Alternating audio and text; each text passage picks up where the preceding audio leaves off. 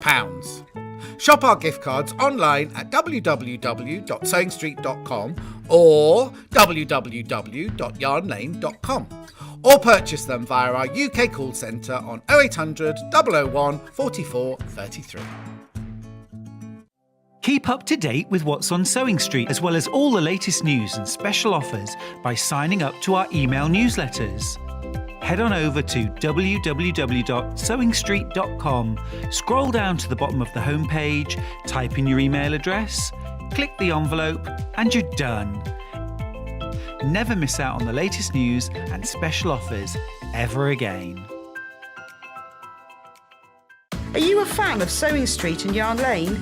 Why not join our growing Facebook fans pages? Just search Sewing Street Fans and Yarn Lane TV Fans on Facebook and click Join Group. It's that simple.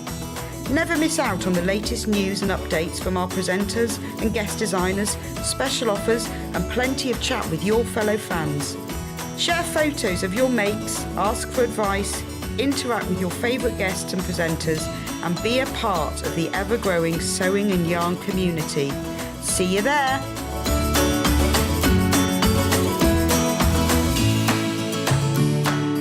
If you're a Sewing Street or Yarn Lane customer, no matter how many times you check out in one day, you will only pay one postage and packaging.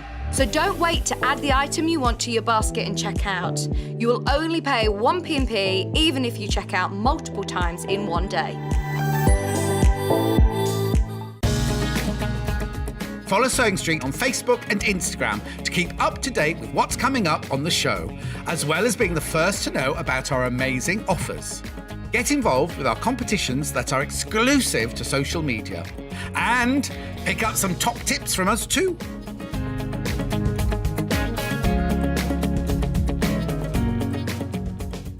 Sewing Street have our very own app.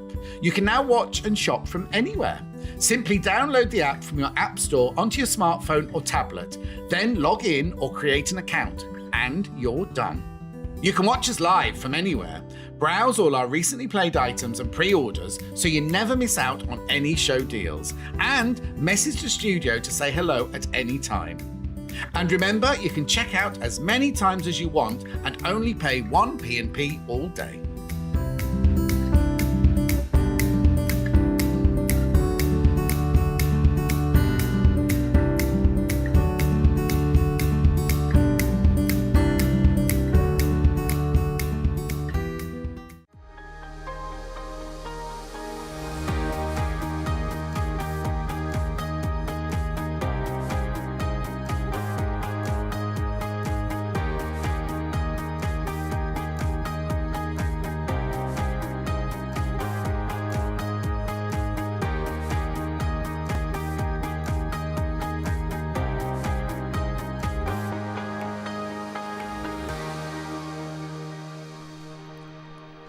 Good morning, everybody. Welcome to Sewing Street. I'm Stuart Hillard, and it is wonderful to be here with you this morning. Thanks for joining us. Now, we're going to start, as always, with our early bird, which I feel should be a robin or a cardinal. I'm surrounded by Christmas.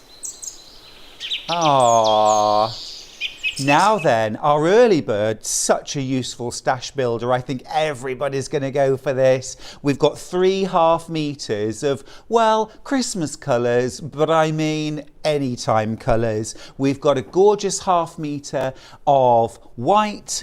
We have got 1/2 metre of this gorgeous spruce green, proper green, and a 1/2 metre of proper true red. So perfect little combination there, 1.5 meters of Rose and Hubble quality fabric. Normal price £10.47, which already feels like a bargain, to be frank, but we're going to drop that price to £8.47, so you're saving £2. Really, really great little stash builder, this. And if you're starting to think now about Christmas projects, and I know lots of us are already on with our Christmas projects, these are perfect. If you bought Delphine's clock kit yesterday and you want something for backing, if you're in the mood for making a little wall hanging, Christmas stockings, placemats, anything at all really. Also, of course, use it for the front of your quilts, your projects. Brilliant. You could multi-buy this, of course. It will come in separate little bundles of 3.5 meters together. You've got your red, true red. You've got your spruce green. I'm making these names up as I go along, by the way. If there are proper names, you will shout. Well, yeah. And white. Proper white. You know, you can't have these basic colours, or you can't not be without these sort of good basic colours, can you? If you need a little bit of green, a little bit of red, they are there. Okay, great. So white, fur as in FIR, and scarlet. Perfect, good. Perfect sort of holly leaves, holly berries, appliqued onto that lovely white background. A message to start the day from Rebecca Jane, who's in Lincolnshire. Good morning, Stuart. Looking good as always. Looking forward to watch the show as you make me smile. Oh, thank you very much for that, for both of those lovely compliments. I thought I'd put a tie on today and, my last day on air, and also, of course, preparing for tomorrow when we join the nation to say goodbye to our Queen.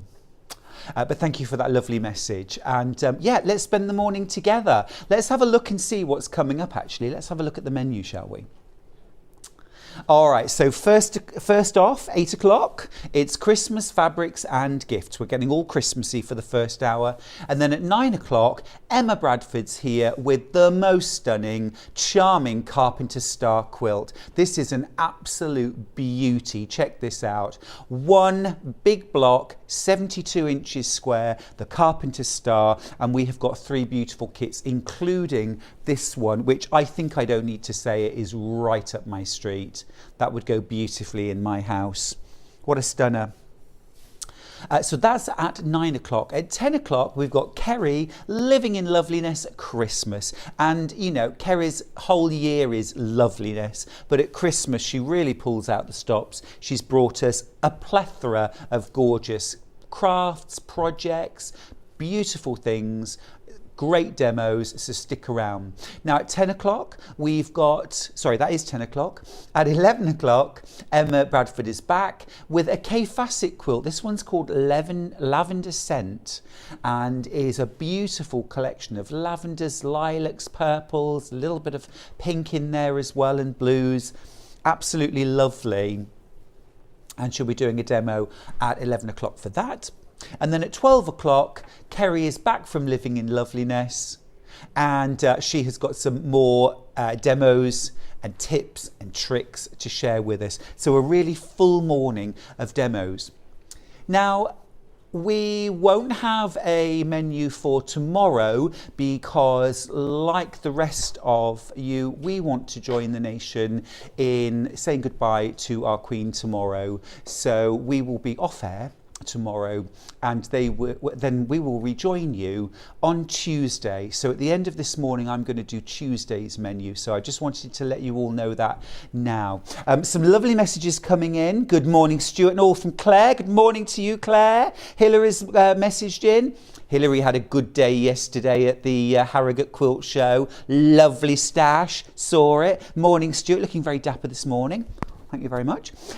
Marie's got in touch. Good morning, lovely boy. Bit nippy this morning. I agree. I thought I was going to have to de-ice the car. I'm not ready for that. You're looking very smart today. Thank you. Good morning, Stuart. You look good today, Carol. Thank you. Bex has got in touch too. Good morning, Stuart and everyone. Ah, they said good morning in there. Looking forward to another fact-filled fab show. I'll do my best. Thanks for joining us. Don't forget, we've got a fabulous early bird this morning. We're having a bit of a Christmassy hour first thing. Why not? So I'm surrounded by lovely Christmas projects from our wonderful designers. Our early bird today is 3.5 meters of Rose and Hubble cotton solids, 100% cotton, 42 inches wide. We've got white, we've got fir, as in fir tree, and we've got scarlet red. Perfect combo, looks great together. Perfect for using in your projects. As I say, you could do applique, holly leaves and berries on a white background. You could use this, maybe the red and the white together, to create a little outfit for a doll, Father Christmas, Mother Christmas, something like that, an elf. We've got an elf costume there, surely.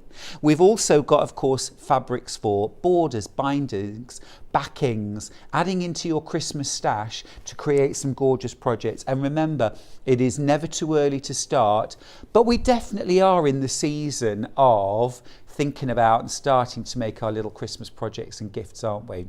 Lots and lots coming up this morning. All right, keep going through for that. Remember, you only pay 1 P&P all day. So if you buy our early bird, that's you set for the rest of the day. So when Kerry and Emma are here with their wonderful projects, ordering is not going to cost you any more postage. All right, I'm going to start grabbing some things then, because we've got a morning of, or an hour of, Christmas fabrics and gifts. So can we do mugs? Can we do mugs? Let's do mugs. I love these mugs. I love these mugs. I'm going to bring these over. I've bought these the last couple of years. I bought actually the wool mugs before I joined the team here at Sewing Street. I had them the year before, and got so many comments. In fact, I took them when I was filming Handmade Christmas with Kirsty Alsop. I took my mugs along, and I took one for me, one for her, and we had a little cuppa together. I'm going to grab one out. Let's start with the pink, shall we? Let's start with pink. So perfect for you, if you're a yarn lover, perfect as a gift as well. They're brilliant, aren't they? You've got your ball of wool. I love that. So it's slightly pearlescent looking as well, isn't it? And then you've got your knitting needle. Just kind of jabbed through the handle. That doesn't come out, by the way. Cool, that, isn't it? Really cool. It's a big mug as well, which is always a good thing. Hot chocolate, nice cup of tea, keep you going while you're sewing. Really giftable as well. $9.99, so it hits that perfect Secret Santa, don't spend more than £10 on the gift. You never know, Producer Ben, this could be coming your way. I would drop a tea bag in there, and I would that would be your extra penny for your gift. Now we've also got that in a silver grey, which is lovely. I do like a Secret Santa, but it's often quite difficult to know what to get, isn't it? And of course, if you wanted to extend the gift as well, you could always pop maybe a ball of yarn and a crochet hook or something like that. This is the silver grey. Again, lovely glaze, nice texture to this as well. It's all moulded. And then you've got your knitting needle in there. You know, that colour reminds me, a few years ago I was writing a magazine article, and the colour of the season was this gorgeous dark sort of grey for knitting, for crochet. It was everywhere, and I wanted to feature a particular yarn from Rowan, which was this perfect colour, and all I could find was a code number for it, and I thought, I don't really want to put that in the article. So I rang Rowan and I said, does this yarn have a colour name as well as a number? And they said, oh yes it does. I said, perfect, it's for an article. What's the colour name? And they said, Glum. But it looks rather well, doesn't it, with what I'm wearing today? Like it. Good. Excellent. So nice couple of little knitting gifts there, but of course sewers as well. We got you covered. Oh, oh, hang on, wait a minute.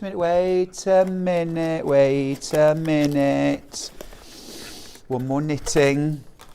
Yeah, actually I've got this one as well at home. That's lush, isn't it? Multicoloured. A big old...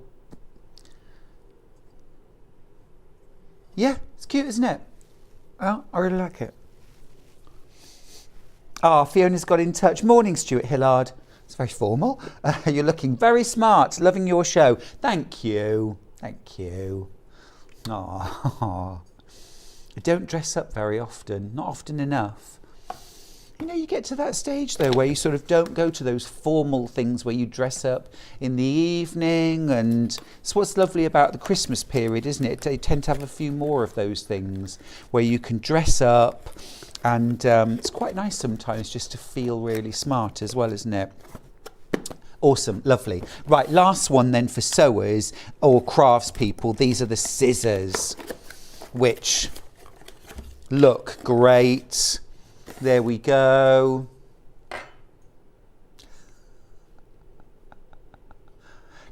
I'm going to be honest, it's not the most comfortable position my hand's ever been in for a cupper. I think I might be more inclined, as I usually do, to cup the cup. Yeah, like this, but it's gorgeous, isn't it? To be perfectly honest with you, I wouldn't use this for tea and coffee. I'd have this on my desk and I would have pens and scissors and bits and bobs in there, friction pens, all that kind of stuff, seam markers. Anna's got in touch. Morning, Anna. Good morning, looking very swish. Lovely man. I like that, swish. Good, good, good. That's the word of the day, I think, from now on, swish. And Kerry comes on. I shall ask her what she's got that's swish. Come on. Gorgeous. And again, can we just have the details for that up again? Sorry.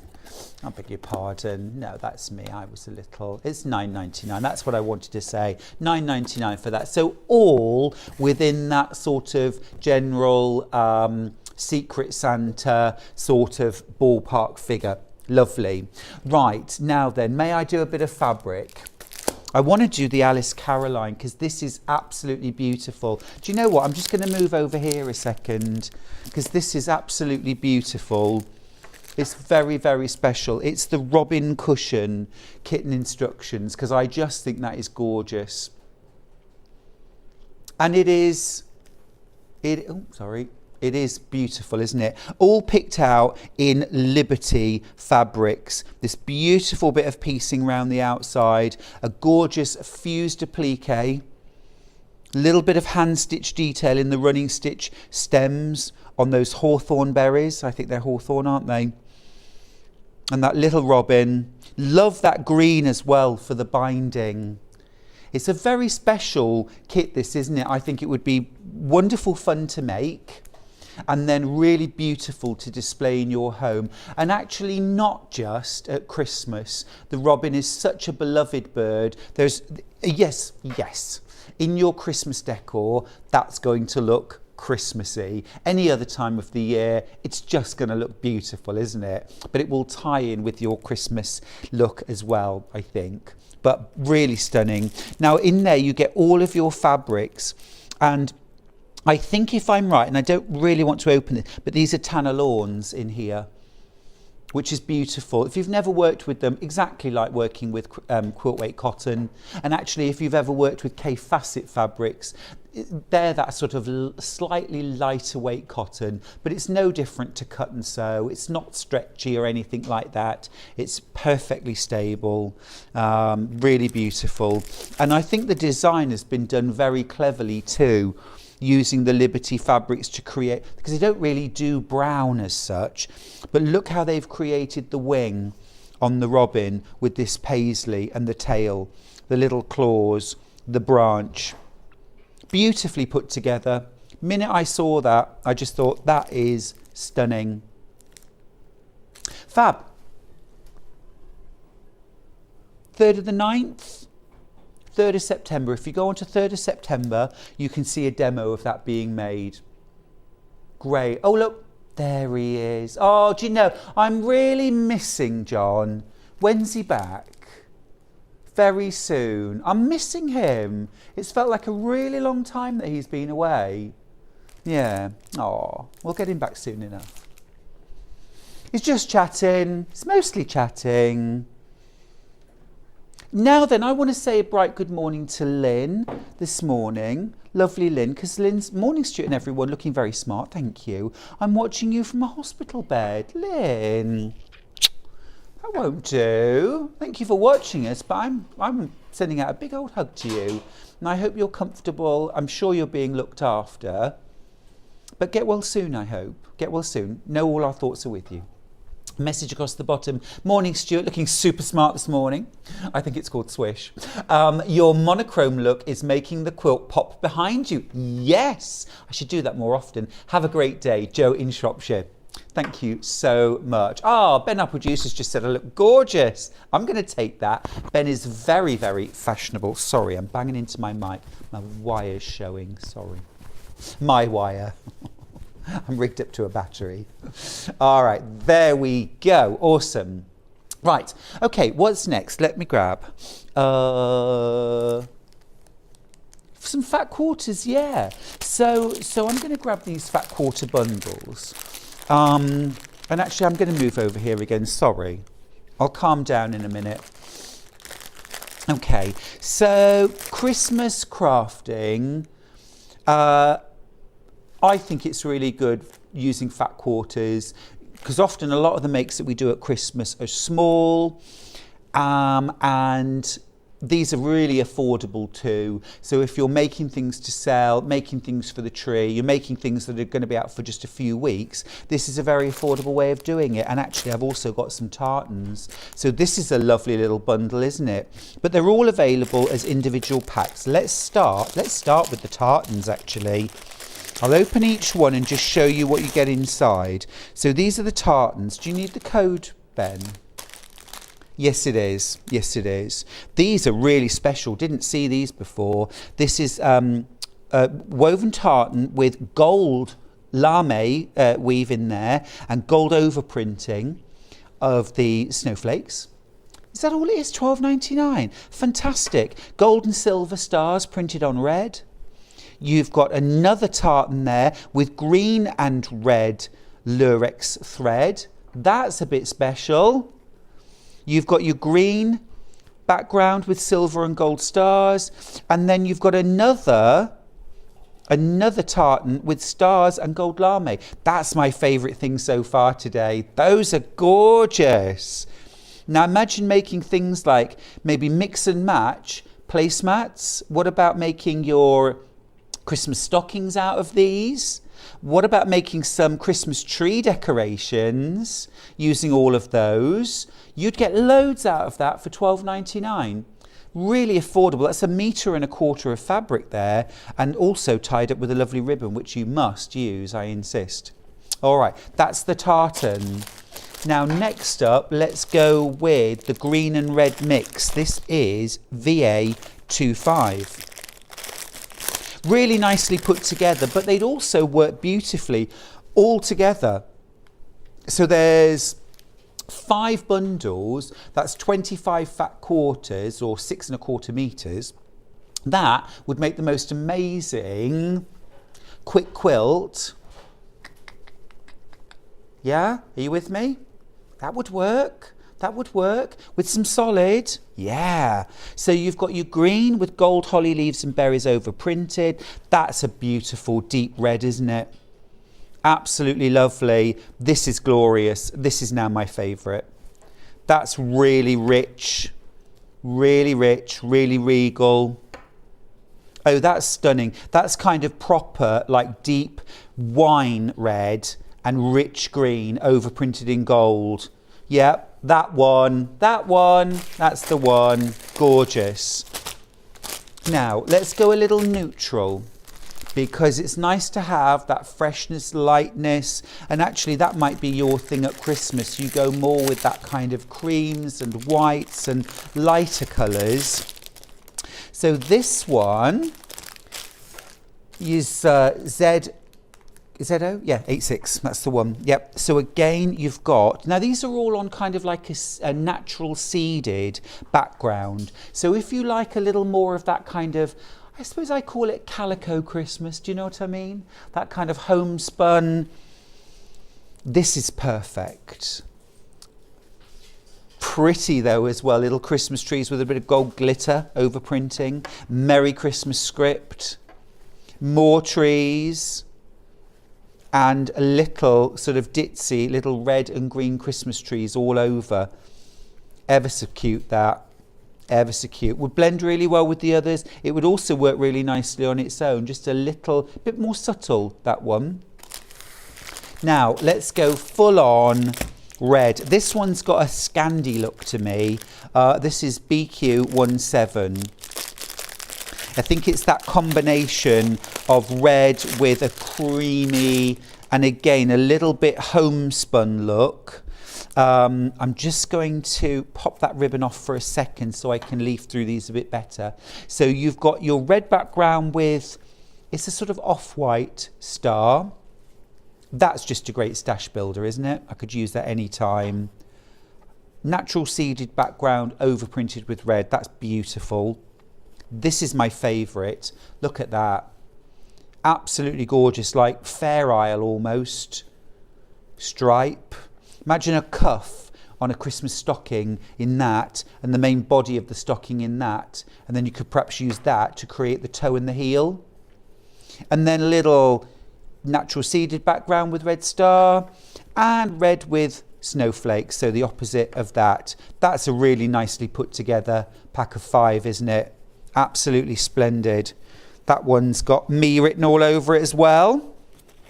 Very, very nice, very nice. It's so affordable. $12.99. It's a cracking price, isn't it? And as I say, you know, lots of us do take that into account when we're making things for Christmas. We're like, well, you know, it's like baubles for the tree. I don't want to spend a fortune. You'd get a lot out of a pack of 5, actually, for a very, very good price. Right, this last one then is NU31.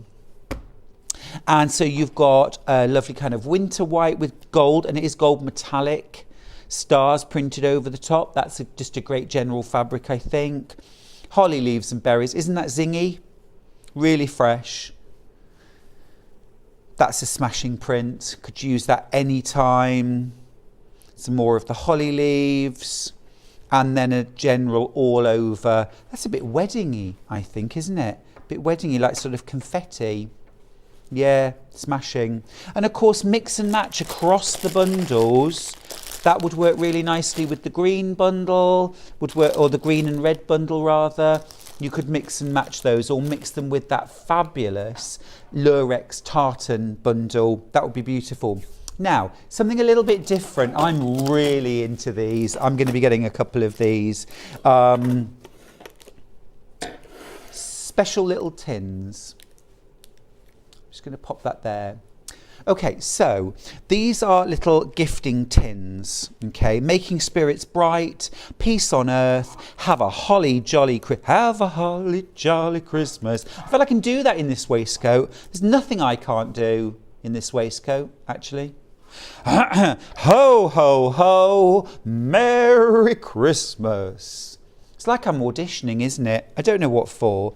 Anyway, now you can buy all of these tins individually. If you look on the website, they're $5.99 each. However, the way I'd be buying them is as a bundle of 4 for $15.96, because then you save £8. Now each one is a thing of beauty. Absolutely lovely.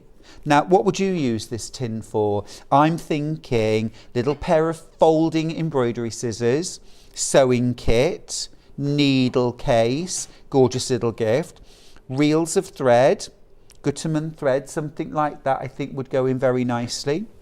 What about a little tin with things like, you could keep your medication in there. You could keep maybe little mints or something like that, and little peppermints. You could keep things like a little bit of EPP, could go in there, and a needle and thread, tuck that in your pocket. But also really lovely for gifting. So if you were giving a gift card for Christmas, or do people still do book tokens? I've bought you a record token, dear. I know you like LPs. That would be me. Or, you know, something little you could pop in there. I think they're ever so cute. Peace on earth, holly jolly Christmas, making spirits bright. Ho, ho, ho.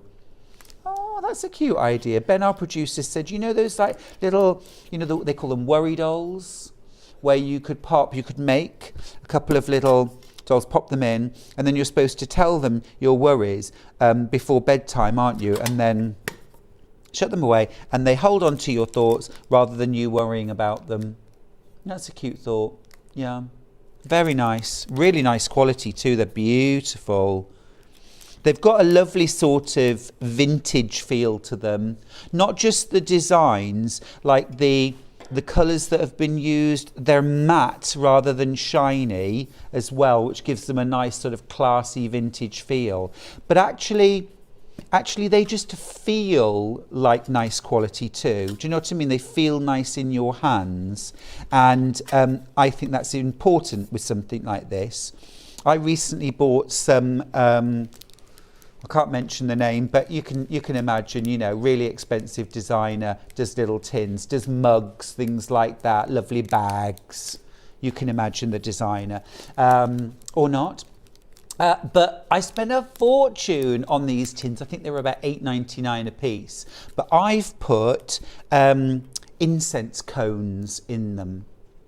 Different fragrances of incense cone, because it contains the fragrance, and everyone's trying to guess now what I'm talking about. Sounds like, you know, Rath Midson.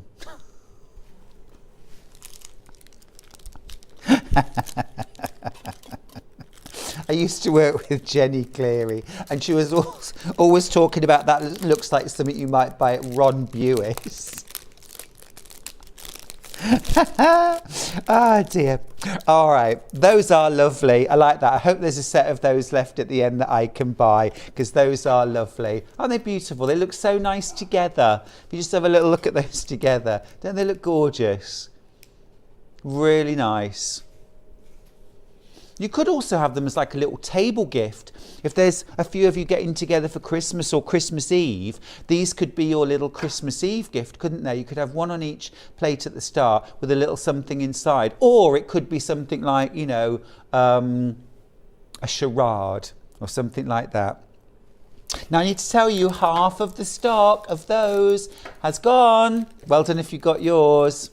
I like it. You can get them individually if you want, but if you buy all four together, you're saving £8. Now, there's some details for Holly Jolly Christmas. Is that just so I'll sing again?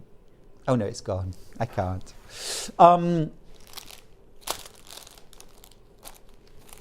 We've only got 3 on their own. Goodness me. Okay. Well, I'd go for the set anyway, because they're lovely together, and also you're making a fantastic saving for buying them. Again, if you have a few Secret Santas to buy, $5.99 per tin. Good.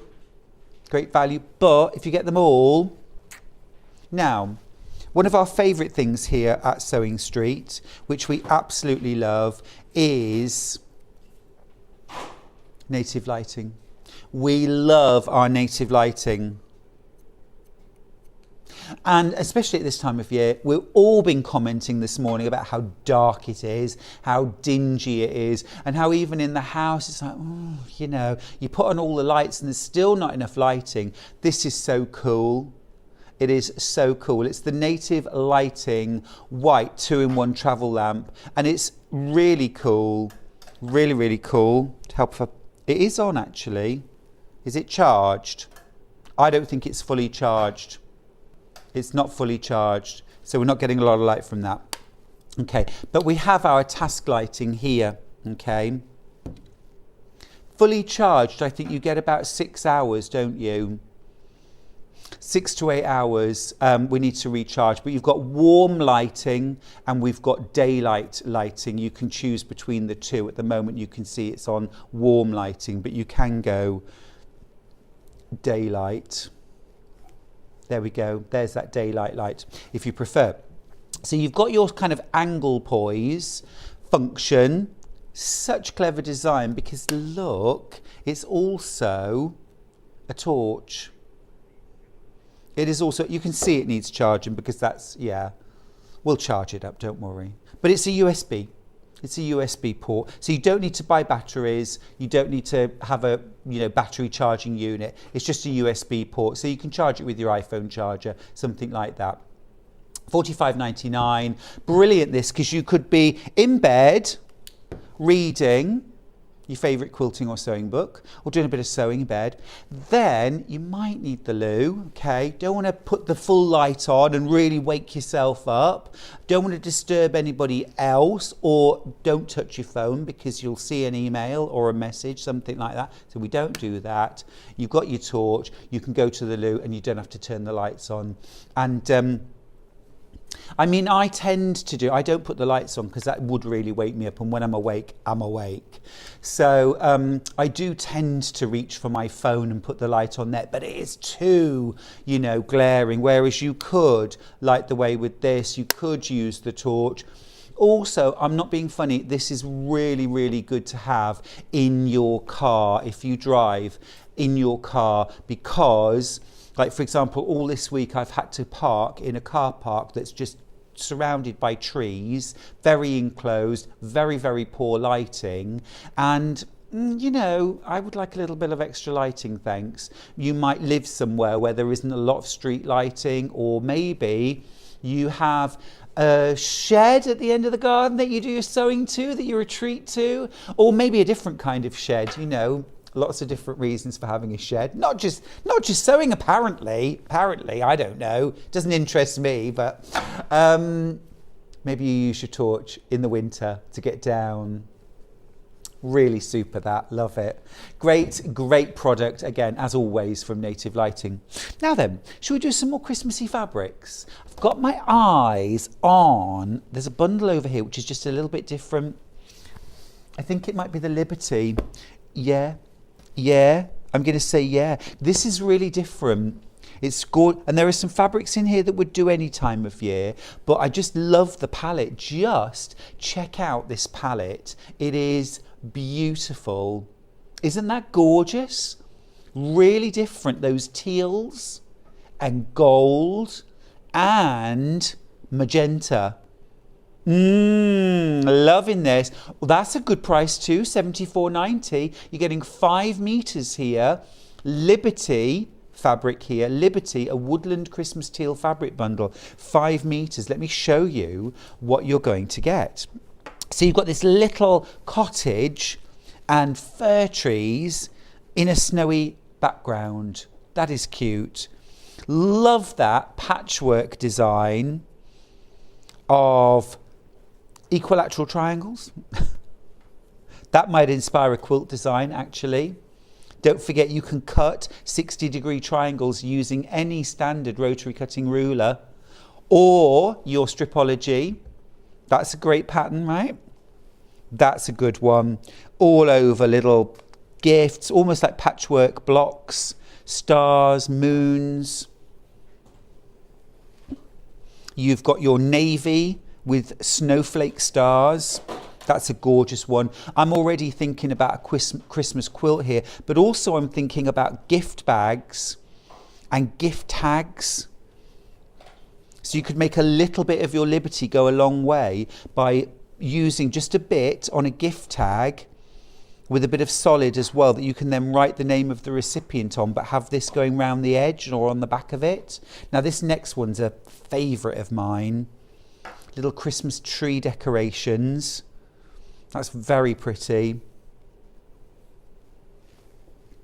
Fir and berries.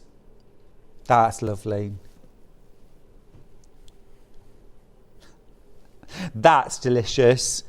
Proper, all over, unashamed. Look at the glisten on that. Beautiful. And you've got things like there's a reindeer in there, there's stars, bells, Christmas tree, berries. Pretty little kind of Christmas tree floral, like a floral Christmas tree there. And then, last of all, little all over berries. What a nicely put together little bundle that is. You're getting 10.5 meters of your brand new Liberty Christmas collection. A woodland Christmas. Beautiful. It's really nice, that, isn't it? Very, very smart. Oh, a couple more mornings to say as well while I'm here. Catherine's got in touch. Morning, lovely man. Was evicting another little furry friend. Got some very funny looks from some dog walkers as I stopped the car to release Buster. Catherine, I think, didn't you message in last week about a mouse that you'd had to drive a mile away to release? Another one. Oh dear. I feel for you. I feel for you. Claire's got in touch. Morning, Stuart. Good morning, lovely. You are looking very handsome and dapper today. Thank you. I really appreciate that. Thank you. I was out last night with Pauline Wheeler. She kept me up late, so, you know, the makeup does work. I did go out with Pauline Wheeler. She's an absolute star. Lulu's got in touch. Morning, Stuart. Morning, Lulu. Lovely to see you this morning. Always a joy. Thank you. Jenny's got in touch too. Morning, Stuart. Lovely to see you this morning. Looking very smart today. Well, I really appreciate that. Thank you so much for getting in touch. We've been having a right old time this morning. We're looking at Christmas fabrics, and I've just been showing you all the Liberty, a woodland Christmas bundle. Proving very popular. If this is in your basket, don't forget to check it out. You've got a lovely mix there of teals, hot pink, some gold, navy blue. It's a modern Christmas palette, isn't it? But really beautiful. And a little softer, a little lighter and fresher. Would look really nice actually if you like to maybe decorate a bedroom for Christmas. This might not go with your decor, but maybe you've got your granddaughter coming to stay for Christmas, or you know, the grandchildren or family, and you want to kind of, you know, pretty up a bedroom. You could make some bunting for the bedroom. You could put little present sacks or Christmas stockings, you know, little something like that. Maybe a cushion or two on the bed, or a table, or a bed runner rather. A bed runner would be nice. Okay, right, I'll pop that to one side. We've got a couple of Lewis and Irene bundles here. Let's go with the greens first, if I may. Now then, this is an Advent. Am I right? It's an Advent panel, or is it all over? It's an all over. It's an all over. Oh, now then. Oh my goodness, you get all of that in a half metre. That's fantastic. 1, 2, 3, 4, 5, 6, 7, 8, 9, 10, 11, 12. Oh, this is great. So 12 days of Christmas. I'm just thinking, my mind's racing now, thinking 12 days of Christmas Advent calendar. This isn't an Advent panel, but I'm thinking you could use these to create little pockets. I'd actually put some fusible web behind each one, a little bit bigger, fuse it down, cut it out, fuse it to something like seeded natural, and then zigzag around the outside edge using gold metallic thread. Yeah, make sure you use an embroidery needle so that your thread doesn't shred. And then create pockets out of these, 12 pockets that you can arrange on a little wall hanging, and then you could put a little something in, not for the run up to Christmas, but to have from Christmas Day for the 12 days of Christmas. So you have and it might be that you tuck a little note in, or a little, you know, something in. We did that actually last year at home. We did 12 days of Christmas Advent, mainly because I bought an Advent, the Advent for the run up to Christmas, bought loads of gifts, and then literally not a single one would fit in any of the drawers. So I had to scrap the whole thing. I didn't realise until the 23rd of December. So like, what can I do? This bundle, there's one left, so if you want to grab it quick. You've got lots of beautiful fabric there. That is a super useful piece of fabric, amazing. What about making a clock or more out of that? If you've got clock mechanisms, you've got your numbers 1 to 12 multiple times in half a metre. You're also getting a half a metre of this green holly leaf print. You are getting, loving that, the all over 12 days of Christmas gold highlights. Stunning, stunning, stunning. I have lots of nutcrackers that I get out of Christmas. They'd fit right in with this. You've got your green script, a partridge in a pear tree, 6 geese are laying, and then that's a lovely print, isn't it? That sort of aqua and green mix. All right, leave that with you. We've got a second bundle. Same, I'll show you the coordinates first of all. That is delicious. I absolutely love that on red. You've got your script, this time in a really lovely warm kind of golden cream. There's your all over print. That's lovely too. You've got your holly leaves on it's a kind of warm greige background. And then you've got your 12 Days of Christmas panel, which again, as I say, well, it's a ½ metre. This one's sold out too if everyone checks out. So if you've got it in your basket, and please don't give up. If you've just thought, oh, I want that, and I've just said it's sold out. Well, it hasn't really. Everything's in baskets. However, you can put it in your basket too. And if you check straight out, then it's yours. We so often find this when kind of baskets are full. Please don't think that you can't still buy it, because if you check out and someone else has got it in their basket, it will just disappear, which is really bad news if it's in your basket. So I urge you to check that out. All right, I'll pop those there to one side. Now, let's do some glasses cases, because again, we talk about giftable, and we've got a couple of other nice giftables here. Let's do the world map first. PB74. I think this is lovely. I think this is lovely. I would like this. Producer Ben would like this. It's kind of vintage map.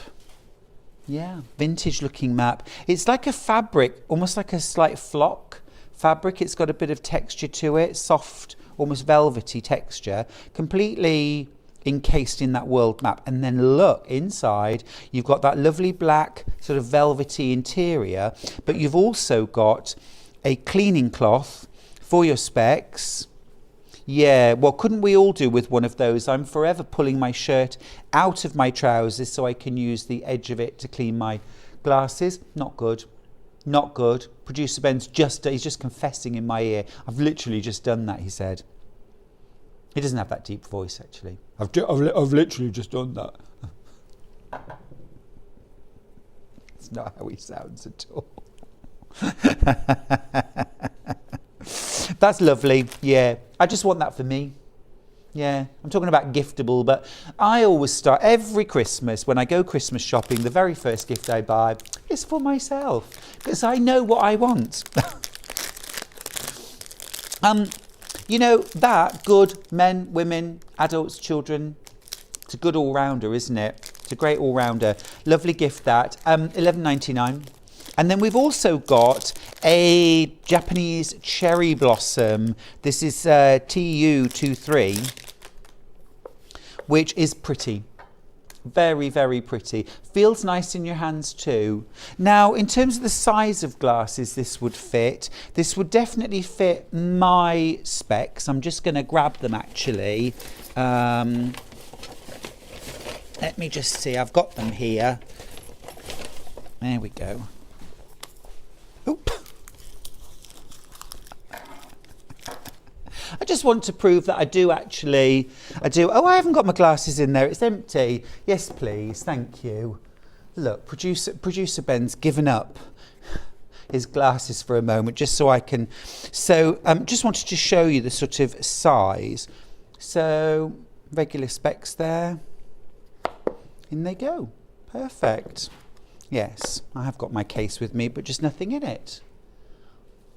Which begs the question what I've done with my glasses. Doesn't it, rather? No, I do know where I've put them. All right, smashing, thank you. You're welcome. We will see again. There we go, perfect. But a really nice little gift that. Pop that back in there for later.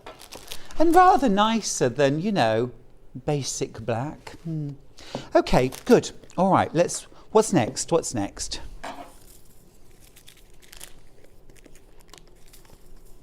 We've got Liberty fabric on its own. Ooh. Oh, yes. Now, the Moda design roll. Yeah. Now, we had an open layer cake of this yesterday. I'm just wondering if I can avoid opening this. Kat, could we have the Red Barn Christmas? Have we got the layer cake, please? I'll show you this. It's really nice, actually.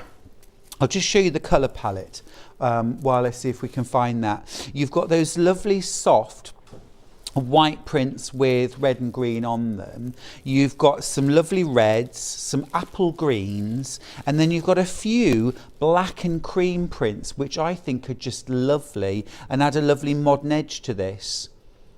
It's a really, really lovely strip roll. I can do that, don't worry. Thank you. Thank you ever so much. Let me grab this open and show you what we've got inside. It's called Red Barn Christmas. It's from Moda, and it's a Sweetwater design. And if I just open this up, this has got that sort of just a little bit of a nod towards that sort of Americana Christmas. Just a little nod here and there in things like the barn, but it's not really, really overt. I love this sort of cross stitch effect print. Very cute. That's got a little cross stitch on it as well. It's hard to see in this lighting. Some writing, some berries. So you've got your light prints, always really useful to have for a bit of contrast. We've got that little barn. That's a nice modern print. A few plaids as well. And we're getting into the meat and potatoes now. Love that print. Absolutely gorgeous. Lots and lots of designs, of course, written to use a jelly roll or a strip roll. So any pattern that you've got that is for a jelly roll or a strip roll, of course, you could use. You could do a jelly roll rug. Wouldn't that be fun to do a jelly roll rug using a Christmas jelly roll? Ben, would you just pop onto Pinterest, please, and just find jelly roll rug? And if you can do Christmas jelly roll rug, that would be amazing. I'm just thinking, I just want to show you what I'm talking about, because that would look amazing if you made one of those from this jelly roll and had maybe like in the entrance hall, or you could put it in front of the fire. That would look so cool. Or you could have it as a bedside rug next to in guest bedroom. Or you could put it under the Christmas tree and use it as a sort of alternative Christmas tree skirt. Any joy? Yeah, awesome. Are there ones in red and green? Let's just show you what we're talking about. That is gorgeous. That's reds, greens and golds, but it gives you the right idea. Check those out. Now have a look at this jelly roll rug. Do you see?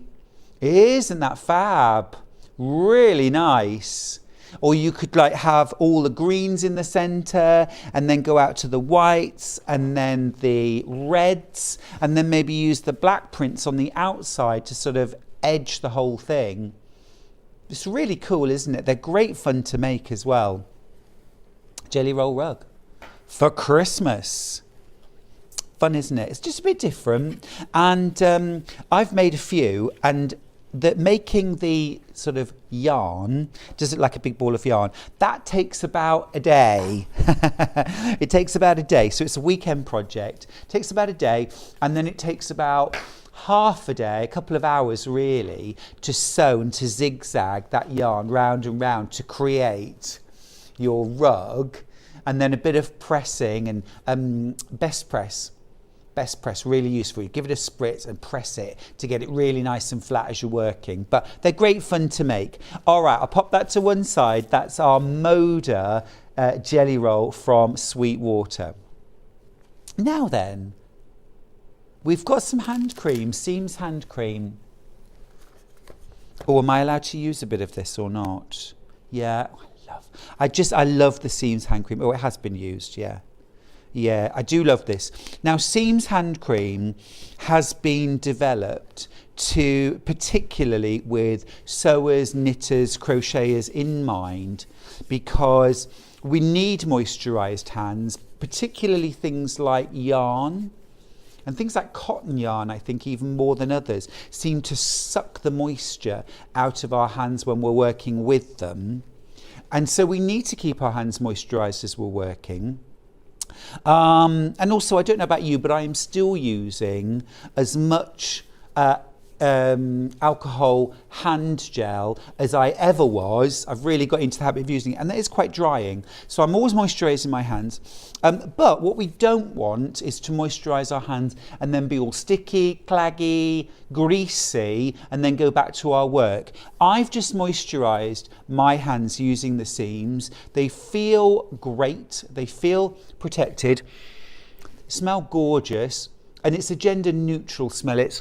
It's that, you know, when you walk into an expensive spa, no, me neither, but just imagine, I remember years ago, it's that sort of lovely smell and no greasiness. I'm ready to go back to work. Really lovely. Lovely gift for yourself. Lovely gift for someone else as well, and it looks really high-end, it looks really smart. It's had a rebrand. It's gone from the yellow to this gorgeous purpley blue, which looks terrific. It's one of those really, I know this is a silly little thing, but look, it's a really kind of like firm, hard packaging, which I associate with kind of classy toiletries, do you know what I mean? When they come in a really nice classy box. Gorgeous, yeah, absolutely lovely.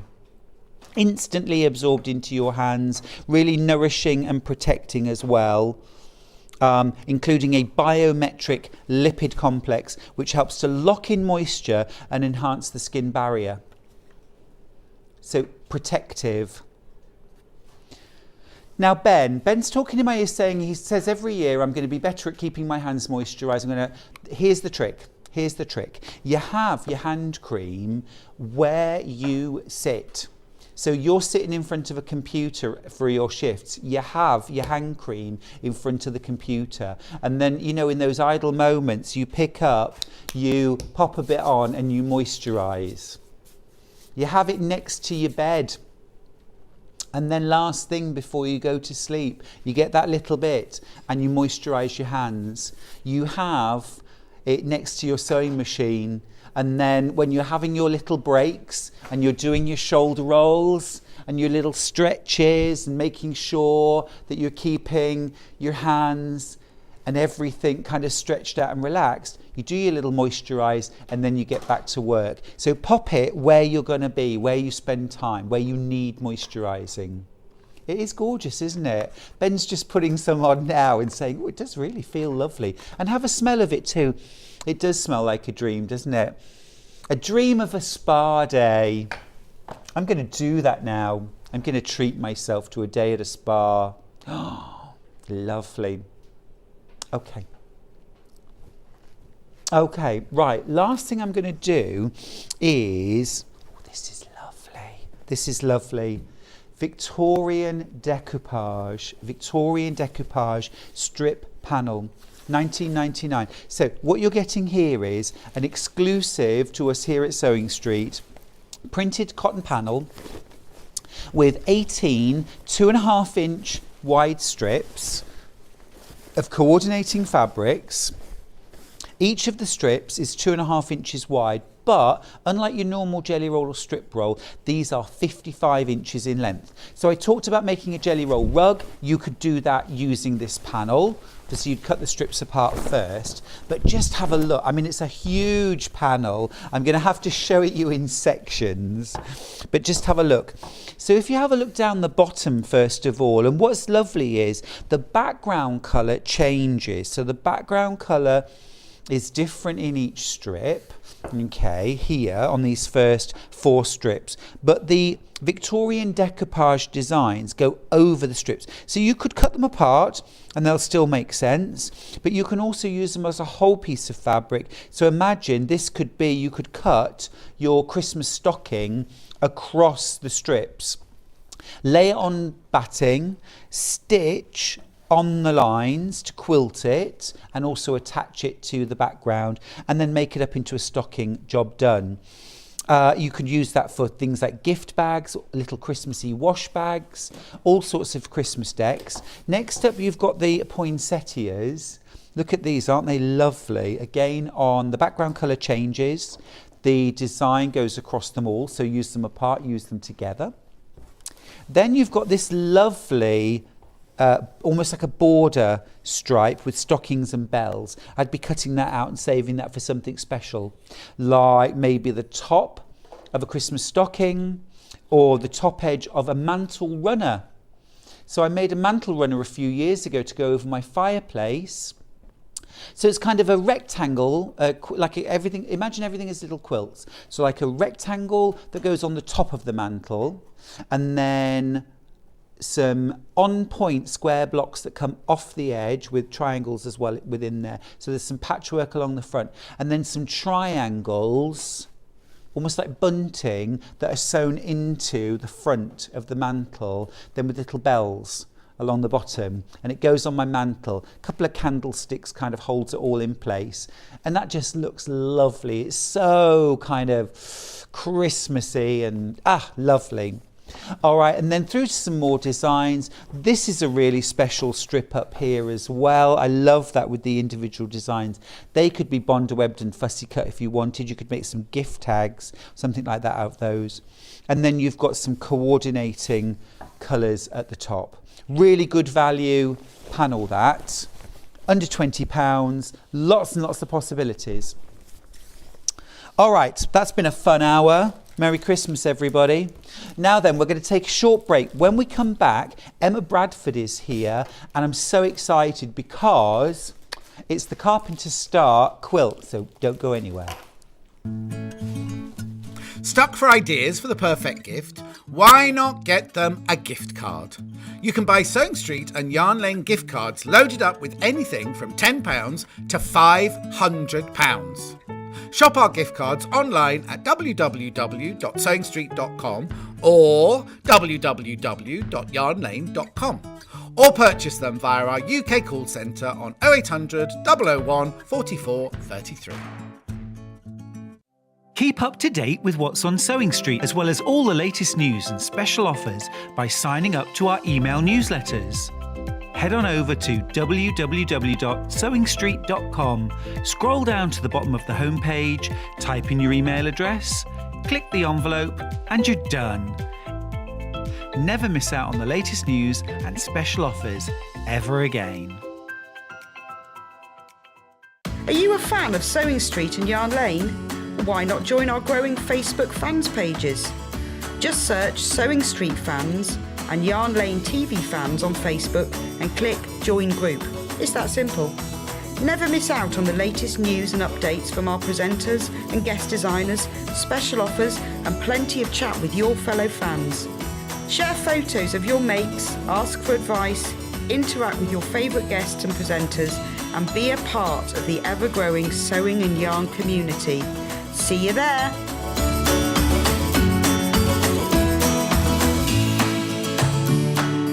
If you're a Sewing Street or Yarn Lane customer, no matter how many times you check out in one day, you will only pay one postage and packaging. So don't wait to add the item you want to your basket and check out. You will only pay one P&P even if you check out multiple times in one day. Follow Sewing Street on Facebook and Instagram to keep up to date with what's coming up on the show, as well as being the first to know about our amazing offers. Get involved with our competitions that are exclusive to social media, and pick up some top tips from us too.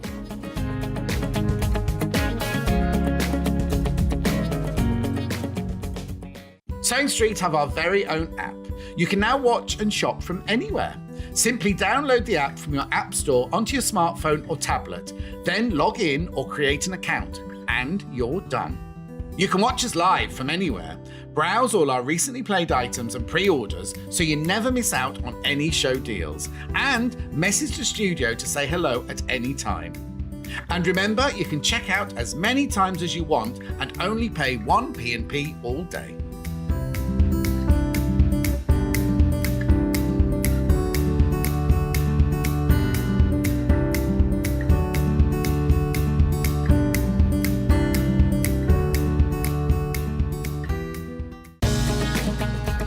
Follow Sewing Street on Facebook and Instagram to keep up to date with what's coming up on the show, as well as being the first to know about our amazing offers.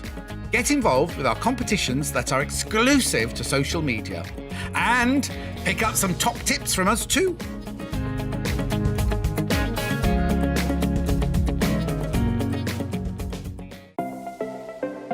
Missed the live show? Don't worry, we recorded it for you. Never miss out on your favourite presenters, guests and makes ever again. Head on over to our YouTube pages to watch back the day's live show and enjoy your favourite demos over and over again. Subscribe and turn on the bell notification so you never miss a show or video ever again.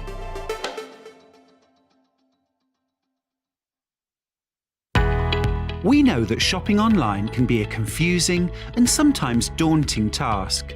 And sometimes all you want to do is talk to a human being. Our family-run customer service team are on call 24/7.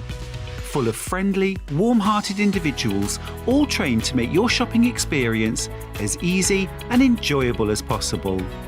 Not only will they take your order, they'll also help and guide you on your shopping journey, so you never miss out.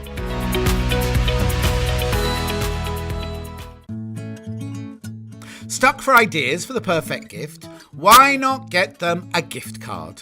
You can buy Sewing Street and Yarn Lane gift cards loaded up with anything from £10 to £500. Shop our gift cards online at www.sewingstreet.com or www.yarnlane.com, or purchase them via our UK call centre on 0800 001 44 33.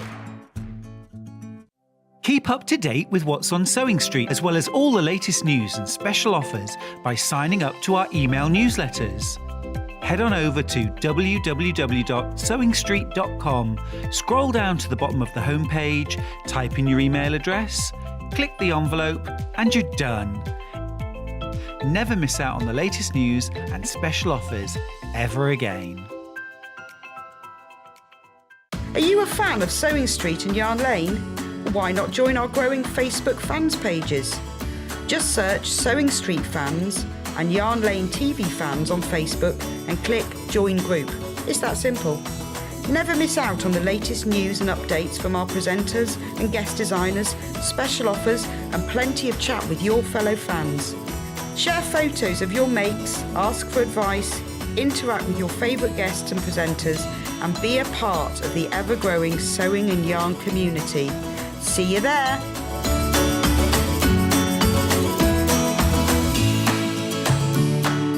If you're a Sewing Street or Yarn Lane customer, no matter how many times you check out in one day, you will only pay one postage and packaging. So don't wait to add the item you want to your basket and check out. You will only pay one P&P even if you check out multiple times in one day.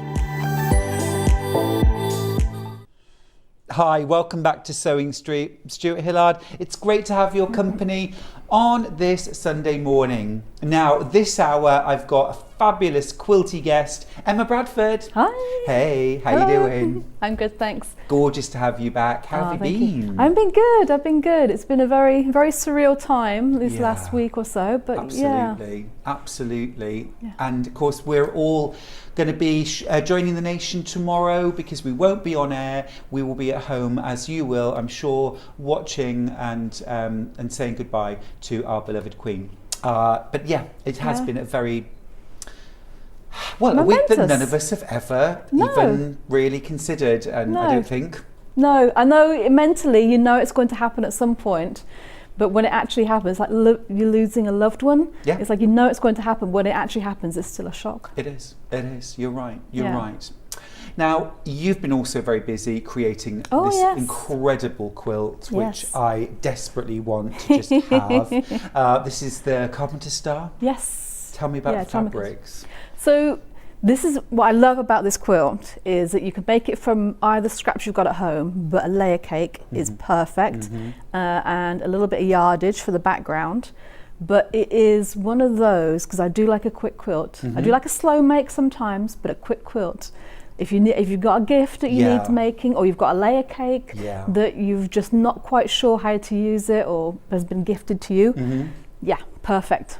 And this uses one layer cake. One layer, and you don't even use the whole layer cake. Wowza. And it's 72 inches square? Yes, indeed. Absolutely fantastic. Yeah, quick quilt for a wedding gift. Yes. Amazing. Yes. Quick quilt for Christmas.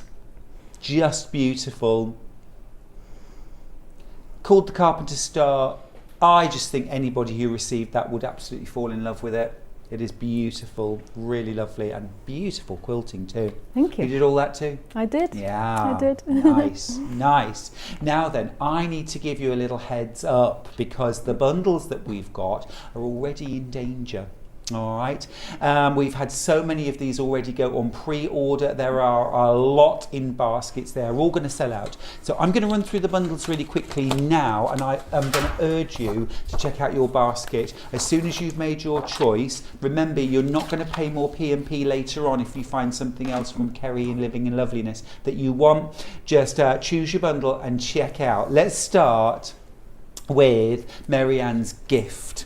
And now then, let me show you what you're getting.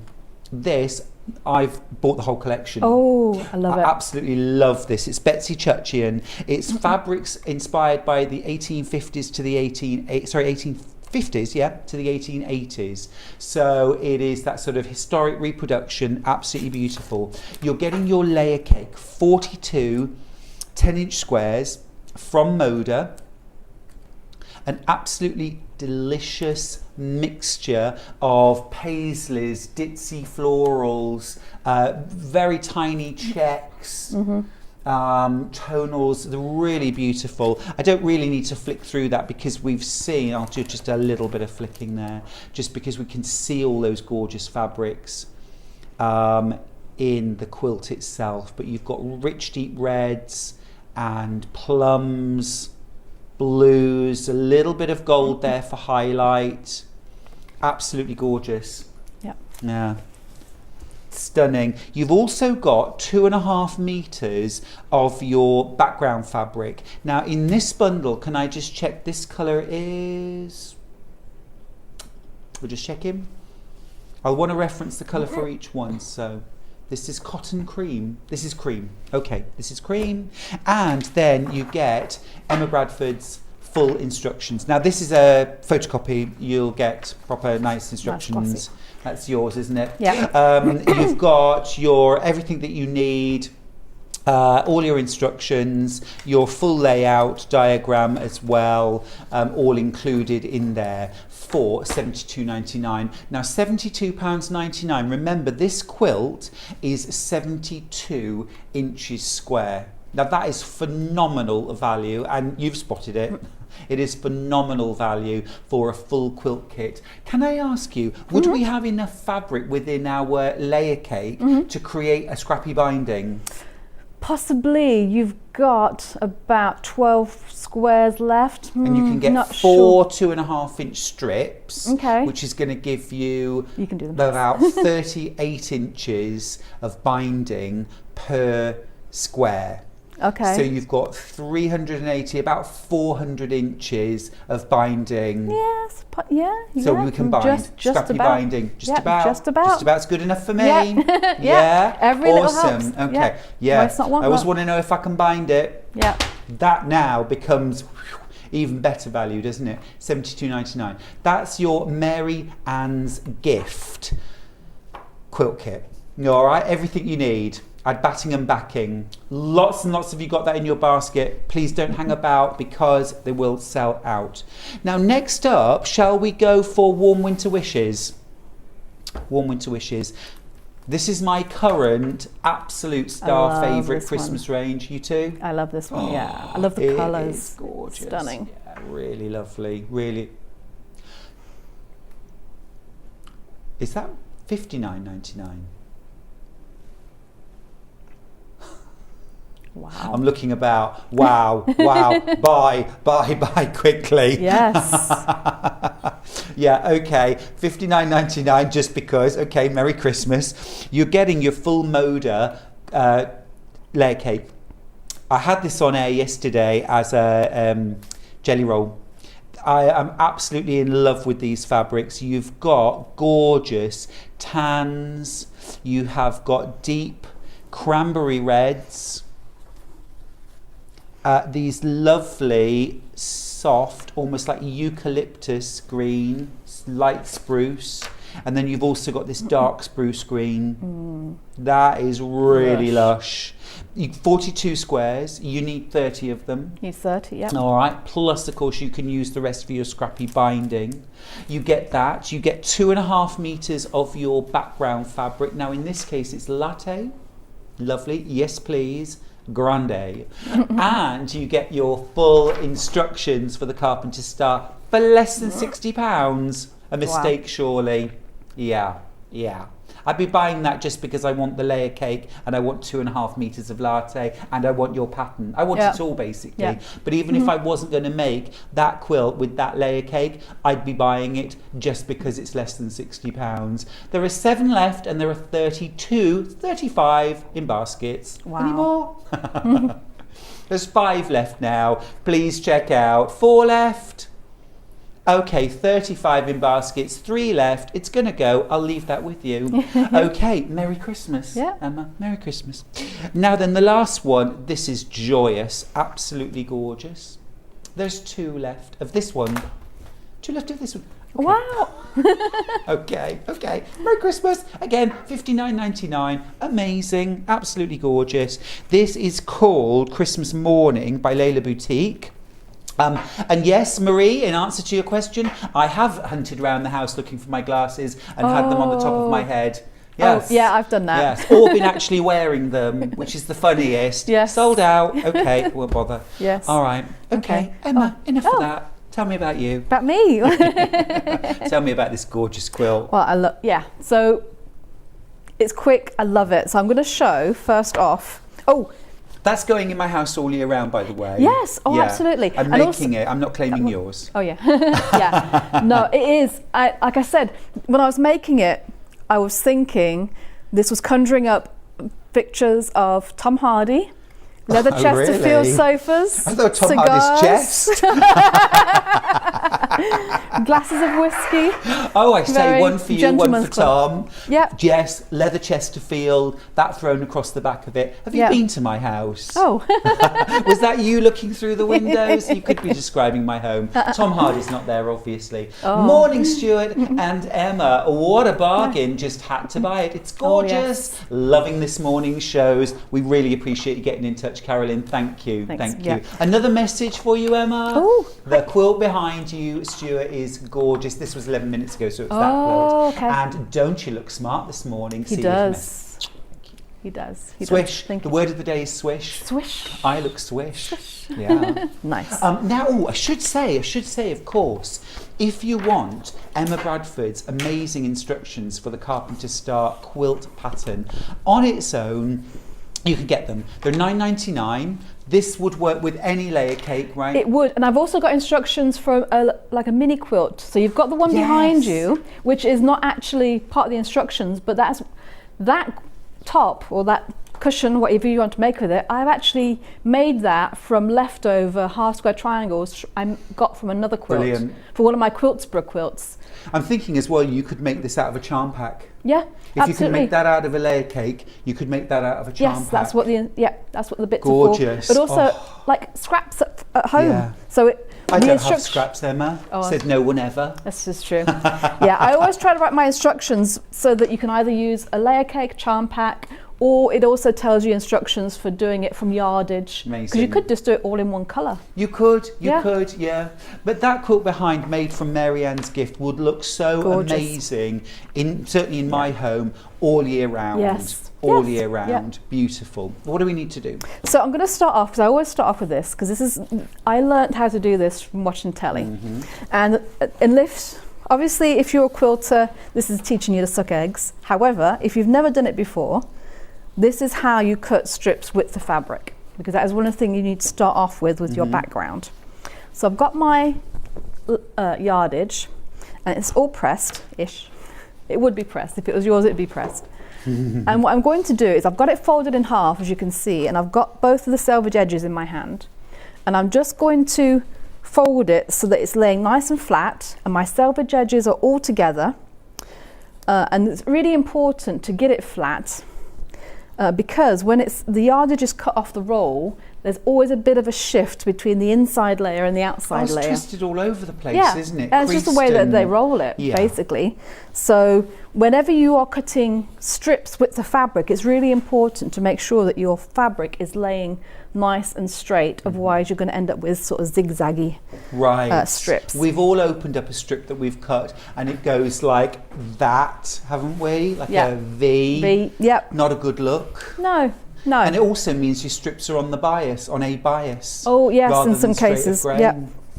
So you just hold the selvage edges. If you need to shift it, if it's any crinkles in your fabric, just shift your selvage edges against each other, basically, until it all lays flat. And then once it's folded in half, do it again so that it's in quarters, and line up your selvage edges with your folded edge, just like that. And then what I do is I use one of the lines on my mat to line up that fold up against, making sure that all of my raw edges are over or just over one of the vertical lines, just like that. And then the first cut is going to be to get rid of all those skew width edges. Sorry, I'm just going to move that a bit. And you're left-handed, am I? No, you're right-handed. I'm right-handed, yep. You're left-handed. Right-handed. Right-handed. Right-handed. Which is something I learnt about William this week. Oh. He's left-handed. Oh, is he? Which I never noticed before. I didn't know that. No. My husband and almost his entire family are left-handed too. Oh, wow. Yeah, only one of his sisters, his twin is left-handed, his mum and dad are left-handed. Okay. Yeah, yeah. Oh, wow. My daughter is, so it's one of those things. I think once you know a lefty, you sort of notice it in other people. But yeah. And then I'm going to cut a 10-inch square, basically to go with one of my layer cake squares. In this case, I do use the lines on the mat. Okay. Because my ruler is obviously not big enough to do this. You could also do it with your 12-inch square if you want to just use your square to measure.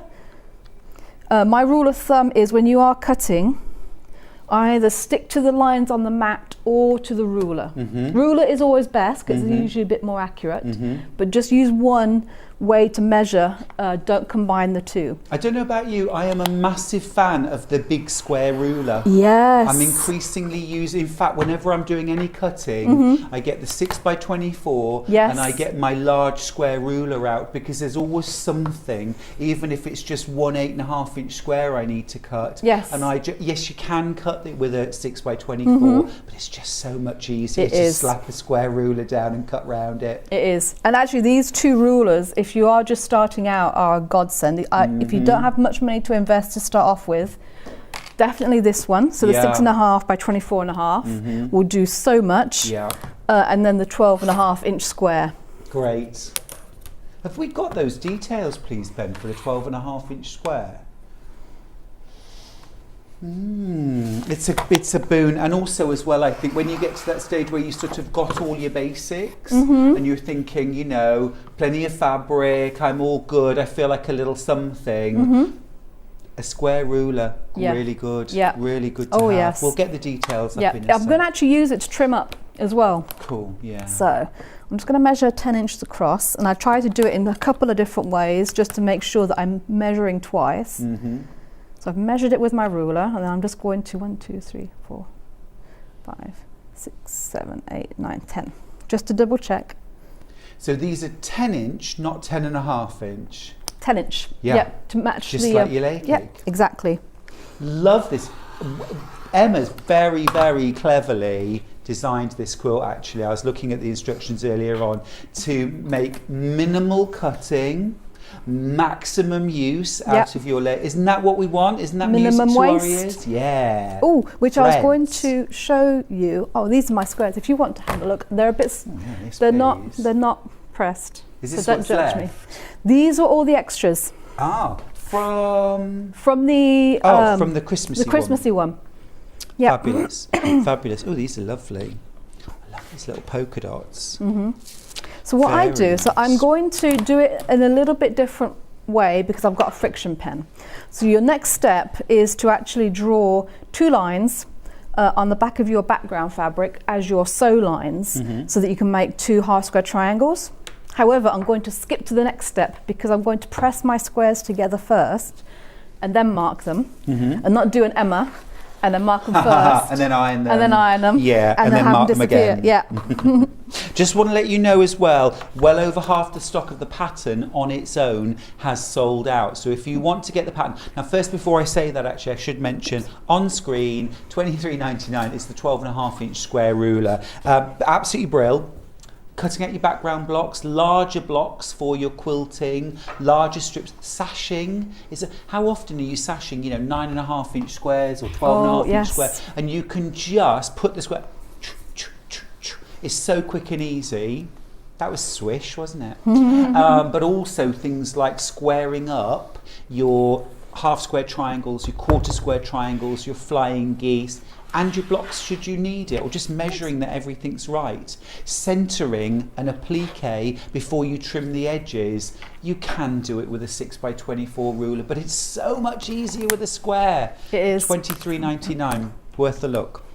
Now the other thing is, Emma's instructions on their own for the Carpenter Star. I'll just get those details up on screen. If you would like these, a fabulous layer cake project, a brilliant charm pack project if you'd like to make the smaller mini, and also a brilliant scrap buster if you've got fat quarters, odd layer cake squares hanging around, if you've got a bit of yardage that you've yet to use up. All you really need to do is gather your supplies, pick a background neutral, and get sewing. All right. Yep. So I've pressed my squares together and I've let them cool down a bit so I can mark them. But like I said, normally I would do that after the marking part. So I did use a pencil for the marking to make the quilt. And the reason that I'm pressing them together is I find when you press them together, it almost eliminates the need for pinning. It layers them up really nice, so they're nice and squared. They sort of stick together ever so slightly. So I always recommend that. Cotton attracts cotton, doesn't it? Exactly. That's why our clothes are always covered in bits. Oh yeah. Yes. So once you've ironed them together, that's when you're marking the diagonal. Yes. Oh yeah. Only because I'm using a friction pen. What I did at home was I actually marked them with a pencil first, and then I ironed them together. I pressed them together. You mark your centre line and your 2 sewing lines. I do the 2 sewing lines. So there's a couple of ways of doing it, and this is how it's in the instructions. So I like to mark the sewing lines because when I am sewing, I don't like to think too much. Right.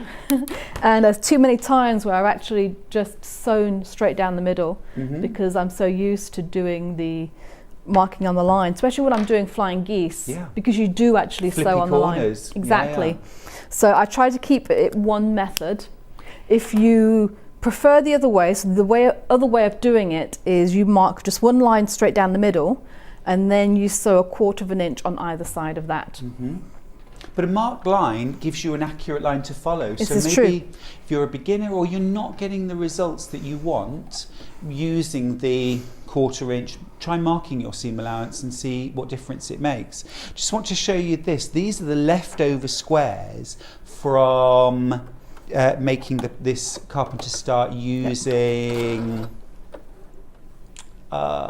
Christmas morning. Those are so beautiful. That's a project in itself, isn't it? What a lovely palette. And fabrics. Sorry to interrupt. No, not at all. The other thing I loved about those is that if you look at the patterns on them, there's nothing about those patterns that scream Christmas. There really isn't. So they can go into absolutely any project. Yeah, pinstripes, dots. You've got those little doves. That's pretty. I'm thinking actually, like all of the silvers, make a little lovely wedding gift out of those with the doves as well. Oh, yes. Ring bearer's pillow or that'd be beautiful. Something special. Oh, give me a bit of fabric. I can always find something to do with it, Emma. Now we're just going to bring the kit back in. Literally the only one. Everything else is sold out. Everything else is sold out. We have got 10 kits left of the Betsy Chuchian Mary Ann's Gift Carpenter Star quilt. This is still absolutely phenomenal value at $72.99. It's phenomenal value to make a 72-inch square quilt and have enough fabric to bind it as well. You've got all the fabrics for the quilt top, both the layer cake and the background fabric, but you've also got enough leftover fabric to do your binding. So you just need to add thread, batting and backing. You've got your instructions there as well. It's absolutely beautiful. And this would go year round. Yeah, what I love also about this quilt, like I said, we were talking about earlier this morning, it's a very gender neutral one. So I know sometimes, especially when you want to make a quilt for the men in your life, you can sometimes, well, I say struggle, but it can be a bit tricky. You can. But yeah. So I It think is, it'd be it's stunning, perfect. and it's got those lovely rich colours as well. If you want something for snuggling, autumn, winter, I mean, like I say, that would work in my house all year round. But if you like those colours for autumn, winter decorating, this is it's a quilt you could make in a weekend. Yes, isn't absolutely. It is very quick. You can definitely make the top, because there won't be much cooking or cleaning happening. No. Which never happens in my house. Right, absolutely. Occasionally happens Quilting in my forever, house. housework whenever. Exactly. Yeah, exactly. that's what I say. Once you have sewn down both of those lines, the next step is to cut your squares in half. So I'm literally just going to use my rotary cutter and my ruler and just go straight down the middle of that. Slice. And then press them open. And now for pressing, I've actually become a fan of pressing seams open. So have I. We're like twins. Yeah. I'm doing like loads of half square triangles at the moment, and I started doing it for bulk. But it's really working for me. Yeah. Did you want the iron? Oh yes, please. Yeah. No, you're reading my mind. I'm just going to reposition. So you can. So what are the benefits way. do you think of pressing seams open? The bulk. Definitely, like you said, you don't have to worry about whether your fabric is going to be seen on one side or the other. So sometimes when you're pressing, you try to press to the dark side all the time. It doesn't always work. No. Sometimes you just have to press it to the other side because it either wants to lay flatter that way or it will nest better that way. So I'm actually finding a combination of the two, which I did use in here, works really well. And just where you've got those multiple half square triangle points coming together, they're really sharp, really accurate. And that's about lots of things, isn't it? But pressing is one of them. Yes, absolutely. So I'm pressing that one open. I'm going to press the other one to the other side. When it comes to sewing your squares together, I then put them in rows. And in that case, I did actually sew them to the side in alternate directions so that all of these corners, the seams nest really well. Great. So a combination approach. Yes. Yeah, I like that. Because sometimes when you really do want them to nest and sit nicely in between each other, when you've got a nice square sort of corner. The other benefit I like to pressing open is that sometimes when you've got a really long seam like this, and it is sewn on the bias, it can distort a little bit if you're not careful. Yeah. But I do find that the seams open. I'm a new convert. Interesting, isn't it? Yeah. Yeah. It has its place, I've discovered. Yeah. Dear friend of mine who's been quilting for many, many decades, she always presses her seams open, and we went to a lecture once about pressing your seams, and she sort of nudged me 10 minutes in and said, I don't think there's anything wrong with pressing your seams open, you know, I always do it, shouldn't I seem to get by? Yeah. And it's a good point. Do what works for you. Yeah, that's my absolute motto. There's no right or wrong way. No, there isn't. Only the way that works for you. That's right. If you're not getting the results you want, that's the time to say maybe this is the wrong method. Yes, Then there's a wrong time. Yep. But if it's working for you, go for it. Absolutely. Now trimming down at all, or yes, are we just so now there? I trim down. So you're going to trim them all down to about 9.5 inches. Okay. And what I love about the square ruler is you've got this nice diagonal. Oh, then I've moved it. that you can use to line up your center seam. And then I'm just measuring to 9.5. Yep. Making sure it's nice and square. And if you've got a little rotating mat, that would come in handy. I have got a rotating mat. Would you like it? Oh yeah. Do you want a small one? It's 12 inches square. Yeah. Perfect. That work? That's perfect. Perfect. You ask, I provide. And this squaring up actually is something you can't do with your 6x24 ruler. This is where having a square ruler is just so perfect. Yeah. If you don't have the tools, the only other way to do it would be to actually use the squares on your mat. Yeah. But this does make it accurate and nice because you can just, it's so visual. Nice clear acrylic ruler. True enough. So I'm just going at this side. And you won't take much off. It's literally 1/8, if that. Right. There we go. There, Emma. Well done on the waist here. Yeah. That's smart. Oh, just give me that here. Give me that here. This little bit? Look at this. There you go. So that's, look. Is it trimming? That's your trimmings. That's your waist. Yeah. All right, we love it. Well, I've just finished a sustainability course, so I'm all about being sustainable. Cool. Like that.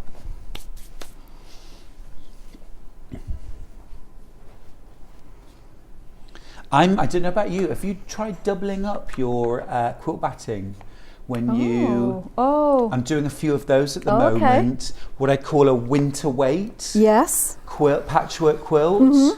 2 layers of quilt batting. You 505 them together. So you do your normal layer, your quilt top and your batting, but then you lay a second quilt bat over the top, flip it back, spray the under batting and rejoin, so you end up with 2 layers of quilt batting. Oh. Snuggly. Oh, nice. Super snuggly. Yeah. And also makes your quilting pop. It does. And actually I've read a lot of the competition quilts do that.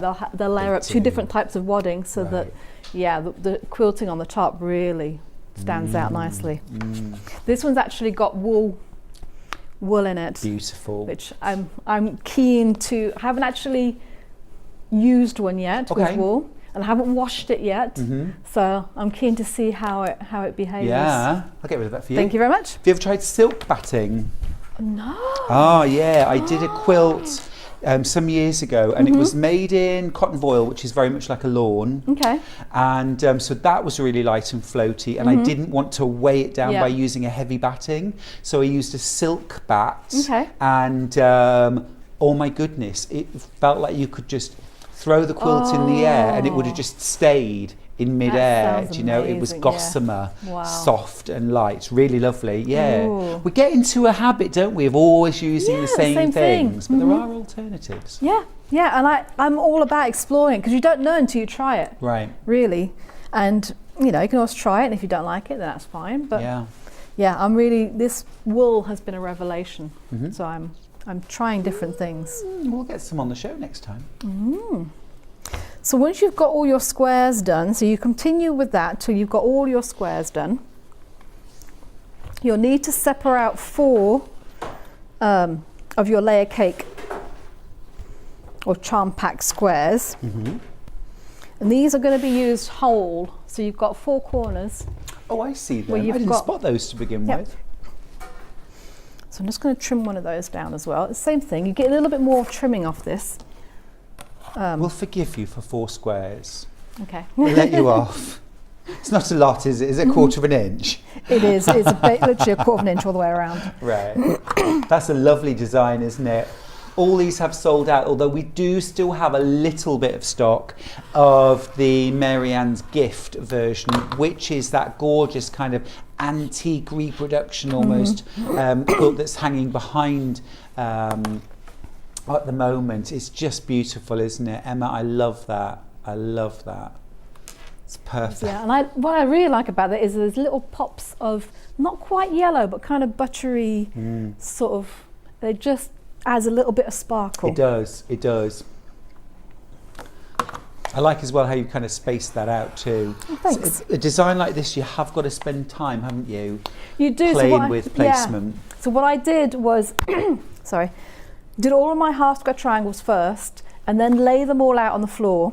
how I think. But then once I've done that, take a picture on your phone and have a look at it through that, because it sort of removes you from actually seeing it, and you can see it all at once in one little spot, which is, I recommend that all the time. Brilliant. Once you've laid it out, take a picture, Yeah. because one, you can see what it looks like, whether you like it or not, and then two, when it comes to sewing them all up, you've got a reference of how it all should be.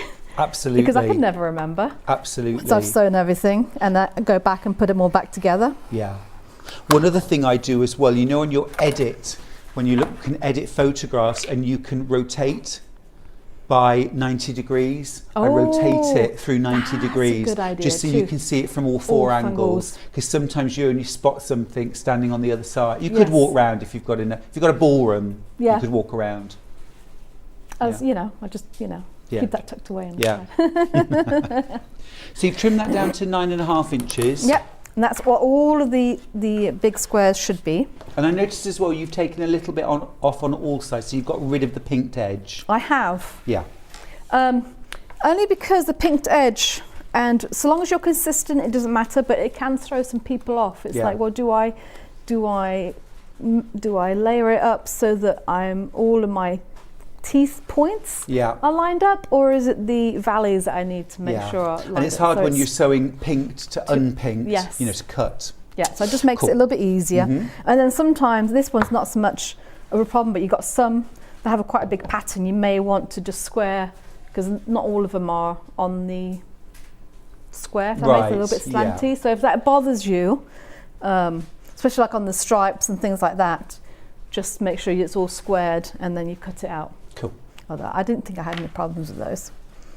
And then it's literally a case of laying them out in the order and then sewing all the squares in rows.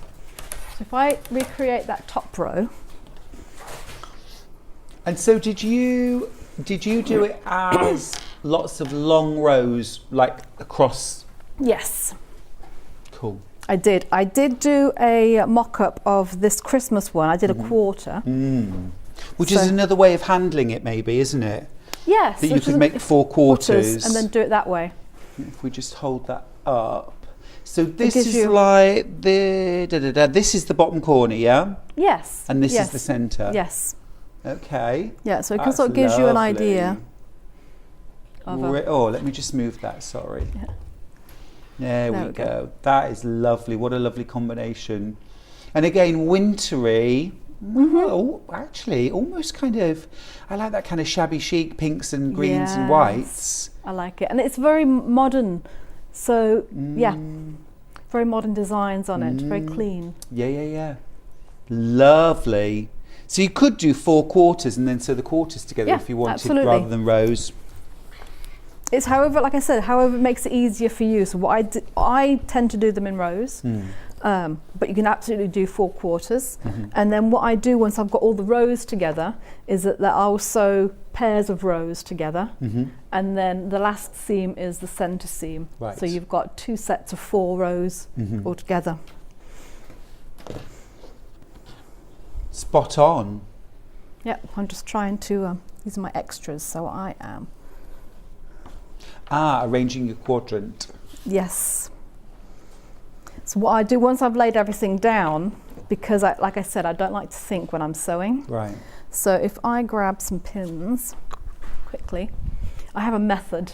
So when I used to work in the lab, when I was at grad school, because you very often get people coming and talking to you, and you're in the middle of some delicate operation where you need to make sure you remember what order everything is in. We used to have a system with transferring things between test tubes. So I always used that system where Same system. So I'd literally organise all of my caps, all of my tubes and everything so that I could at a glance know which sample I was on and things like that. So I do like a method for sewing as well. And my method, if it works for anybody else, you can definitely take it, is I always fold the right over the left. So if I'm going to sew this seam, I will put this block over this block, and then mostly I remember now because I all pick it up in the same order, but put a little pin here, and that just indicates that is the seam that you're going to sew. And the same with this one. And I'm not lining them up at this point. I'm literally just laying one on top of the other. Right. So then I will grab all of my blocks. I know all of my pins are on this side, so these are the seams I'm going to sew. And then I will have a nice little sewing session. Yeah, you've got your pile. Yep. Yeah, I'm just going to do one thing before we get to that, because I want to double check that my 1/4 inch seam allowance is accurate. Okay. So the way that I'm I going to do be devil's that, advocate. Why does that matter, Emma? Why does that matter? Why does that matter? For this quilt, it doesn't matter so much, because so long as everything's consistent, it will match quite well. But for quilts where you have a lot of different shapes that need to go together in a certain order, and you have to make sure that they actually fit accurately, 1/4 inch. So for the cave quilt that we'll do in a little bit, that one is absolutely, you need to have to make sure that your 1/4 inch is spot on. So what I've got here is 4 little squares, which are 2.5 inches square. And I'm going to make a little 4 patch. And then when I'm going to measure it, press it out and measure it, and see if it measures. So 4.5 inches. Yes, thank you. Do you know, I'm really on form with my maths today. I'm feeling, I don't know what You're it on is. fire. I don't know what it is, but I feel so in the game today. Yeah, spelled S-E-W, I'm so in the game. What was that? Bit of party music. Okay, good. That was a joke. I love both. I love both. I love both. Thank you. For once, I actually feel like I deserve it.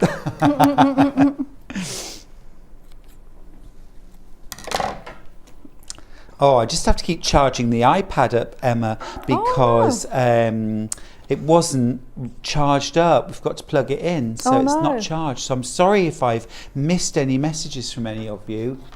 Do get in touch, by the way, won't you, if you've got any questions or comments for Emma as well while she's here. If there's something burning question that you need to ask, then get your question in. For example, morning lovely people, you have given me a lovely pattern to use my cave facet layer cake fabrics. Many thanks, Gina in Staffordshire. That is going to be stunning. Yeah, beautiful, really lovely. Morning Stuart and Emma, looking very handsome, Stuart. Thank you very much. Fab pattern, Emma, as usual. Fabrics look amazing in this pattern, don't they, Dawn? Don't they just? Now we've literally got 3 of these kits left. I'm just going to quickly show you this while Emma tests and checks. We'll have a look and see just how accurate that is. You get your Betsy Chuchian Marianne's Gift layer cake, absolutely stunning. When this range came out, I bought the entire range. It is just glorious, rich, deep, kind of gentleman's club colours. Yes. Woodland hideaway colours. The good kind of gentleman's club. Yeah, absolutely, absolutely. You know, kind of warm, deep, rich reds, blues. There's a little bit of subtle gold and yellow in there as well, just for highlight. It's really beautiful. You also get 2.5 meters of, I want to say latte, or is it cream? I think that was cream. Latte, Cream. I think, is the other. Yes, thank you, you're right, it is. Cream, 2.5 meters of cream, and the full instructions for the Carpenter Star for the bargain price of $72.99. The quilt itself, when it's made, is 72 inches square, so a whopper and a brilliant topper for a double bed, or brilliant over a couch or a throw. Yes, I'm thinking this winter, this is absolutely going to be on my couch. Yeah. Because my hubby is saying the heat's not coming on till December. Right, I'm hearing that. I'm hearing that too. And also the other thing, what Emma's done on her quilt is to put a flannel backing. If you've never used flannel before, Emma, any tips? Oh, yes. So this one, and actually I've done this a few times now. So this is actually a flannel sheet, which I know a lot of people don't recommend. But a new flannel sheet. It is brand new flannel sheet. Yeah, but I think a used one would probably be okay. You'd get a little bit more balling. Again, I'm thinking waste not, want not. But it just feels so nice. And then, yeah, this because it's a sheet. Lovely. Yeah, it's a little bit looser weave than a quilting cotton. So you'd want to pre-wash. You definitely want to pre-wash, so it gets that shrink out. But it's not the sort of thing you'd want to use on a top because of such a loose weave. Yeah, but it works fine for a backing. Yeah, for a yeah. utilitarian quilt, it works really And well. for a snuggly winter quilt as well. Yes, it is so nice. Just lovely, yeah. And Gorgeous. it adds a little bit more weight to it as well. Yeah. So that it is nice. You get Well, that almost weighted blanket I was just feel. going to say, Emma, weighted blankets are such a thing. And you know what? I really noticed over the summer where I was using a lighter tog duvet, I wasn't sleeping so well, and I put it down constantly to, oh, it's the weather, it's the... But you know what? Part of it was I didn't have the weight Yes. on me in bed. Yes. And actually in the summertime when it's really hot, I swear by a 100% cotton quilt. So cotton backing, cotton top, cotton wadding, because you have that lovely weight, Yeah. but you don't have the extra warmth in it. And just have that with a sheet. Yes, just a sheet in between. Although Yeah. I have to admit, I'm naughty. I do just wash my quilts every week. Yeah. So I just use it as is and snuggle in, Yeah. and then just throw it in the washing machine. Yeah. Because it becomes so soft. The more times you wash a quilt, the softer it becomes. True enough. Beautiful. And it drapes Beautiful. beautifully. Yeah. So there we are. You'll be happy to know my square came out perfect. Did it? Yes. Well, I'm not surprised at all. But it's something I recommend every time that you start a project, especially if you know the seam allowance needs to be spot on, because it can differ depending on the size of needle you've got Yeah. and the size of the thread that you're using as well. Yeah, for sure. And the fabric sometimes. Yeah. Depends on the fabric. Sometimes it's a little bit bulkier, sometimes a little bit less. Absolutely, there is a difference between K Facets fabrics and Moda fabrics. They are Yes. not all the same weight, so they do behave Yeah. a little differently. Yeah. It's good advice. It's good Yeah. advice, and it's great as well, isn't it? When it comes from an expert who makes quilts all the time commercially, saying, "I test my seam allowance all the time. I don't always get it right and have to adjust it." We all need to be doing that. There is Yeah. one kit left. Wow. There is one kit left for this beautiful, it's almost like, you know, an antique quilt that you found in the attic in pristine condition. Yep. If only. 72.9 wouldn't be 72.99, would it? Let's be honest. That's a brilliant price. How often can you make a 72-inch square quilt for 72.99 and bind it? And have extra left over. And extras. Yep. And extras. Brilliant stuff. Brilliant stuff. Emma, so fab. Love Yay. this quilt. Thank you. Absolutely love this quilt. Is there anything left to go through? My goodness me. We do still have some instructions. Do we still have some instructions? If we do, it'll be single figures. No, we don't. All gone. Oh, wow. Wow. Great. Yeah, We've well, got- you'll we've love got- making We've it. got a friction pen left. Oh, yeah. What can you do with that? Well, I only recommend don't iron after you've Don't you've iron used afterwards, It. Don't do or an use Emma. it on warm fabric. Yes. The 12.5-inch square ruler, that's all gone. No. Oh, 12.5-inch square ruler. We couldn't recommend this more highly, No. could we? It is definitely one to have in your arsenal of quilting tools. So that is one of your basics, definitely, that I would have. So that, the 6.5 by 24.5 inch, Yeah. your rotary cutter. Yeah. Your self-healing mat. Yep. Yeah. Jobs are good Basics, un. basics. We've got a message which is from Kate Collector in Merseyside. Morning, Stuart. Loving seeing you and Emma together this morning. Two experts looking Oh, fabulous. bless you. Oh, thank you very much. We could actually together, you know, we're ready. Yeah. Yeah. Absolutely gorgeous. Thank you. Absolutely gorgeous. Thank you so much. Looking forward, Emma, to your second hour. Beautiful. We don't normally have this luxury, but we do have a couple of minutes. Tell me about this beautiful Oh, it's quilt gorgeous. behind You'll you. absolutely love it. And what I love about this is all the different cave fabrics that are in it. So it's in your kit. And they're just such nice big sizes. So you get a really nice chunk of that gorgeous cave. And you can really have a fun play matching which ones you want to put together. Yeah. So yeah, this one's gorgeous. It is stunning. It is curves. So curved However, piecing. Yes, there's some curved piecing, but absolutely do not be afraid of it because Yep. they're nice, gentle curves. Yep. It does require a little bit of pinning. This is more of the slow make rather than the quick in a weekend jobber. But yeah, I just love it. I tell you what I love as well, that triple cross that's running through lots of the blocks, that is divine. It is, and it looks a lot more complicated than it actually is. This is actually as complicated as making this block, which is quite simple. Really cool. So there's some little tips and tricks where you get to pre-piece and then cut. So yeah, I'll be showing all of that. But yeah, it is Can't lovely. wait for that. Yeah. Can't wait for that. Really good. Thanks for that hour, you're welcome. Emma. It was wonderful. Wanted, just before we go, couple of little references I wanted to make. One of them, we had a Native Lighting torch table lamp on earlier on today, been really popular. They're fab. My current absolute favourite from Native Lighting is a brand new product from them. It's the 3-in-1 lamp. I'll perhaps have a little picture just to show you. Brilliant lamp. This is so many LEDs in the actual lamp itself. Super bright daylight lamp surrounding a huge magnifying glass. So if you want to work with a magnifying glass, then perfect, you can look through the magnifying glass. If you just need super bright daylight on your patchwork, on your quilting, on your hand quilting, embroidery, knitting, crochet, anything really, even reading, you've got that too. It's a 3-in-1. So you've got your floor lamp, you've got the base, you've got an extension pole, you've got your gooseneck, and it's a super thick reinforced gooseneck too. Native Lighting have been working really hard to make their lamps even better. You've also got a second option. Take out the pole, fix the gooseneck and light to the base, and you've now got a tabletop light. Okay, that's the one that's in the middle. So if you happen to have a table next to you, perfect. It's a super solid heavy base as well. It's really going to be sturdy and secure.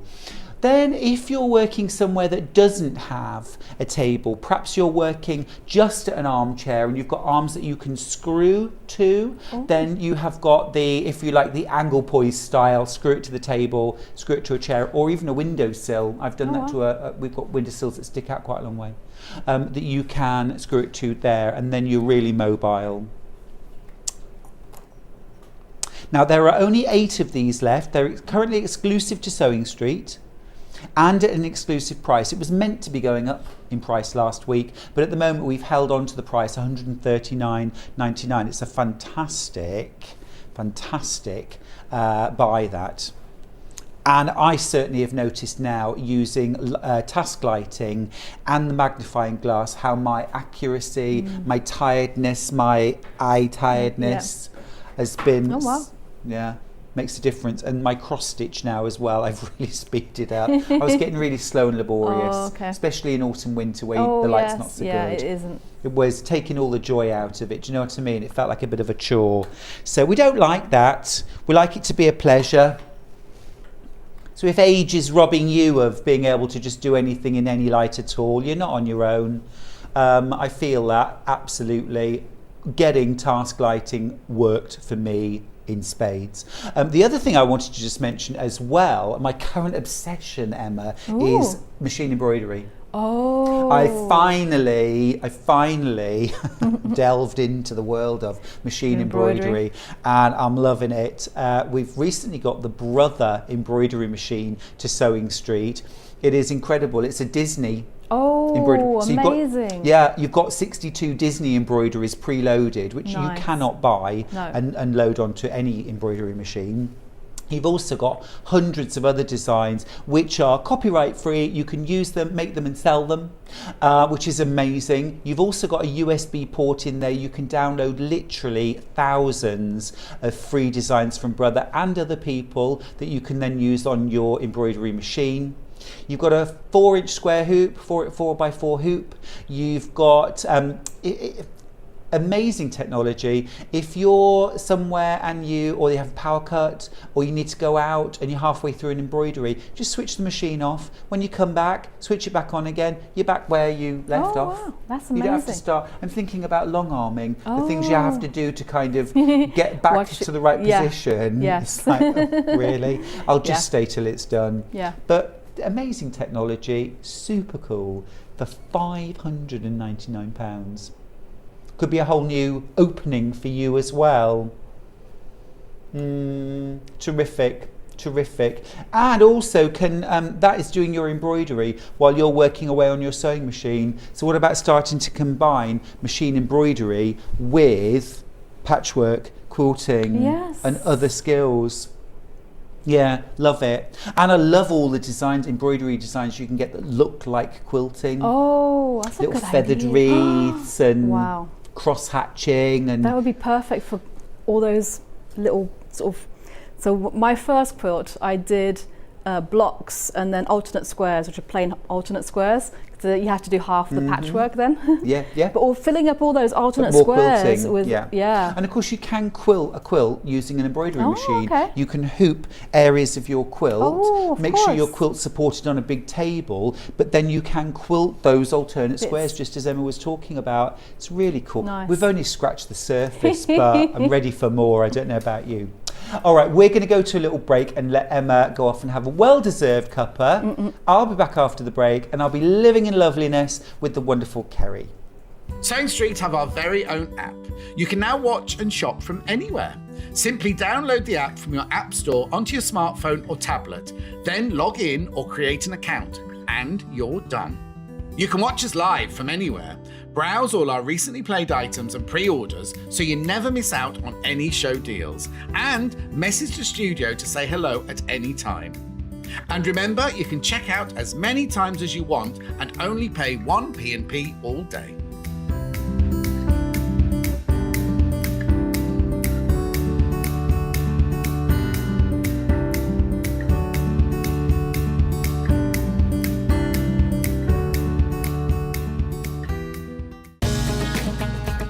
Follow Sewing Street on Facebook and Instagram to keep up to date with what's coming up on the show, as well as being the first to know about our amazing offers.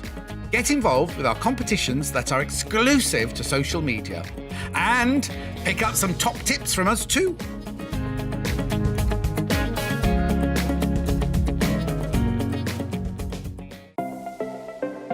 Missed the live show? Don't worry, we recorded it for you. Never miss out on your favourite presenters, guests and makes ever again. Head on over to our YouTube pages to watch back the day's live show and enjoy your favourite demos over and over again. Subscribe and turn on the bell notification so you never miss a show or video ever again.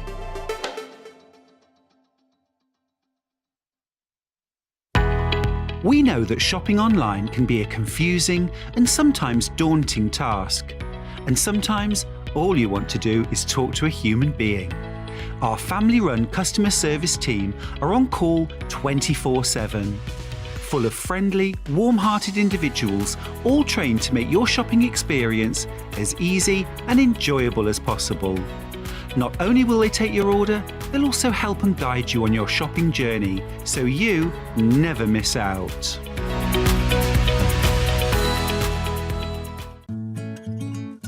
Stuck for ideas for the perfect gift? Why not get them a gift card? You can buy Sewing Street and Yarn Lane gift cards loaded up with anything from £10 to £500. Shop our gift cards online at www.sewingstreet.com or www.yarnlane.com, or purchase them via our UK call centre on 0800 001 44 33. Keep up to date with what's on Sewing Street, as well as all the latest news and special offers by signing up to our email newsletters. Head on over to www.sewingstreet.com, scroll down to the bottom of the homepage, type in your email address, click the envelope, and you're done. Never miss out on the latest news and special offers ever again. Are you a fan of Sewing Street and Yarn Lane? Why not join our growing Facebook fans pages? Just search Sewing Street Fans and Yarn Lane TV Fans on Facebook and click Join Group. It's that simple. Never miss out on the latest news and updates from our presenters and guest designers, special offers and plenty of chat with your fellow fans. Share photos of your makes, ask for advice, interact with your favourite guests and presenters, and be a part of the ever-growing sewing and yarn community. See you there!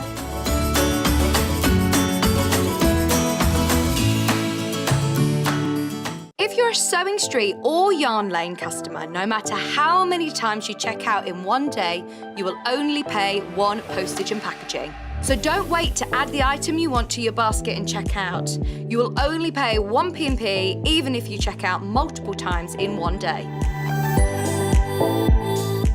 Sewing Street have our very own app. You can now watch and shop from anywhere.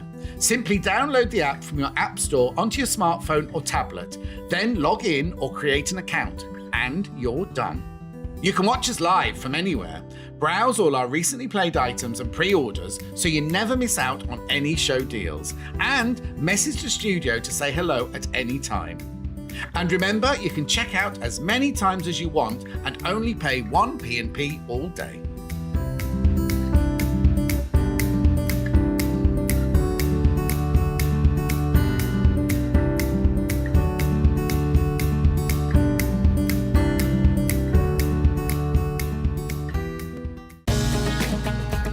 Follow Sewing Street on Facebook and Instagram to keep up to date with what's coming up on the show, as well as being the first to know about our amazing offers. Get involved with our competitions that are exclusive to social media, and pick up some top tips from us too.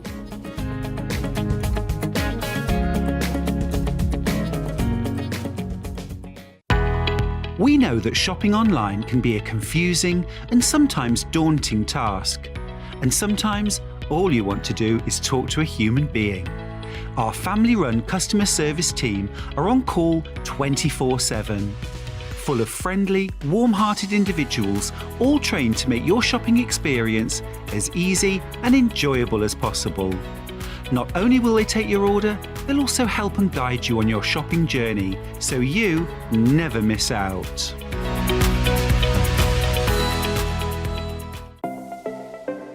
Missed the live show? Don't worry, we recorded it for you. Never miss out on your favourite presenters, guests and makes ever again.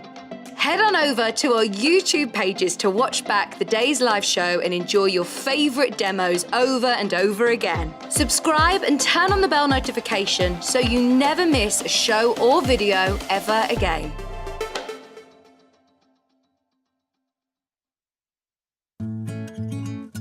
Stuck for ideas for the perfect gift? Why not get them a gift card? You can buy Sewing Street and Yarn Lane gift cards loaded up with anything from £10 to £500. Shop our gift cards online at www.sewingstreet.com or www.yarnlane.com, or purchase them via our UK call centre on 0800 001 44 33. Keep up to date with what's on Sewing Street, as well as all the latest news and special offers by signing up to our email newsletters. Head on over to www.sewingstreet.com, scroll down to the bottom of the homepage, type in your email address, click the envelope, and you're done. Never miss out on the latest news and special offers ever again. Hi everybody, welcome back to Sewing Street. It's wonderful having your company this morning. We're having a fun time here and we've gone back to Christmas. We started with Christmas, we've gone back to Christmas, and I want to start with the amazing quilt that's hanging right behind me. It is so beautiful. Jennifer's got in touch, who's in Bridgend, saying, morning, have just finished my first project, the Christmas Disappearing 9 patch quilt. So easy with clear instructions. On to the next one. It is absolutely delightful, Kerry. And another message that's come through for you as well from Carol in East Sussex. Good morning, lovely show and guest today. Please could you tell me what the quilt is behind Stuart? It looks really pretty. Love, Carol. Not a problem, Carol. I'm just gonna, oh, wrong way. I still haven't worked that out, which way to walk. Honestly. We'll get there, Kerry, will you tell me about this quilt, So please? this is the Disappearing 9 patch quilt. You've got 9 fat quarters in the kit. It's very, very easy to make. Nice, fast project, lots of repetition, and just looks lovely with the metallic fabrics on there. It's gorgeous, absolutely gorgeous. It's so glowy. I think it would make an amazing table centre. It would. Actually, one of the ladies, she has a smaller Christmas tree, she said they're slowly downsizing. So she uses hers at an angle on the table where she puts a Christmas tree. Over a table and then a small tree on top. Perfect. So I mean, obviously nice. you're not going to put your turkey and the gravy on top of that. It's not that kind of It can table wash, topper. it can wash. Although if anybody spills it, we can give them the stare. I was going to say, that was a stare. That was a mum stare then. You didn't catch you it. feel? You don't want. I almost turned to stone. I'm definitely not putting the gravy I've on perfected that over the years. Good for you. Amazing price, Kerry. As always, $39.99. I get everything in the kit to make the whole of the top. For the top of the I quilt, just need to buy binding. That's it. Just by So if you go for 1.5 meters for the back of the quilt, you've got enough there for your binding and the backing of your quilt. Superb. And I see you've used a lovely kind of hollyberry red. Yes, beautiful. Just tie that in with your decor. That's awesome. You get full instructions, all your fabrics for your top. Really fun project. You could make that and use it this Christmas. Not just any Christmas, but this Christmas. There's a thought. And it's going to be here very fast. Yeah. Oh, we're definitely in the zone today, Kerry. We're all on to Christmas We're all projects on to now. Christmas. You I on to bought my Christmas? first Christmas gift yesterday, Stop which is it, very late did for you? me. I've normally got them done and wrapped, so I feel very Done late. and wrapped. Done and wrapped. Well, that's mind-blowing. Now then, next up, we're I don't going... buy many. Don't buy Fair many enough. gifts, so there's not a lot to wrap there. Now, talking of gift wrapping... No, not talking of gift wrapping. Oh, a message, lovely. Good morning, Kerry and Stuart. Lovely 9-patch quilt. What size is it, please? Elaine, good point, and I didn't tell you. Do you know the size? 51 by 51 finish. Perfect. And I get all the fabric for a 51-inch square quilt Is for it 51 or $39.99. 41? Am I getting it wrong? Amazing. Let's just double check for my own peace of mind. Yep, I've got to tape measure. The quilt, it'll tell you on the back of the pattern if you wanted. No, we're going to measure. No, I just feel measure like it. it might be smaller now I've said that. It is looking like about 43, 44. 43, yeah. Yep. It's Which because I'm is- doing a 51 at the moment, so yeah. But that's good news as well, because you could back it with a single piece of fabric. Yes. No join required. That's fabulous. Absolutely brilliant value. Thanks. Now then, brand new today. We got the sample. Here it is. Oh my goodness me. Look at this. It is a gift wrap bag. So this is for all year round, for storing because I'll be honest with you, Kerry, I've got a spare bedroom and a corner in it where I throw. It's like a gap between a bookcase and the wall, and I like throw the rolls of wrapping into it. To be honest, that's exactly where mine usually sits. So that's why I really wanted to make one of these, to organise myself a little bit more. But I'm sure you'll find very similar to myself. If you're putting those in the corner, your wrapping paper is getting damaged. So of course it is. And we you want pay a lot for wrapping paper. Look at this. Big zip around the top. In we go. And there's my wrapping paper.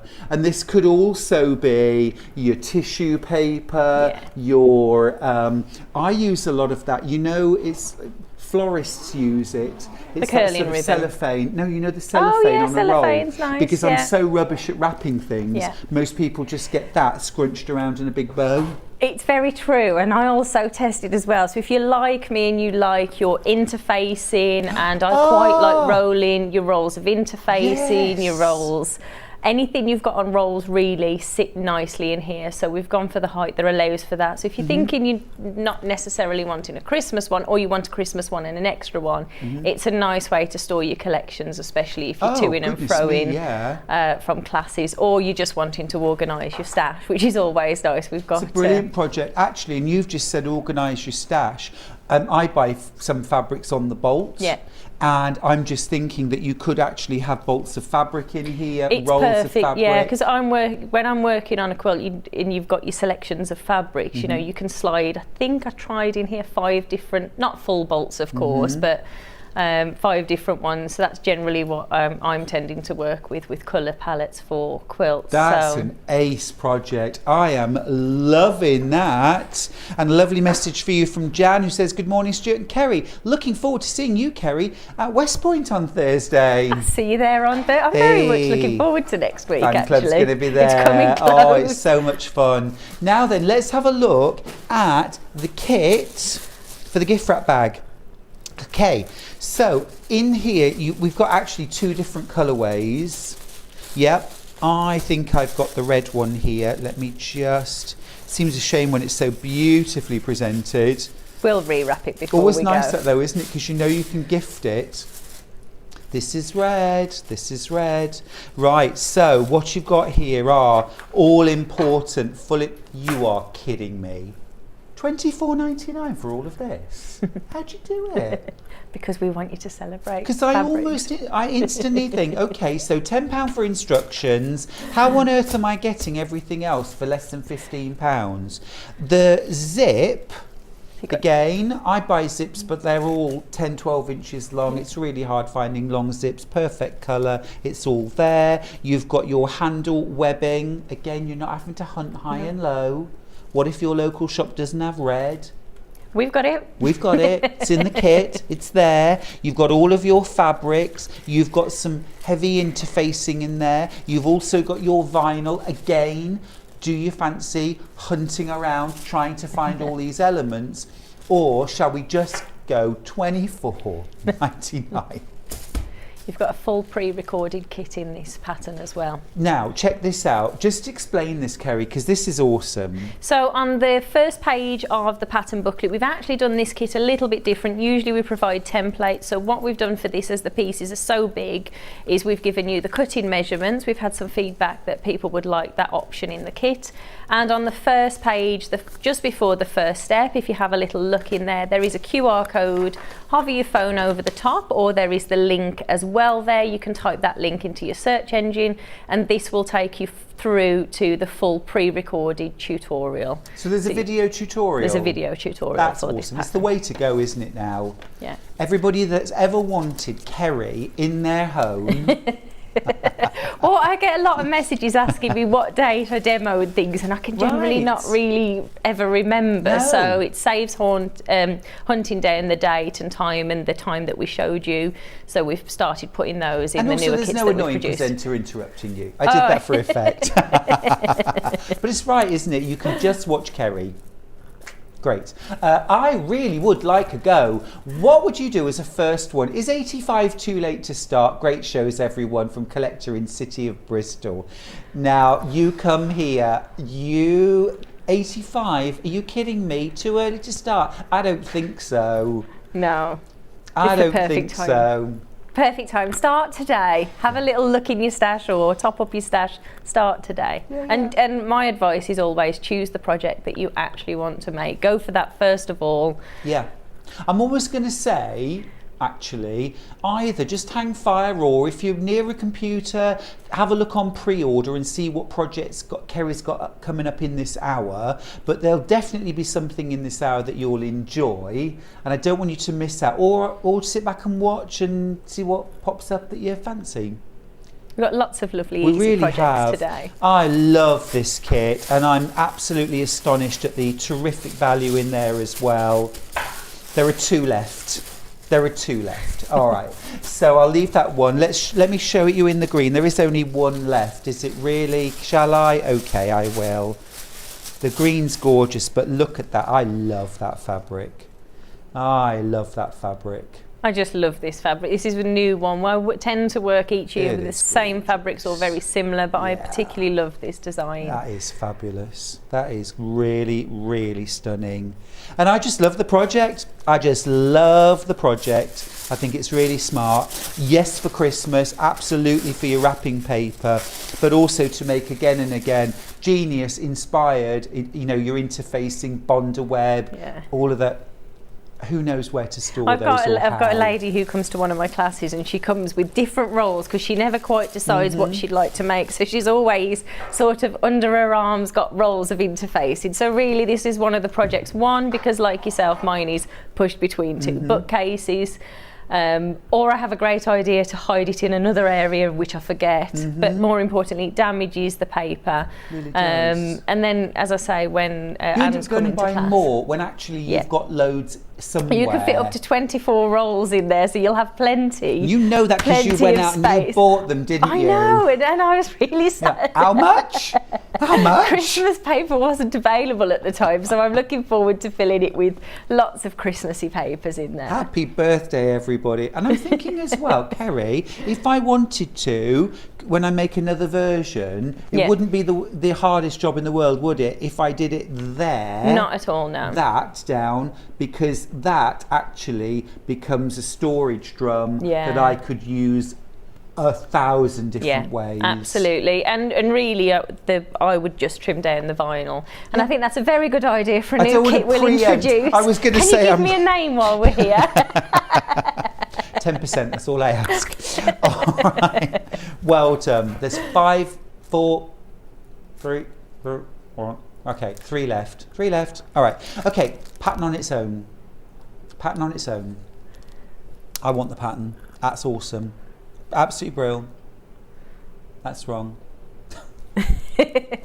Bear with. We're all getting very excited, It's Terry. very exciting. We love having you here. You bring gorgeous things with you, and it's also very, very busy. And thank you for spending the morning with us here on Sewing Street. We love having your company, and thank you for all the lovely messages too. I'm a little bit.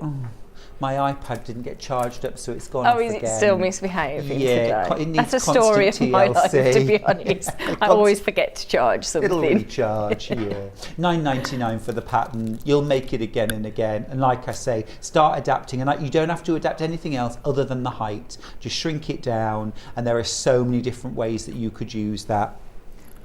Absolutely brilliant. I love it. I'm just looking down thinking, why didn't I design that? Shucks. Okay, good. Keep going through for your pattern. Now then, do you want to go through a few other bits and pieces or get straight on with demo? Let's make this. Let's make a little bit of space. Well, quick message while you're getting ready. Morning. The gift wrap storage would be good for a wool stash. That's an awesome idea. But I feel like a wool stash off the top of my head now, because I have started. You did inspire me to start, if you remember. I feel like you need a couple of dividers in there just to keep them organised a little bit more. Wool stash, please. Yes, there we go. What should we name it while we're here? I'll give it some thought. You sew, I'll think. So what you've got in here is you've got that super long zip, which is lovely. I've already gone ahead and popped the wash away quilter's tape, and the reason I did that is every time I come I forget to bring my wash away quilter's tape. So we've got some tape in here. As I mentioned, we haven't done templates for this one. We've put the measurements, but it's still really helpful if you just doodle a little bit of something. Mine's printed, but if you just doodle something on a piece of paper with which pieces these are, this is certainly going to make this much easier for you. So you've got everything in here that you're going to need to make this project. What we'll start by doing is that zip installation. So each piece of the fabric, when I made this originally, I didn't put the interfacing in, but felt it just needed a little bit more stability in there.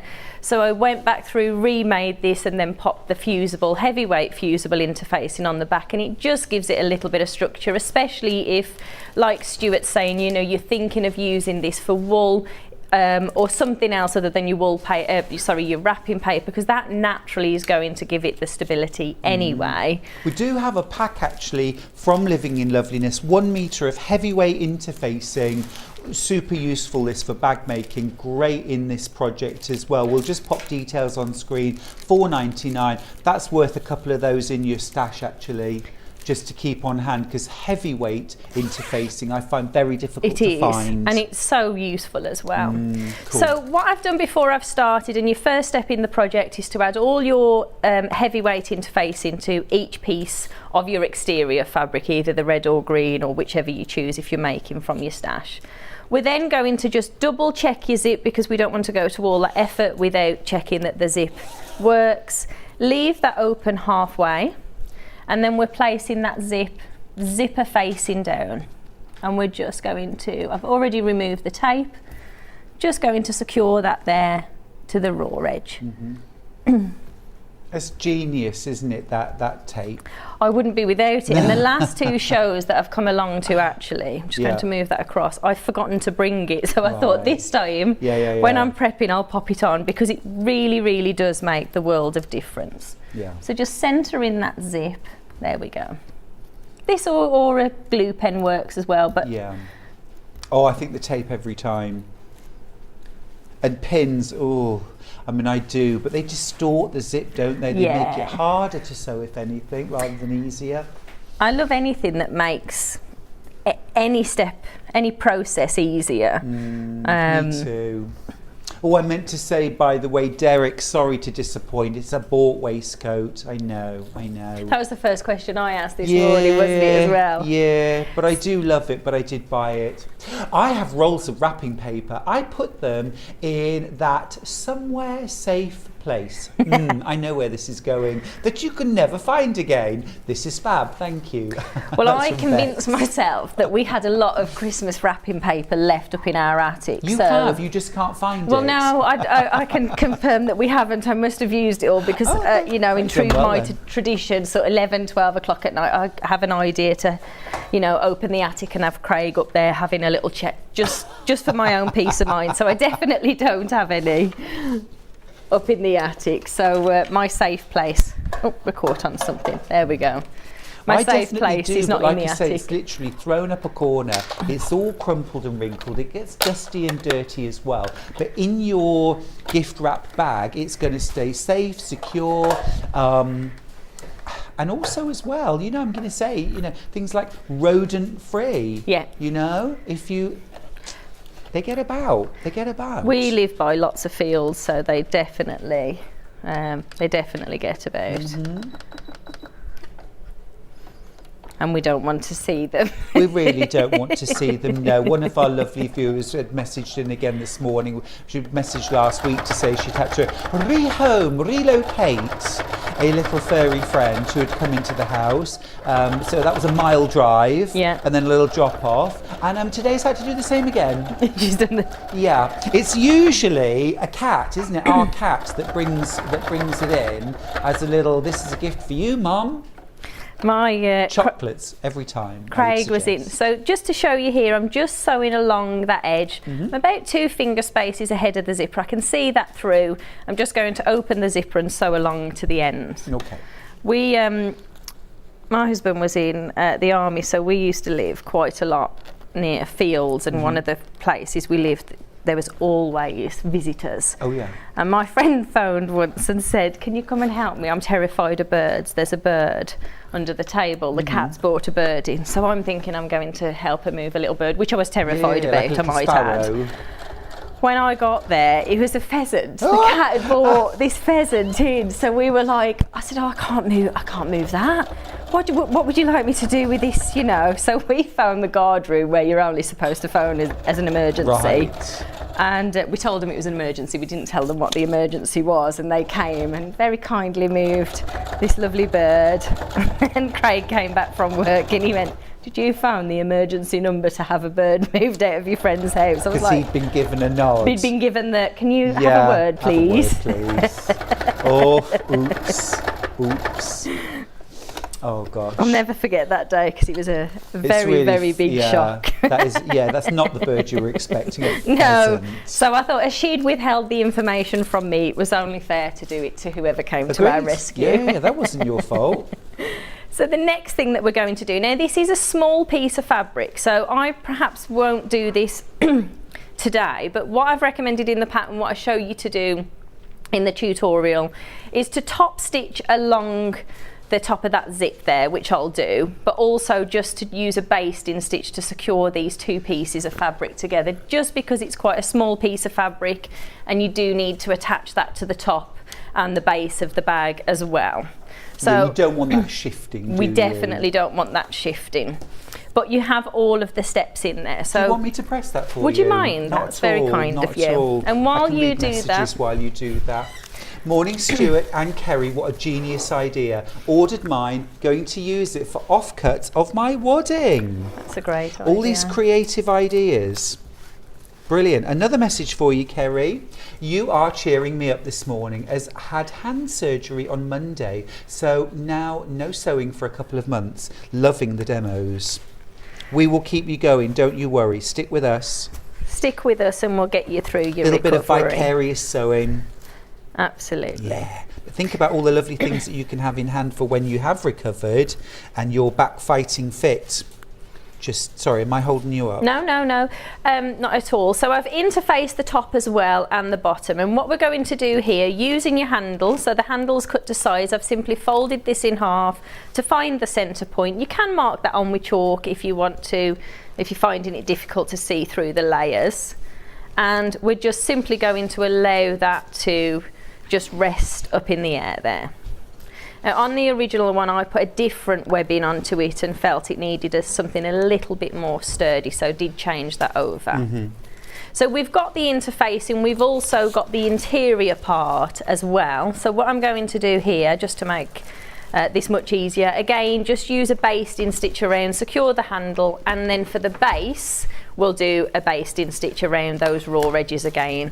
Anything that makes it easy along the process is much better. Now when you get the measurements for the bag, when you're cutting this particular part of the panel, it's entirely up to you. I've just popped a little curve onto there. So onto your corners, we're just going to pop a little curve. And what I tend to do, I'll show you first, if I'm doing that through several layers, pop them together, fold them all over so you've got them all ready. In fact, we'll probably do 2 at a time. And just cut through your layers so they are naturally all marrying up. What's marrying got to do with it? They're matching, they're happy, like a little married couple.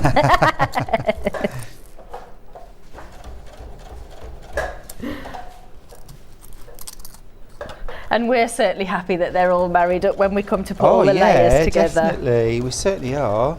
So that one will have a basting stitch on there. I think you've got the wrong foot on this machine. Have I popped the wrong foot on? It's the wrong pedal. Oh, the wrong pedal. It The wrong seems really pedal. short, Slow, doesn't it? It's slow. That's the maximum speed. We'll have to find you the right pedal. I did think it was going a little bit slow, but I thought it was me being a Sunday, if I'm totally honest. No, it's the wrong foot pedal. Right, the next thing we're going to do, so this is now, while Stuart kindly sews that for me, is we're going to do the base of the bag. Now you've got your vinyl. We're going to place one piece of the fabric to the bottom, drop that vinyl on top, and then the lining fabric. So you're sandwiching the vinyl between those layers. What you'll find really helps you at this stage is your quilting clips. So we're getting a nice finish on the interior part of the bag and the exterior as well.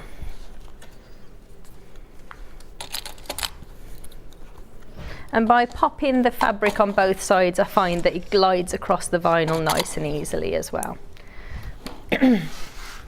Thank you very much. So I'll sew these layers together, sew through these layers now. Just making sure I've actually caught that vinyl. A little bit of it looks like it's moved. If you've never sewn with vinyl before, Kerry, something to be afraid of? Not at all, not at all. And it's lovely actually. We get lots of people messaging after shows when they've used the patterns, and one of the things that I tend to find to get a lot of feedback on is it's easier to sew with than you think.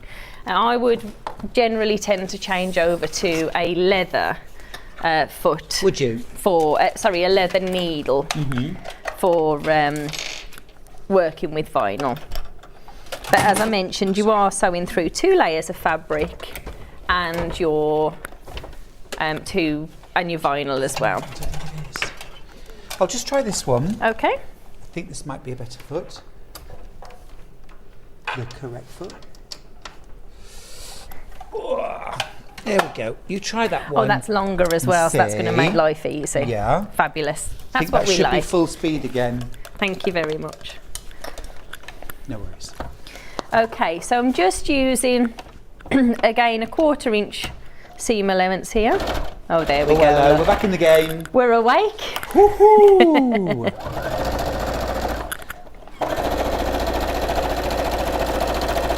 And I suppose as well, the other thing that makes it really easy to sew with vinyl in that context is it's sandwiched between normal fabric. Yeah.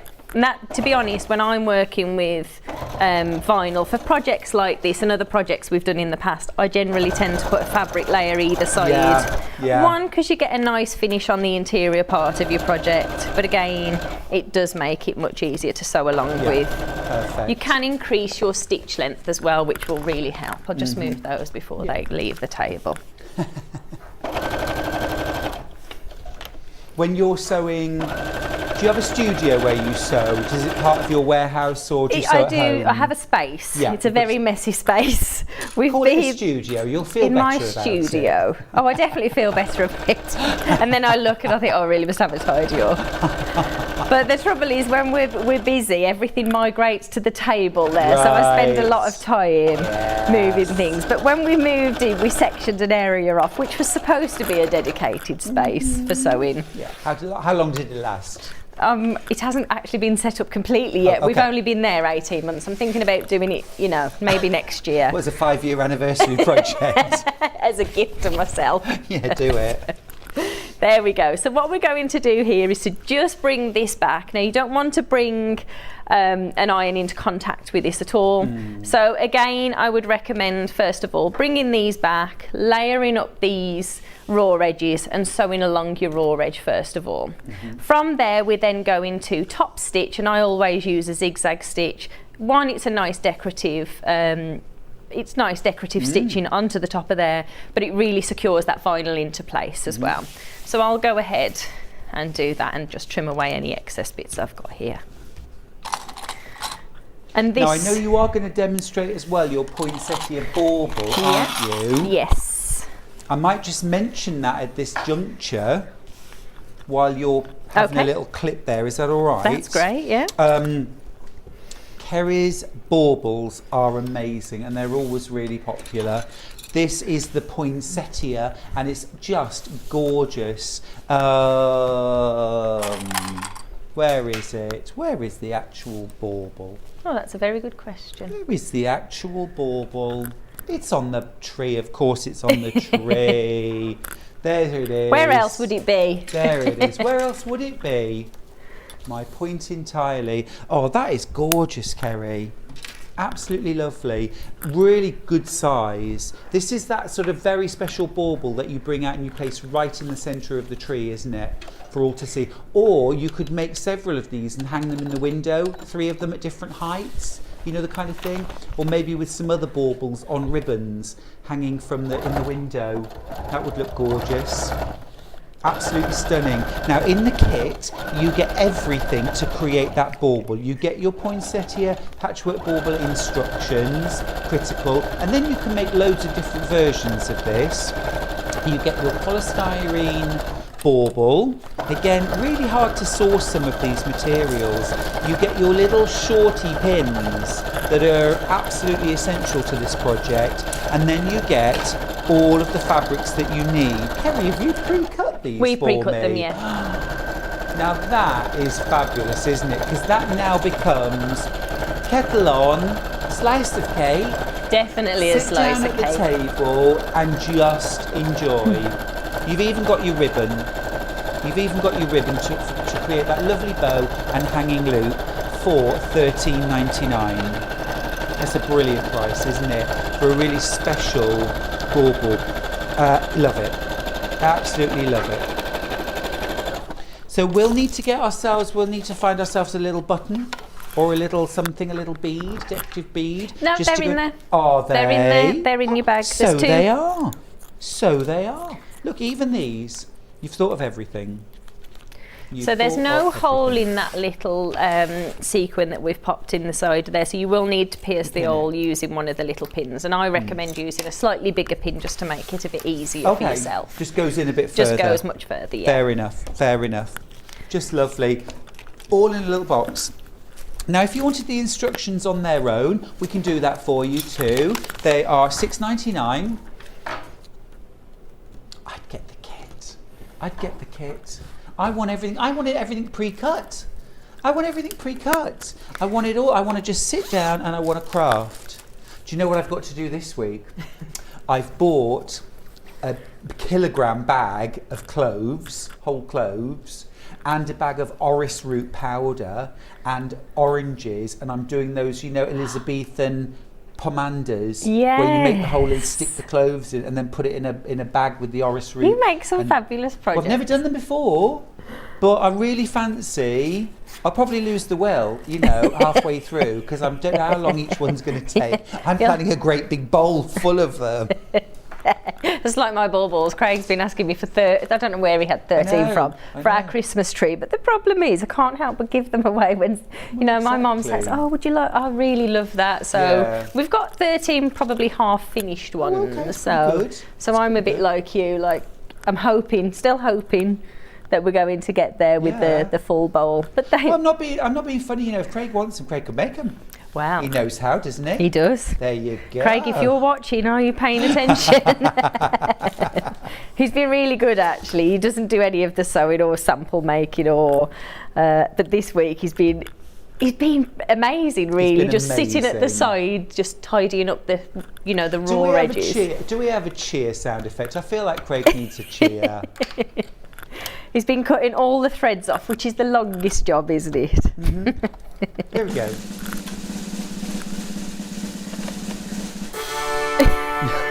That, Craig, is for you. I would record this and keep that forever. Anytime you need a boost.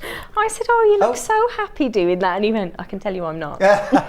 We've got a proper cheer, Craig. This is also. That's also for you.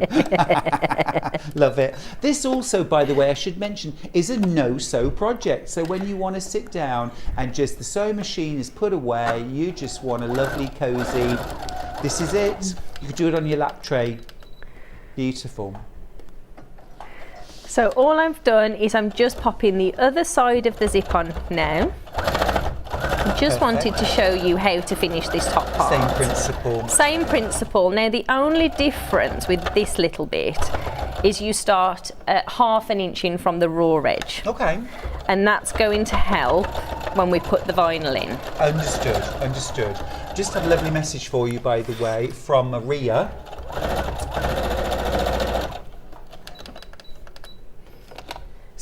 Who says, loved making the patchwork poinsettia, perfect to take away on a weekend to do, from Michelle Maria. Sorry, Michelle Maria, beg your pardon, not Maria, Michelle Maria. Did it say she'd taken it on holiday? Yeah. Taking it away for the weekend.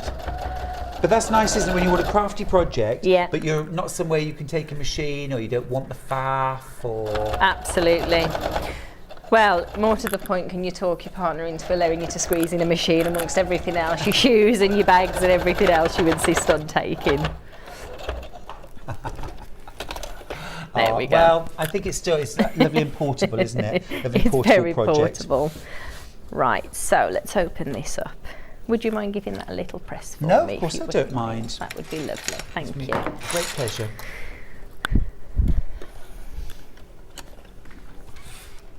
So the top part is a little bit shorter because we want to be able to keep the back on the part. So when you're opening it up, you know, it's not completely dropping off the top there. Right, so we of course. insert this just tiny little bit different. And the way we insert the vinyl as well is slightly different as well. Getting a good old tutorial here. Now, just keep in mind, Kerry, we're approaching 2:45. Okay, so if I talk you through the next bit, so if I show you what we're going to do on the next I'll bit. press for you, though. Yeah. I'll get your head for later. Perhaps Craig could finish this one off. I think he should. I think that's the least he can do. Got full instructions. This might not be an absolute It's beginner easy because he records the tutorials with me. There you go. You want to see how much he's retained. Yeah. Talk about how to make myself unpopular in your house. But like, you're not going on again with him. He's a troublemaker. He's very forgetful, so he'll forget by the time I get home. You'll be safe. Excellent. Excellent. All right, there we go. That's all pressed. So what we do with the back of this, as you can see, this is a little bit smaller than that top section there. And what we're going to do here is we use the sides for the side panel. So you're going to place one of the red in line. So we'll pop this onto the edge. So that's in line with the edge of the zip. Mine's a little bit over there. We're then placing the exterior part of the panel on top, and we're going to sew along the exterior part. As we push this out now, this now becomes the same length of the vinyl. Now I mentioned we leave just a 1/4 inch here. When we are sewing across, we want to leave a 1/4 inch where this is not sewn. The same on this section. So if I just pin that so you can see, we did the same on the opposite side. And again, you've got close-up tutorials, a full video instruction booklet on the inside QR code as well. So don't worry about finding. Is that something that you're going to do for all of your patterns moving All of the forward? new ones, we've done that for Uh-huh. this year, yeah. So once this is sewn on, as we press this out, we're then top stitching. Let me bring this a little bit closer along the side here. Where we've left that 1/4 inch at the bottom, what we're doing for this part is we actually press this up and under a 1/4 inch. Or half an inch is enough actually, half an inch under. So then that allows the vinyl. So if I bring this up so here. it sandwiches inside. So it sandwiches in between. Understood. So as you're pressing that, you're losing that raw edge. Just make sure both of these layers are in line, and then you're sandwiching in between. Because of the 1/2 inch mark that we've popped here, it can't slide up too far either. So all of those little measurements are really, really helpful. And then this will just butt in to the inside. Now, when you're bringing the bag together on the raw edge, I have used binding, so I didn't know if you just wanted to show that, Stuart, just to see. So instead of seeing the raw edge of the vinyl, on the back of the bag, I've just sealed those edges in using some binding there. One, so it's a little bit more decorative, and two, so it gives the vinyl that extra structure for the weight that's going to be popped on the inside. It's a really neat finish on the back actually, just where you've seamed the 2 vinyl pieces and then bound over the top. Yeah, and it helps as well because of the weight of the bag. And then finally, once you've sewn that together, you've then got your oblong, if you like, and we're attaching the handle at the top, and then you've got the base there as well to create that bag. So useful for lots of different projects as we've brilliant looked project, at. absolutely love it, and you've loved it at home too. Thanks for getting involved with that. Now then, the other gorgeous project, I mean there are many projects that we've got on the show. We might have to move some of these to your later show, Kerry. There's so many things to go through. But another of our heroes this hour is the Poinsettia bauble. Absolutely gorgeous. Off the top of your head, Kerry, do you know what the diameter of that bauble is? 10 centimetres. 10 centimetres, thank you, thank you. So it's a really good size. This is that spectacular, you know, showpiece bauble on the tree. Or you could hang this off a door handle. Yes. That would look really cute. You could hang these from in the window, inside the window. We've had lots of pictures sent in with several of them along the stair garlands as well, and they look wonderful. Nice. That's a nice idea. Sort of hanging down from the garland. Yeah, they look really special on there as well. Absolutely beautiful. And a gorgeous make. Half of the stock's gone. If you want to get this, you'll need to be pretty quick, actually. I think this will be sold out by the time you come back, Kerry. Okay. All pre-cut squares. You don't have to do any cutting of the squares. They're all pre-cut for you. You can sit and fold. You've got all your pins. You've got your base polystyrene ball, ribbon. You've even got these little decorative sequins that you're going to pin to the front and back. It is absolutely beautiful. What a good, and I love the colours. The fabrics you've used are stunning. And a no-sew project. So like Michelle Maria, take it away to your weekend away, your little retreat, or you just don't want to get the sewing machine out. You want to sit down and do some crafting. Lovely, absolutely lovely. Will you show us how? Yes, so I've already gone ahead and folded these. These are folded, so we've had a different style ball on previously. They're folded in the same way, so we're folding these over, always making sure we can see that beautiful metallic fabric. Finger pressing just to find the centre, so in half initially and then into your quarters.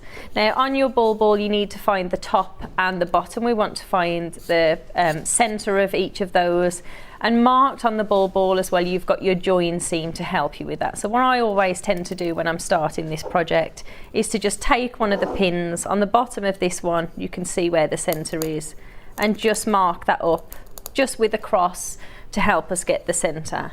And on the opposite side, there is also some markings on there as well. Again, just taking that pin and marking that up. And I find that this step is so important to make sure that it's equal on both sides. And when you come to marry up in the centre here with your ribbon, they're matching up nicely. So the first one, we're going to place those folded fabrics in line with the star that we've just created, or the little kiss that we've just created, and just pin into each corner. And I always work on opposite corners because it allows me to stretch that fabric out nice and tight. I like your tip as well that you're showing putting the ball into a bowl. Really, really helpful. A teacup will work, a mug Yeah. will work. I've done this demo a few times and it's rolling around, and what you find actually is that once you've done one side, it's so heavy on one side it keeps rolling away. Right. So a little sauce dish or a teacup works really nice. Perfect. So for each of the rest of the squares, so you repeat this on 2 sides first of all, and then the rest of your squares in the kit we're going to fold in the same technique into the centre, but for each of those squares now we are going to slide a pin through that centre fold point. And you're going from wrong side to right side? Wrong side to right side, so make your little piles up at the side for ease. Now into the centre of that point, I mean I can see this here, and when you make yours you'll be able to see it, but we're still looking for that fabric where we've scored those lines. Now the next thing we're going to do is take the top right, fold this down once and just slide a pin through. And then here, to create that flower, that poinsettia flower, we're bringing this down again. Now naturally what happens here is you fold this and you get the contour of that beautiful petal. The point of your fabric rests just below that fold line about 1/4 inch. And when you've got it at that particular angle, you've got the nice space between each of those little poinsettia petals that we're going to make. So same again. Folding it into the centre point, sliding that pin through, and then bringing the next side. This time you're overlapping, so there is our first petal. Cute. So for the second one, we're then going to pick up. I was so organised it fell out, look. Oh, Thought I was ahead. Best laid plans, eh? Yes, very true. What do you reckon's the make time for this bauble? I mean, I've never done one before. I would certainly for your first one, an hour, a couple of hours maybe. So a cosy afternoon. Nice cosy afternoon, definitely. And I've done this as at workshops, an hour and a half, and pretty much we're ready to put the ribbon on. So a good hour and a half. But really, when you're making this, you want to take your time. Do. If you're allowing an afternoon for it, 2-3 hours. I'm already imagining eggnog and mince pies. I love eggnog. Are you with me? Oh, I love eggnog. You can't have Christmas without eggnog. No, you really can't. And a hot mince pie with some cream. Oh, brandy butter. Oh, definitely. Are you with me? Let's do it. I certainly am. So when you're creating the second one, just always make sure fold the fabric to the petal design, and just make sure that each time these are butting up against each other, and just simply work around that top section to create those poinsettia flowers there. So I'll go ahead and work on the next one. So again, into the centre,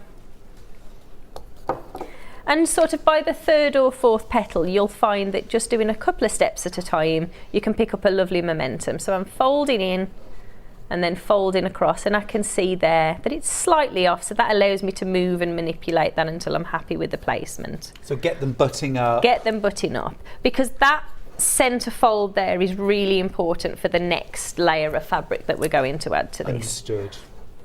So it's like a lot of things, it's that first row, that first bit that you do that's so important. And if you're not happy, we can just slide out a few pins which slide out of the polystyrene nice and easy, and shimmy those across if needs be. Love a shimmy. We love a shimmy.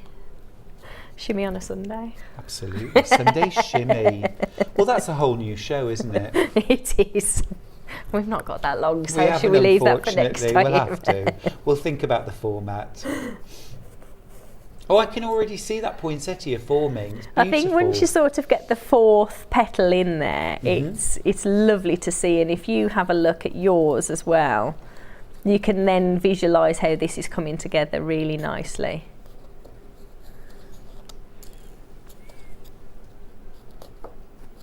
So again, folding to the bottom, pinching that corner, bringing this across and resting it on that first petal and sliding the pins through. Halfway there on the top layer. Okay, cool.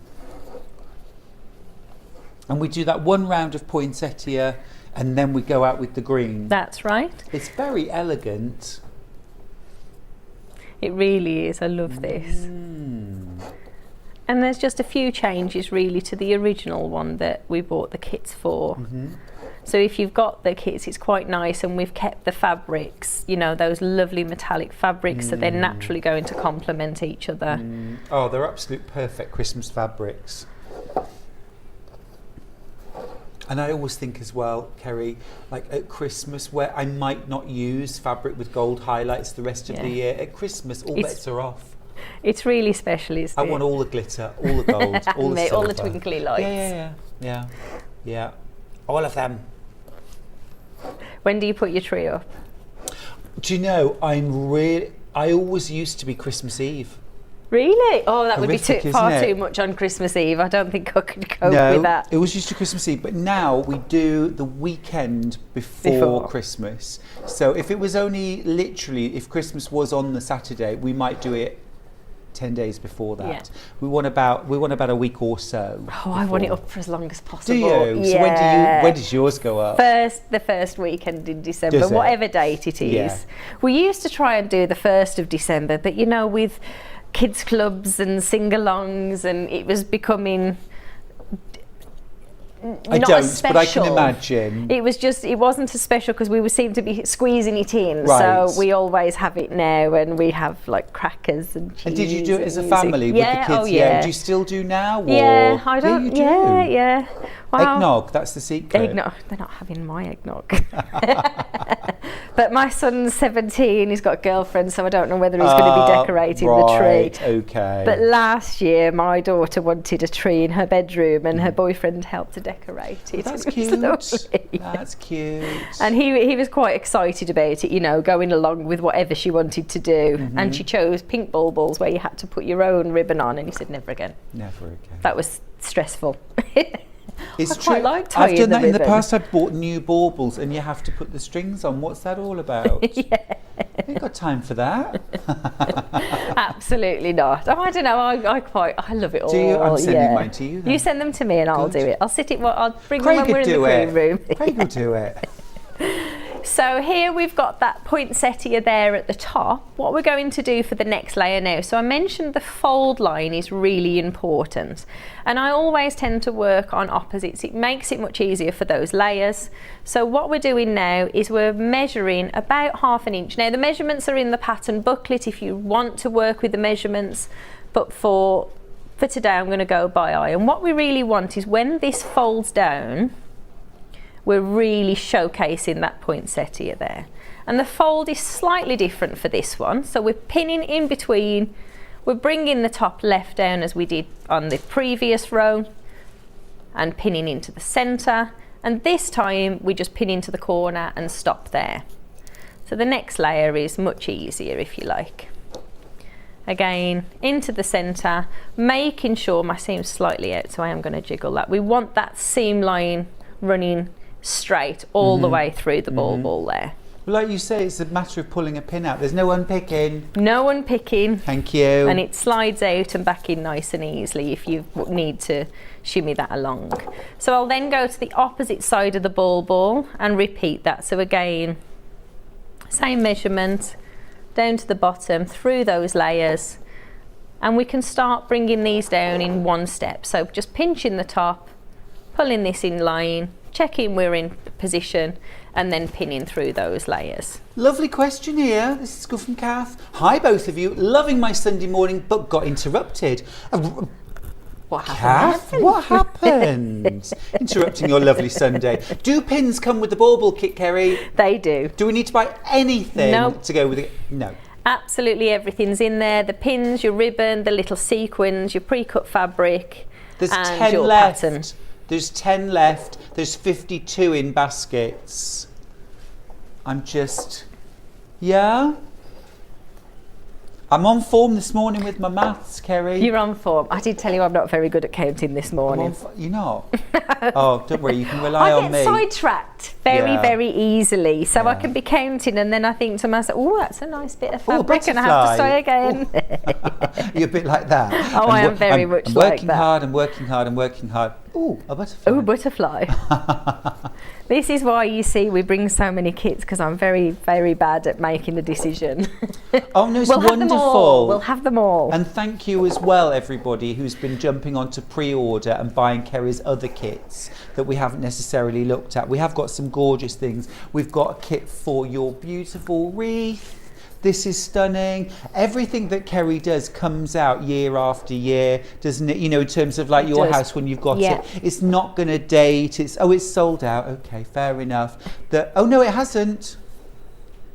The Poinsettia bauble sold out. Okay, thank you for that. Beg your pardon. Everything else jump on the web, but we've got the Shall lovely I show you very wreath. quickly how easy, because I know we're literally... We're literally 60 seconds. 60 Go seconds and on, we can go. I can't say no to you. You can't say no. So the wreath, if you're Yeah. going for the wreath, I've shown this lots of time. We've got a little bit of one made up here. This is very, very simple. So for those of you that have asked today for a simple project, take your fabric, fold it over your little dotting tool at an angle, pinch this in and push it into your fabric. Fabulous. And you repeat that with all the fabric that comes in your kit. Do I need to buy a dotting tool? No, comes It's in your kit. included. You're kidding me. Included in your kit. Absolutely brilliant. We'll have a proper look at that actually in Okay. your next hour, if that's all right. That's okay. I Don't haven't got to give- speedy through now. No. Like, save a little back, Kerry. Save a little back. You're just wonderful, Kerry. You're You're an so absolute lovely. ray of sunshine. You are the loveliness in living in loveliness. Now, just to let you know, we've got 15 of the pattern for the gift wrap bag. If you didn't see this earlier on, oh my goodness me. For gift wrap, it's incredible. For your Christmas, birthday, etc. gift wrap.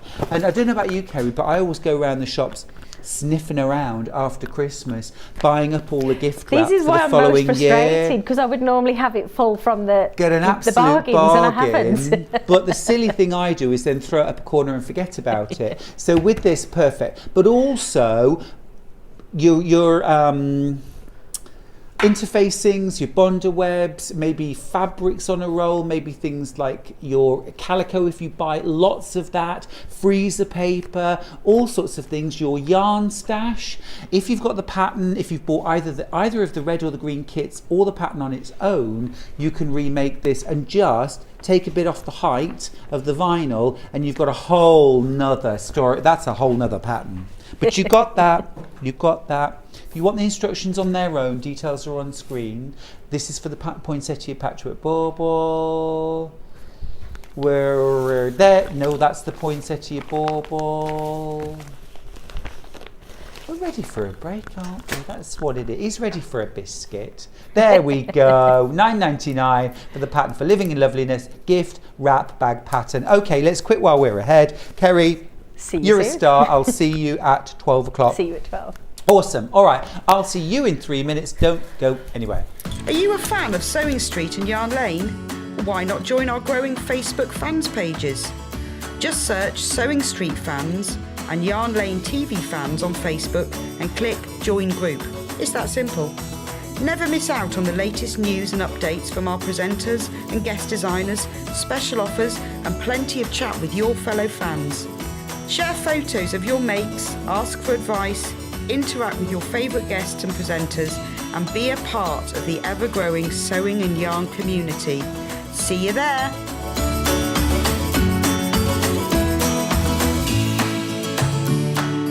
If you're a Sewing Street or Yarn Lane customer, no matter how many times you check out in one day, you will only pay one postage and packaging. So don't wait to add the item you want to your basket and check out. You will only pay one P&P even if you check out multiple times in one day. Sewing Street have our very own app. You can now watch and shop from anywhere. Simply download the app from your App Store onto your smartphone or tablet, then log in or create an account, and you're done. You can watch us live from anywhere, browse all our recently played items and pre-orders so you never miss out on any show deals, and message the studio to say hello at any time. And remember, you can check out as many times as you want and only pay 1 P&P all day.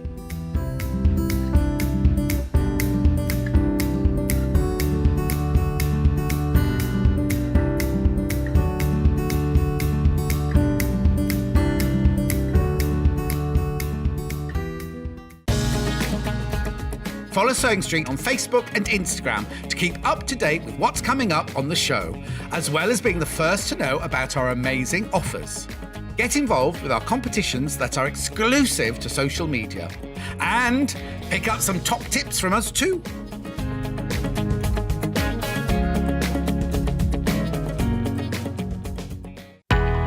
We know that shopping online can be a confusing and sometimes daunting task. And sometimes all you want to do is talk to a human being. Our family-run customer service team are on call 24/7. Full of friendly, warm-hearted individuals, all trained to make your shopping experience as easy and enjoyable as possible. Not only will they take your order, they'll also help and guide you on your shopping journey, so you never miss out.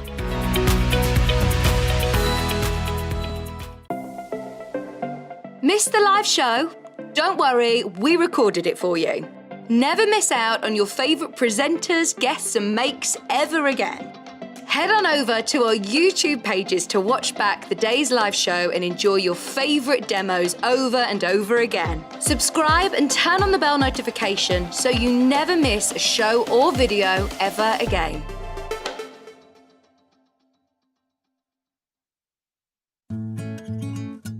Stuck for ideas for the perfect gift? Why not get them a gift card? You can buy Sewing Street and Yarn Lane gift cards loaded up with anything from £10 to £500.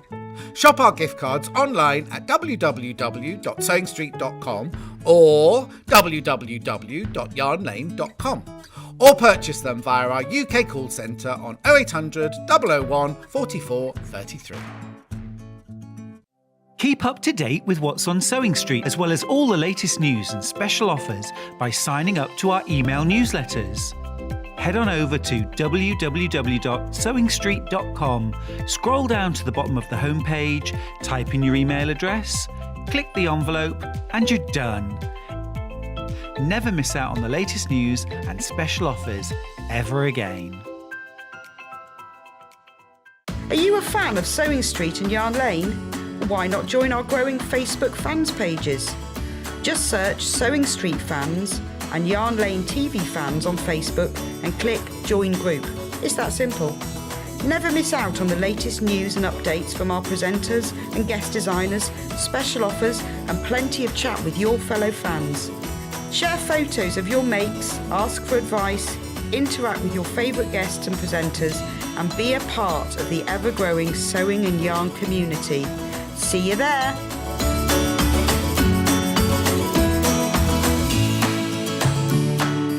If you're a Sewing Street or Yarn Lane customer, no matter how many times you check out in one day, you will only pay 1 postage and packaging. So don't wait to add the item you want to your basket and check out.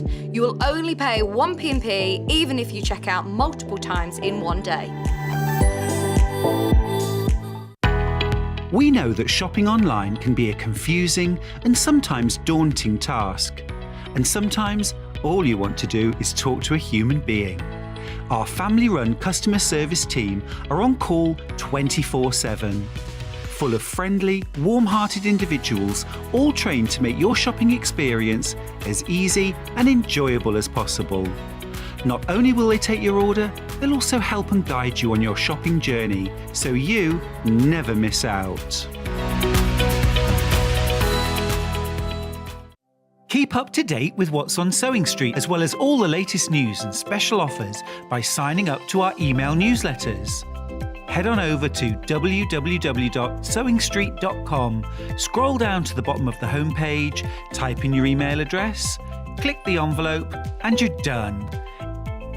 Never miss out on the latest news and special offers ever again. Hi there, welcome back to Sewing Street. It's wonderful having your company today. This hour is, now we haven't seen a K-Facet quilt on air for a few weeks, I think, and certainly not demoed. It's wonderful, Emma, to have you back. Emma Bradford's here with a beautiful K-Facet quilt. Isn't it gorgeous? Yeah, it's really stunning. Yeah, It's stunning. yeah. And a good size as well, actually. This. It is really nice. It is. Throw, top in a single bed maybe, Single or throw bed. across the bottom of a double. Yeah. But very, very nice as a wall hanging or a throw. This one's called Lavender Scent. And it's got that typical from Cave. Why use one lavender? Why use one purple when all of the lavenders, all of the purples that go into blue, that go into pink, that go into red will bring so much more vibrancy, life and joy into this project. Amazing price too, $149.99. That's a really keenly priced K-Facet quilt kit. Size wise is 130 centimeters by 160. If I could have somebody, I'm not that good at maths today, that I can work that out. 130 is 51 inches and 165, my tape measure is not long enough. Oh no. Just tell me 165 please. No, thank you. You're spoiling me. You're spoiling me.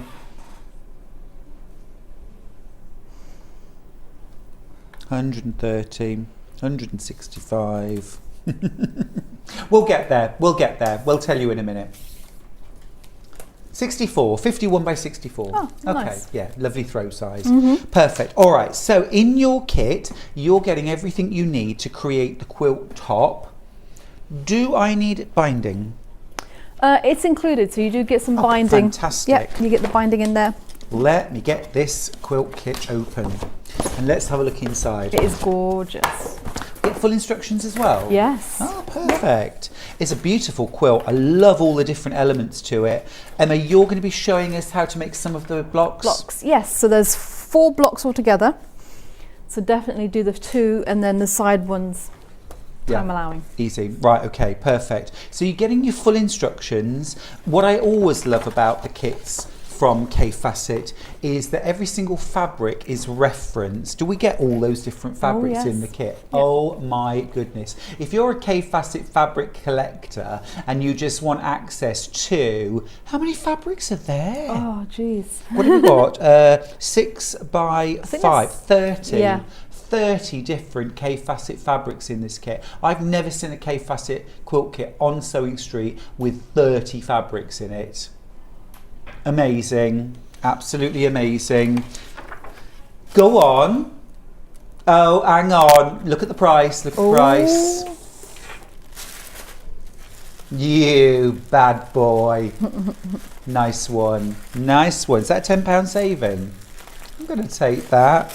I'm going to take that. That's terrific. So now it's $139.99. Terrific, thank you.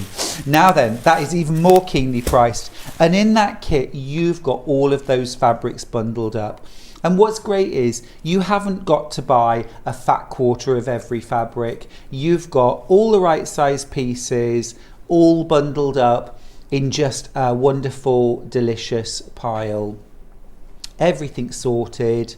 And in your pattern, every single one of these fabrics is labelled. Step one,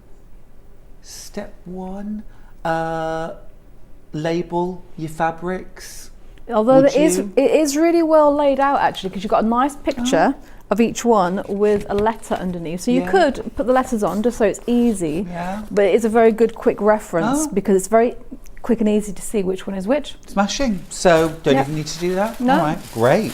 Well, look, there is the quilt kit. There are all the fabrics. 30 different K-Facet fabrics in there. No plains, nothing's been put in to pad it out or, you know, it's all K-Facet fabrics. You've got your templates, you've got your full instructions as well. Nice, easy, straightforward quilt, but one that's going to perhaps just build a few skills gently as you go. Yes, definitely. There's a couple of different techniques in here. So you've got your curves, and then you've got some strip sewing and cutting Like together. that. So yeah, so we'll go over all of that. Emma, I'm going to hand straight over Oh, to okay. you. Let's start. Well, one of the things I really loved about this quilt is also, even though you've got all your instructions laid out and everything is labelled very well, you've still got an element of adding your own design and own taste to it as well, because you can mix and match the fabrics however you want to. Oh, you can? Yeah, so within a reason. So you've got certain ones that are going to be in the middle of the curved pieces, some that are going to be on the outside, and it's up to you how you mix and match those yourself. So you can create a different look. Yeah, yeah. like So you can add your own little personal touch in there as well, which I like in a kit. I like that. Yeah, so you can have a little fun playing mix and match which ones will go But together. equally, sometimes I like to know exactly what I'm getting Yes. and follow it to the letter. Oh yes, absolutely. You can do that too. Yeah. So if you're one of those people not quite sure about which colours to put together, Yeah. you can do it exactly as the picture. Yeah, still gaining as your well. colour confidence. Yeah. But you gain a lot by making a quilt like this as well, because it takes,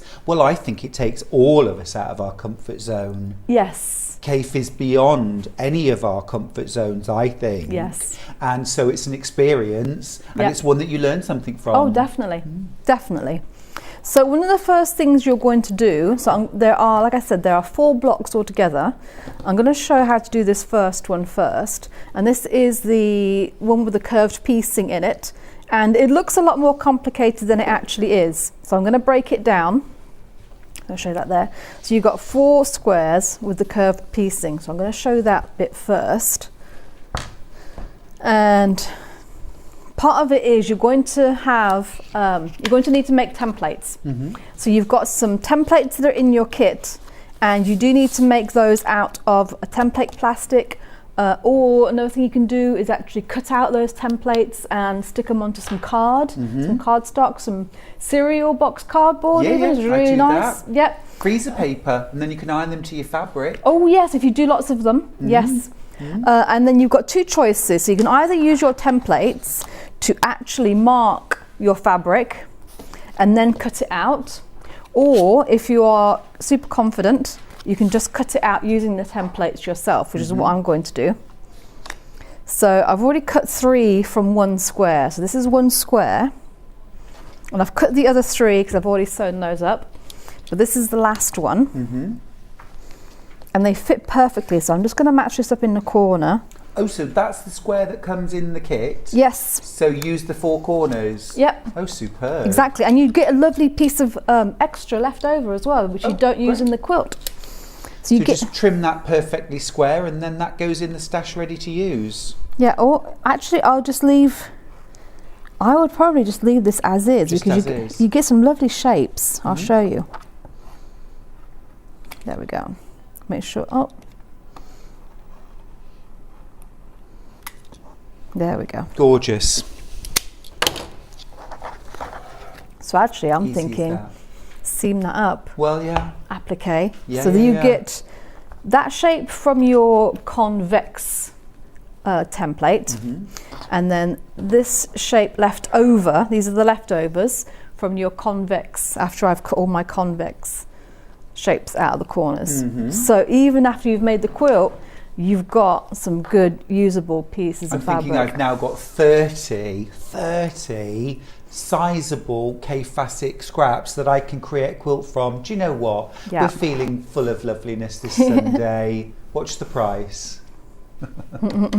All those people that have already checked out, that's a little bonus for you, isn't it? An extra tenner back in your account, Nice. $129.99. That's it now. That's it. We're done. Ben's hanging up his keyboard. He's doing no more.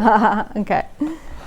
So these are almost a flattened version of a drunkard's path block. So you've got your convex and concaves. They don't look like they're going to fit, Emma. I know they don't, do they? Doesn't look like it's going to fit. No, it will. Yeah? It will. This is the thing that often, that's the first thought though, isn't it? For a lot of people when they try curve piecing for the first time, you cut the pieces out and think, well, how do I get that to fit that? Yeah. So show us how. Okay, so the little trick that I do, you can pin a lot more than this, but at the minimum, this is what I would pin. So I'm going to take this piece and I'm going to fold it in half along the curved edge. That's your concave. Yeah. Yep, Well, I'm going to do both of them, but I'm going to fold it in half and just press a little crease in the middle. And I'm going to do the same with this one, except I'm going to do it opposite. So my pattern's on the outside. There we go. Now I always lay them down first to sort of recreate my block, so I make sure they're all in the correct orientation.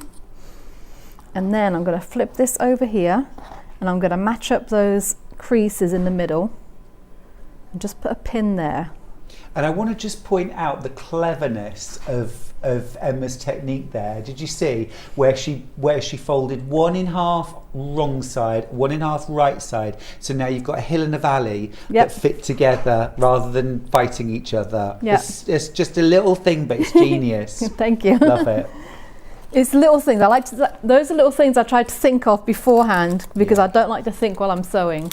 So if I can do all my thinking ahead of time, then it just makes it easier for me. What if something happens while you're sewing? You just like completely zoned out and it's like find someone else. Yeah.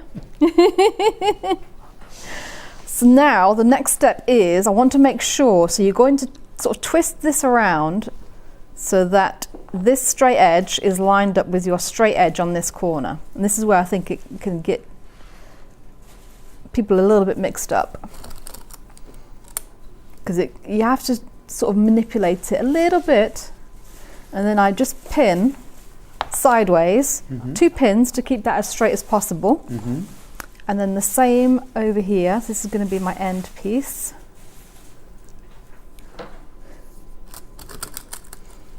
And you know it's serious because I am not usually a pinner. Right. So when I pin, it is serious. Yeah. This is, you need to pin. Yes. You need to pin. There we go. And then you can add more pins if you like, if you feel more comfortable, making sure that seam is all aligned or evenly all the way across. Then by all means pin to your little heart's content. Yeah. I'm going to put an extra one here.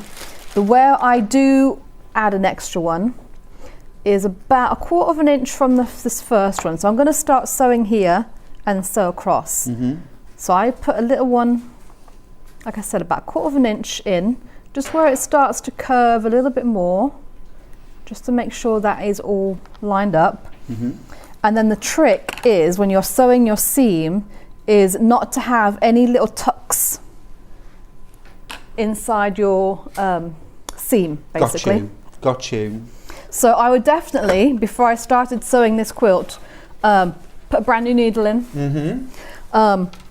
Use Aurifil, do your seam allowance check, like we did earlier, just to make sure that everything is at a perfect 1/4 inch using these fabrics. So what you could do is once you've cut them out, if you've got some extra from one that you're not too fussed of, it's gorgeous. I just thought I'd create a little block while you were doing that. Check this out. This is the offcuts. These are the bits that I've just decided to create a quilt. But you'd need to tidy it up a little bit. But I'm thinking a plique onto a background block. Sew all those together. And do a little free motion applique. And actually, I think as using it as it comes out would give it a nice little modern artsy. So don't even keep the points, keep the blunt end, just embrace. That's awesome. You could even set that on point and add setting triangles. We're just talking about the bits that are left. Hello.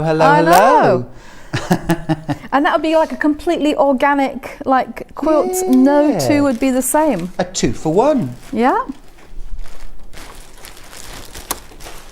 But in the meantime, you are doing the curve piecing. The curved. So this is maybe you've never done curve piecing before, but this is gentle, easy. It is gentle. It is definitely is because it's a nice big long curve. Long, not so deep curves are the easiest to start on. If I'll say that. It just takes a little bit of preparation. And Emma, when you sew your convex and your concave shapes together, which do you prefer to have on top? I've got my convex on top. So that's the one that I'm easing in. Right. And the one reason that seems bigger. Yes. And the reason that I'm I've got that one on top is because that's the one where if you're not careful when you're sewing your seam, you can sew little tucks into it. And I want to be able to see exactly what's going on as I'm sewing that one, because as I sew, this machine does it automatically. But as I sew, I want to make sure I've got the needle down function on. If you don't have a sewing machine that has a needle down function, when you stop, before you do anything, just put your little needle down. Yeah. Because you'll see as I go along, I will be lifting up the presser foot just to check things and to realign and make sure everything is nice and smooth. Understood. I'm going to do, Leslie's loving your nail colour, by the way. Goes perfectly with the K fabric. Thank Great you. demo. Thank you very much. There we go. And I am very carefully sewing over the top. So when you pin, if you pin sideways, if you're very careful and you're very slow, you can leave those pins in place, but just be careful. Yeah. If your needle hits it, then game over.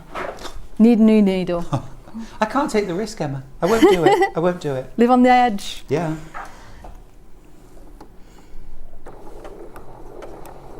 So I'm going very gently, very slowly. This isn't one to rush. And again, this is first time you do it. You'll be slower. You'll take more time. It may not be perfect the first time. Give yourself a break. You know, practice this. Use the templates. Cut a bit of fabric out from your stash. Just, you know, you're learning a new skill. The other thing is, though, to be aware of with these curves, especially at the beginning, at the end of the curve, when it's a little bit trickier. When you put the block together, they're going to be hidden in the seam allowance. Yeah. So don't beat yourself up too much and think, oh, that isn't going to be quite perfect. Right. Because it will, to some degree, come out in the wash. So don't stress. No. We don't want stress. We don't want stress. And a good press is absolutely marvellous. Which reminds me, a little bit of best press as well on your cave before you cut it and before you sew it. Okay. Will also help. Great. All those little bits. This is one of those where all the little tips and tricks that you've learned along the way, you want to throw the whole kitchen sink at it. Yeah, I agree. I agree. What a brilliant price as well. $129.99. We've done a little cheeky price drop for you there. Started at $149.99. So you saved £20 by buying this quilt kit today. And this is brand new to us here at Sewing Street, the Lavender Scent Quilt. It's about 51 inches by 63 inches, I think, if I remember rightly. A fantastic throw for a bed, a sofa, gorgeous wall hanging too. And you've got everything to make the quilt top and the binding in your kit. So you just need to add some backing fabric and thread.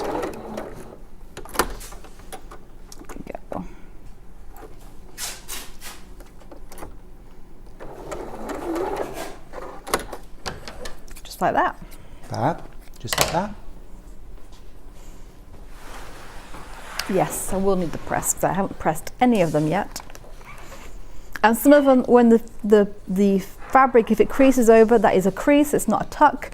Don't worry, because when you press it out, and when you press it, the seam will automatically want to go towards the convex side, which is fine. That curved quarter, that quarter circle. Exactly.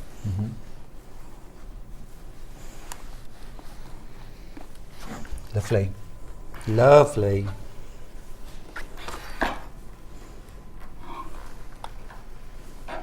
That is lovely. I love that combination of fabrics as well. Yeah, and that's the thing that you can really have a fun play with before you even start doing anything, is just decide which of them you're going to combine together, or if you prefer it the way it actually looks in the instructions already, just go with what they've done. And I'm going to be an absolute wild card here now and say two things. One is you could always dip into your stash of cave if you had some blues, some pinks, some lilacs that you wanted to throw in there.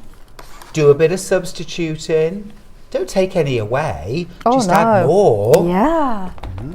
The other thing I might suggest is if the curved piecing is putting you off right now and you're thinking, I'd make that quilt if there wasn't the curved piecing, do half square triangles.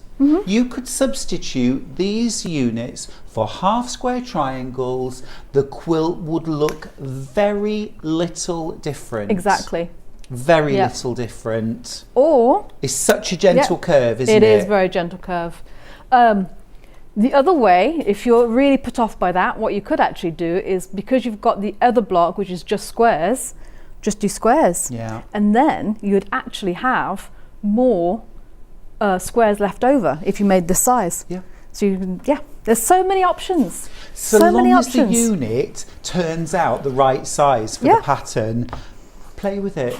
Yeah. Yeah. Kate won't come round and inspect and say that's supposed to be a curve. No. Yeah. You know? It's your quilt. Yeah, yeah. And do exactly, it's your rules, do exactly how you want it. It's absolutely right. It's Yeah. absolutely right. So those are, let's see, those are going to be like this. And then we need that lovely stripes in the middle. And the way that those are achieved is you actually sew all your strips together and then you cut them down to size. So I've got the one, and I'll show you how to make more of those. I like how you've fussy cut that spot. Oh, that wasn't intentional, actually. Wasn't it? No, that was lucky because that one hasn't come out. But yeah, you will have a bit of mixture of that. So I'm going to need to switch out my mat You want a regular? to a larger one, please. Not a problem, not a problem. I'll move the ironing down. Fab. There's Thank your you. cutting mat. Thank But you. I love that triple sashing there. That's Yes. it's such a simple It thing to is. do, isn't it? But it's so effective. It creates adds, just another little aspect that you don't normally think about doing, but it just adds that, and it makes it look more complex as well than it actually is. So as before, so what I've done, I've got my fabric, all my yardage, because you get a nice amount of yardage of this. So I folded it in half. I've got my selvage edges matching at the top.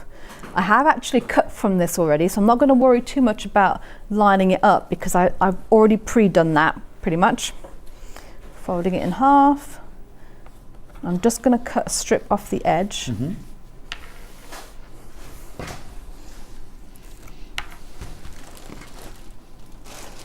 That's lovely, isn't it? I love the cave spots. Yes.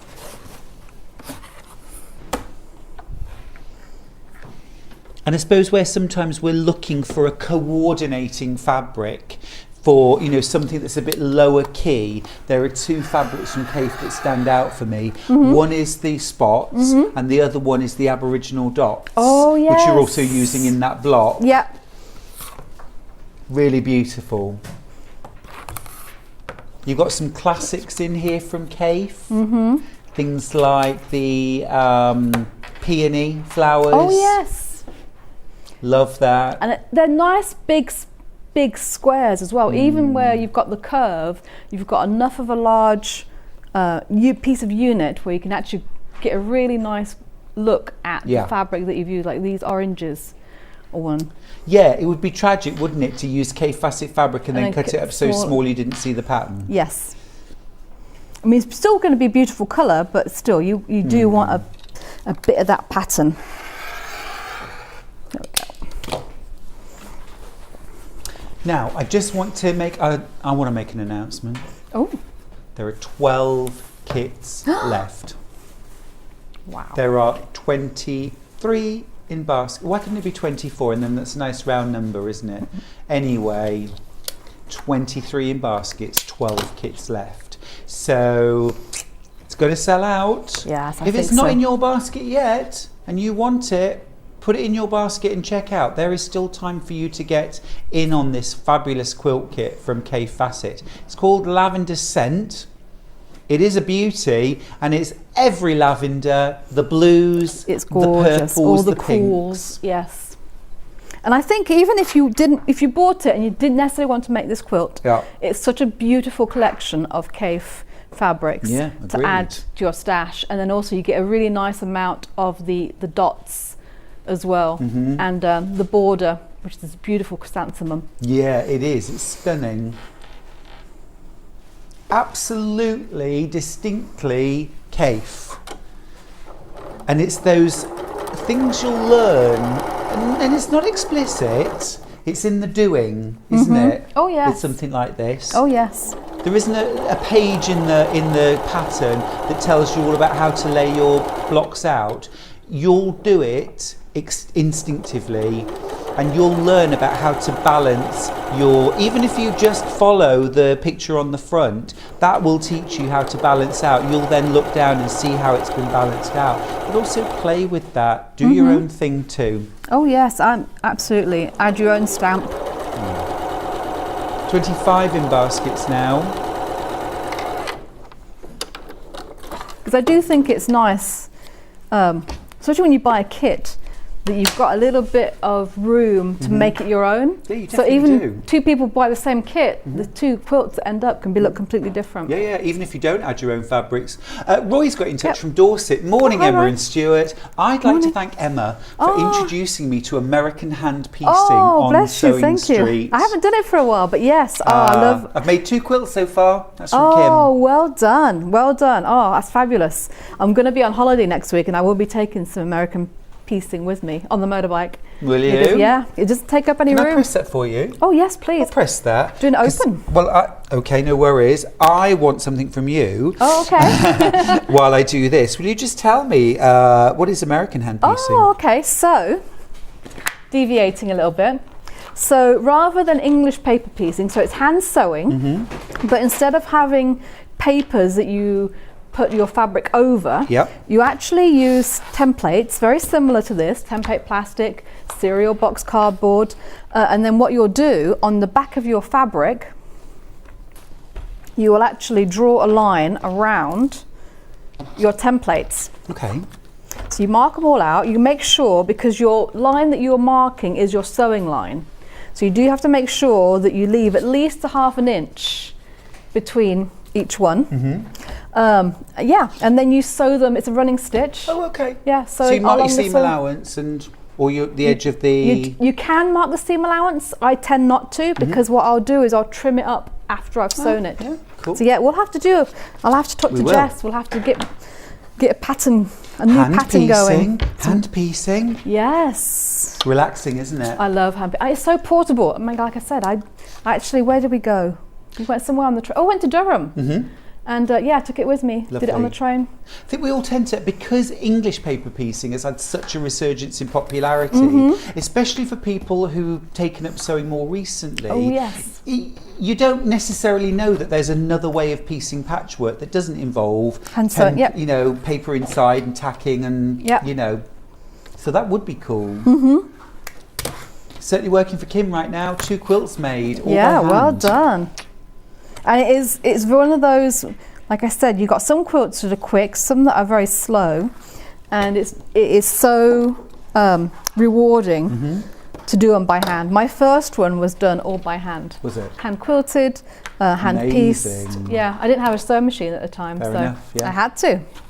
Fair enough. Well, I hand quilted my first ever quilt Oh, because yes. I just looked, and it wasn't actually that big. It was about single bed size. But I looked at it and I thought, well, you couldn't possibly sew that on a sewing machine. Quilt that on Oh, a sewing yes. machine. So I thought, well, yeah, I'll hand quilt it then. It's a running stitch, isn't it? Yeah. And it was a bit rough and ready. But that's a charm. But, yeah, Yeah, I love it.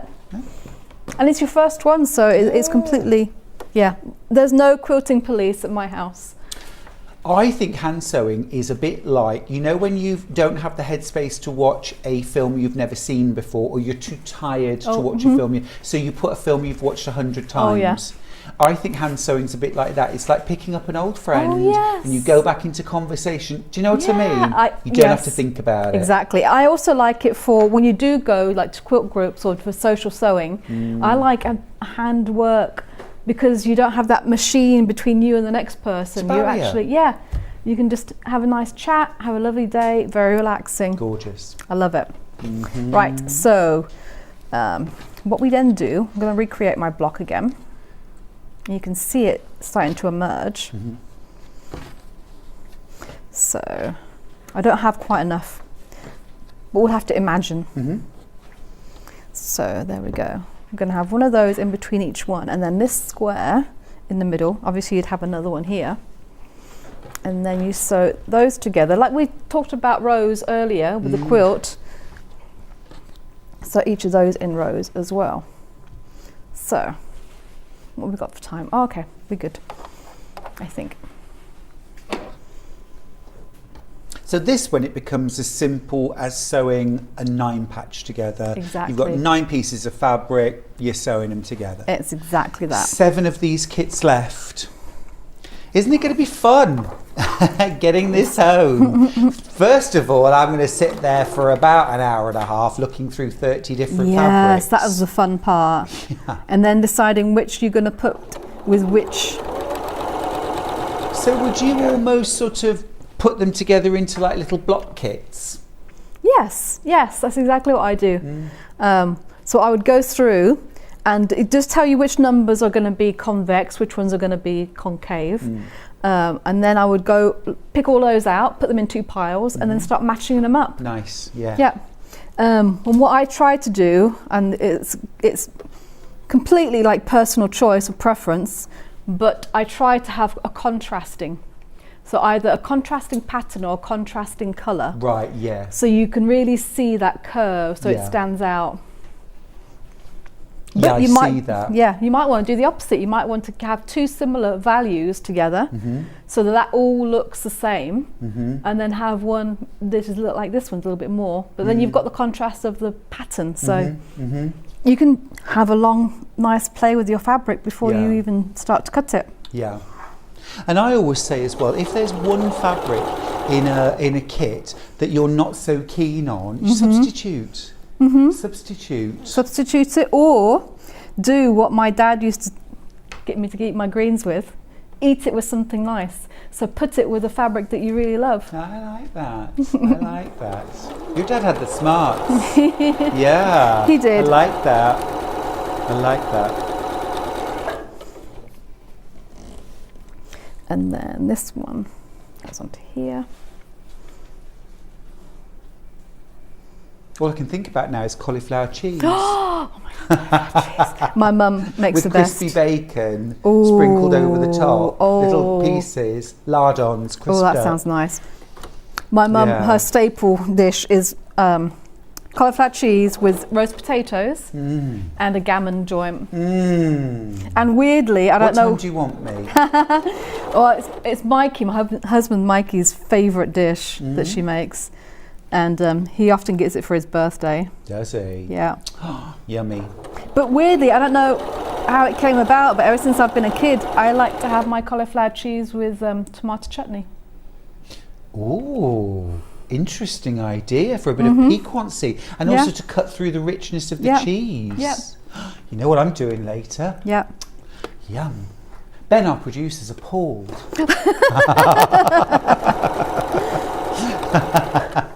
It's actually called security. I'm joking. It's tomato chutney, Ben. Try it before you criticise. Yes. Come on. It's delicious. I don't know. No, I'm having casserole with dumplings when I get home. Oh, yum. Round of applause for that. Yeah. Oh, I guess Charlie said to me, do you want a roast dinner? You'll want a roast dinner, won't you? I said, do you know what I'd really like? It's that time of year, isn't it? Oh, Charlie's doing it. It's ready when I get home. I just bought a slow cooker, which I've had one before, but I haven't had one for a very long time. I made slow cooker stew last week. So good. Oh, actually kind of slow cooker boeuf bourguignon. Oh, boeuf bourguignon. Gorgeous. Yeah. So then you sew that one onto that one. I'm going to skip ahead because I want to get to the next one as well. Sure. And that is your curved piece block. And so Done. you have 1, 2, 3, 6, 9, 12 of those altogether. Yeah. So that's one set of blocks done and dusted. Yeah. And actually it's kind of coasting from here, isn't it? Oh yes, so the next one, that was the hardest one. Next one is literally same 4 patch, same principle, but with squares. Emma, I want to ask you a quick question. Obviously, I understand you've shown us that block because that's the most complex. That's the one that we absolutely needed the time for demonstrating. Yeah.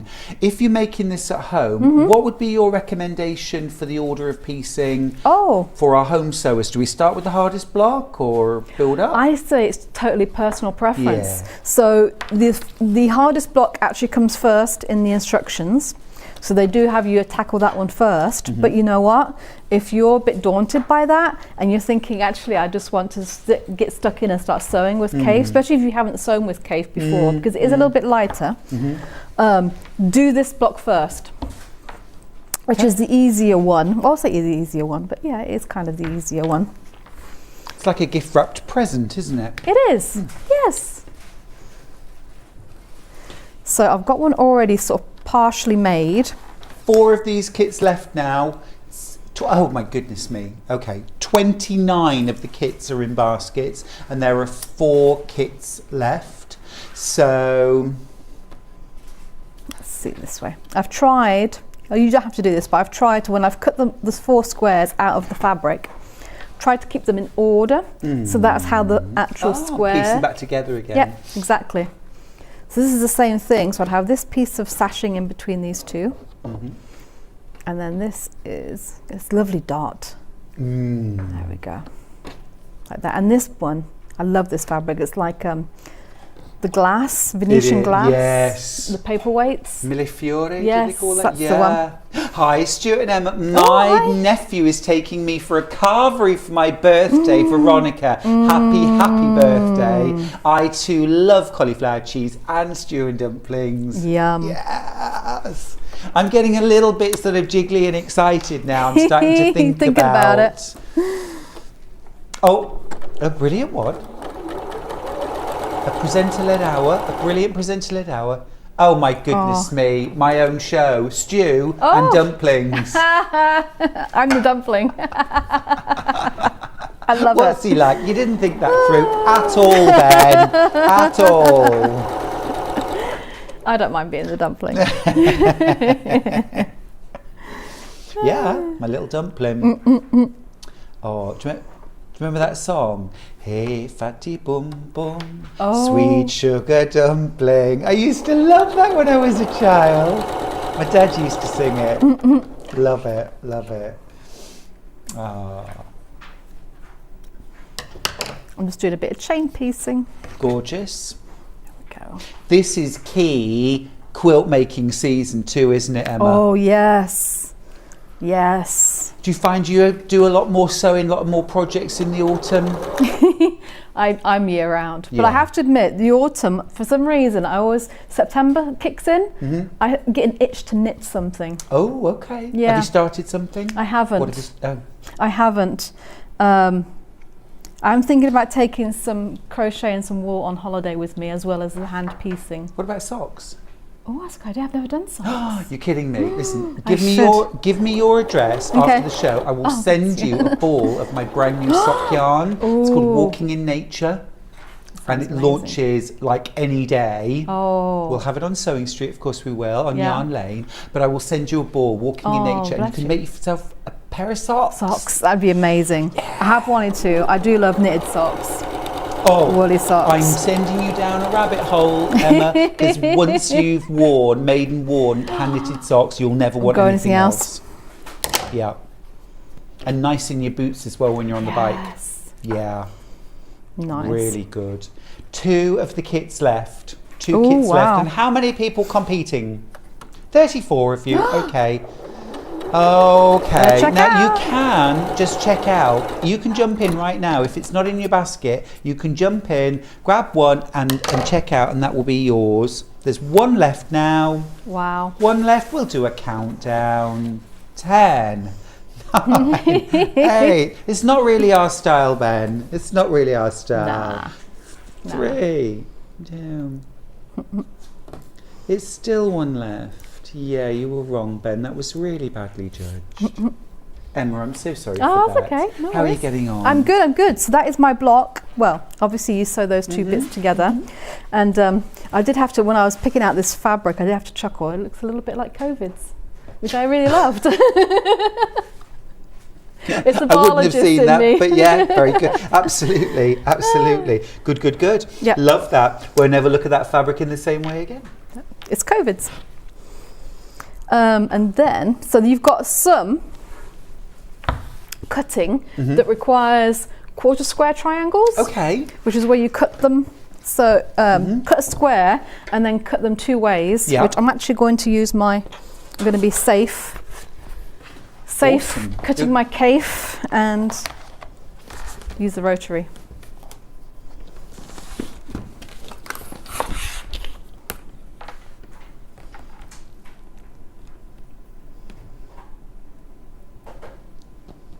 There we go. And then without even, that's what I love about these mats, without even moving anything, you can just do the other way. Perfect. Oh, it's my John Scott moment. Oh, Sold out! Sold out! nice. He loves it when I do that. I'm back, I'm back. We're going to keep demoing, of course, Oh, yes. as well. But we're just going to pop up graphics for my current absolute favourite thing, which is the Native Lighting 3-in-1 lamp. We'll just leave that in the that's corner nice. there. Awesome. This time of year, more than ever, I need task lighting. This is amazing. Check it out on the website. There are only 6 left, by the way, if you're thinking about it. So you did that big quarter square triangle. Yes. Now you're doing a small version. I'm doing smaller versions because these are the bits that go in the middle. Okay. Are we making these corner setting triangles now? Yes. So then you've got Perfect. the side ones, which require a square and 2 triangles, and then a triangle in the middle, and then the corner one. Awesome. I remembered you saying there were 4 blocks. Yep. Now I see them. Yep. Those are the little ones. I have to remember those are the little ones. I'm just going to do this one because that's going to be on the side triangle block unit. And I love an on-point setting. Yes. It always makes a quilt look more interesting, more dynamic. We Festival of Quilts, there was one that was bear paw on yeah. point, which I never think of putting bear paw on point. No. But it was so effective. It was really nice. It almost takes a sort of autumn leaf or a Yes. leaf when it's on point, doesn't it? Yeah. It changes the look. I think as well, and this is sometimes possibly off-putting for people until you do it and then you realise they're just square blocks. They look harder to make They do, but they're just on-point quilts. Yeah. It's just How you sew them together. Yeah. Well, I suppose the setting triangles, but that's all in the kit. It's all in the pattern. It's all in there, and all of the edging is this lovely kaif. It actually has kaif written all in it. Yeah, that's The kaif fun, fabric. isn't it? Yep. You can just about see it there. In the, you see? Perfect. Kaif. Although my absolute favourite story about Kaif's name, and people, of course, people so often get the name wrong or call him something different. I was at an evening with Kaif, and Brandon, his husband, did a bit of an introduction, and he said, you know, many, many years ago, Kaif was on Radio 4 being interviewed about his latest knitting book, and they did the news beforehand, and then they said at the end of it, and now coming up in the next hour, we've got Yasser Arafat talking about his latest knitting book. Yasser Arafat. Oh wow. Isn't that awesome? I just love it. That's quite a departure. Yeah, it really is. To my knowledge, I don't think Yasser Arafat knitted, but you never know. You never know. You never You know. never know. There we Now go. that we have sort of World Knitting in Public Day, it would be obvious, but Well, my dad and my brother both always knitted. So my mum taught me how to knit when I was about 5, which was my first thing I started doing. But in my family, my brother Simon knitted, Yeah. my dad knitted. We boys all knitted. Yeah, although they didn't do it extensively. Yeah, They yeah, knew yeah. how to do it. That. Collector in Merseyside's got in touch to say, can I see the borders on the quilt, please? I think I got the last kit. Well done, you. Yes, Congrats. it's beautiful fabric. I love this chrysanthemum. And all the edging, which is also kind of part of the border, is this beautiful blue kaif because it it's in every single side block, it frames the whole quilt as well. It really does. It really does. We'll do a nice little close-up for you as well, Kate, just so you can see that border fabric. It is stunning. I love that you've got the spots on either side because it frames that border fabric. Absolutely yummy. Well done, everyone, if you got your K-Facet quilt kit. Absolute great fun winging its way to you. Yeah. Enjoy, enjoy, enjoy. Yeah, it's just a nice little box of delights. Yeah. I'm just going to continue. Yes, please. So rectangle to square this time. Yes. Now the only part that you will need to be careful, obviously, is your border, attaching your border onto the edge, because this is going to be a bias edge and a straight edge. Okay. So for the sides, I definitely recommend pinning. And also when I put it through the machine, I would actually put the border strip underneath with the bias on top. On top, yeah. Yeah. So is this a quarter square triangle here? Yes. So that's a straight grain, isn't it? The outer. Oh, of course it is. Yeah. Thank you. But I mean, great advice as well about the strip. Yeah. But yeah, because it's quarter square, you won't have to. Don't have to worry about it. Of course not. But, makes it even easier. But it's still really important to get a good job on the, good finish on those borders, isn't it? When you add a border to a quilt, Emma, can I ask you? Yeah. What's your method? So I usually do the opposite to what I just said. But so I don't measure my borders, which I should, I know, but I'm naughty and I like to do things quick. Okay. But correctly. Yeah. So what I will do is I will actually lay down the border strip on top of my quilt top, and then literally pin, because I never pin, but I do pin that, maybe about, 3 or 4 inches apart. So quite regularly all the way across, so that your border strip isn't stretched. The other tip is if you cut your border strips the length of the fabric rather than the width, that also reduces some of the... That's a really good tip. Yeah. Lengthwise grain. Yeah, because the width of fabric is a lot stretchier than it is lengthwise. So that also reduces. Because what happens if your border strip is stretched and it's a little bit longer than your quilt top, that's how you end up with those wavy edges. Wavy edges, which we want to avoid. Yes. Because we might be using this as a wall hanging. It's a great size for one. Well, wavy edges are a nightmare when it comes to quilting your especially quilt. if you have it long-armed. Yeah. Well, there's some tips and tricks, but yeah, it's not ideal. It's not ideal. I will have you want to it just to be flat, don't you? Yes. Do you long arm for other people? I do. Oh, you do? Yeah. Yeah. Yeah, I've so you got experience all kinds of different borders and yeah. But they are it's amazing to see all the beautiful different quilts, and also the fun part that I really love is because sometimes, but not very often, I do get customers who know exactly what pattern they want and what thread colour, and I love that as well. But I get a lot that say, I'm not quite sure about the pattern or the thread colour, and then I can really go to town. And because it sounds probably a bit weird, but I do feel a little bit like the quilt whisperer sometimes, because when I've got the quilt on the frame, it's like it tells you what pattern it really ought to have. Yes. Which sounds strange, but quilting can completely alter a quilt, can't it? Yeah. And bring it to life. It can make sense of it. Yes, it just brings it all together. And I'm a big fan of, I don't use a lot of, I never use white.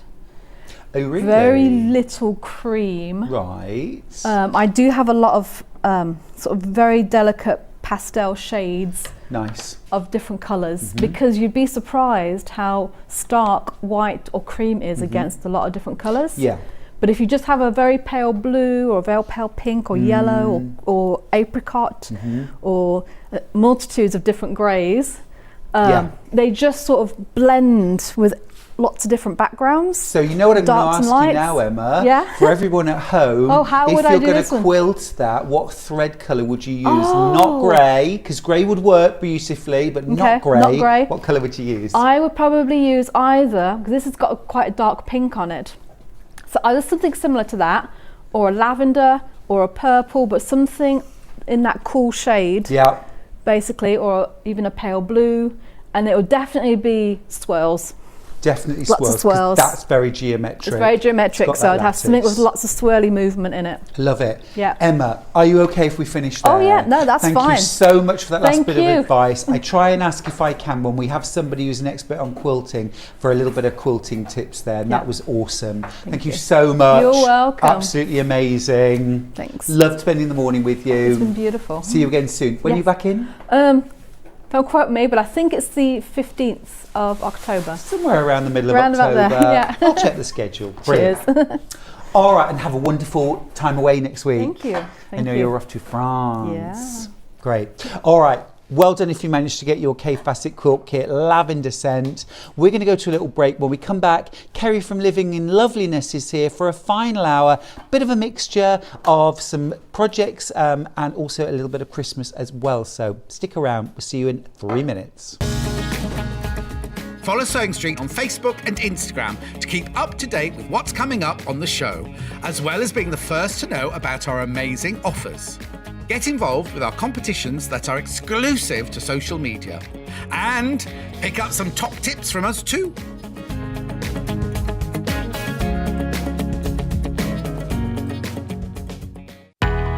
We know that shopping online can be a confusing and sometimes daunting task.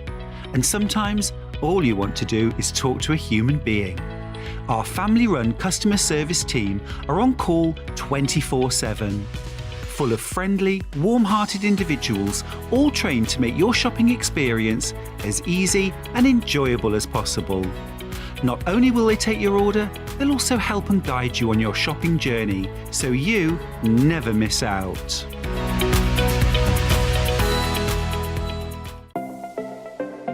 Missed the live show? Don't worry, we recorded it for you. Never miss out on your favourite presenters, guests and makes ever again. Head on over to our YouTube pages to watch back the day's live show and enjoy your favourite demos over and over again. Subscribe and turn on the bell notification so you never miss a show or video ever again. If you're a Sewing Street or Yarn Lane customer, no matter how many times you check out in one day, you will only pay one postage and packaging. So don't wait to add the item you want to your basket and check out. You will only pay one P&P even if you check out multiple times in one day.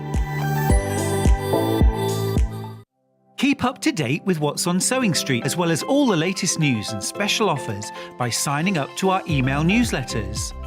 Head on over to www.sewingstreet.com, scroll down to the bottom of the homepage, type in your email address, click the envelope, and you're done. Never miss out on the latest news and special offers ever again. Stuck for ideas for the perfect gift? Why not get them a gift card? You can buy Sewing Street and Yarn Lane gift cards loaded up with anything from £10 to £500. Shop our gift cards online at www.sewingstreet.com or www.yarnlane.com, or purchase them via our UK call centre on 0800 001 44 33. Are you a fan of Sewing Street and Yarn Lane? Why not join our growing Facebook fans pages? Just search Sewing Street fans and Yarn Lane TV fans on Facebook and click Join Group. It's that simple.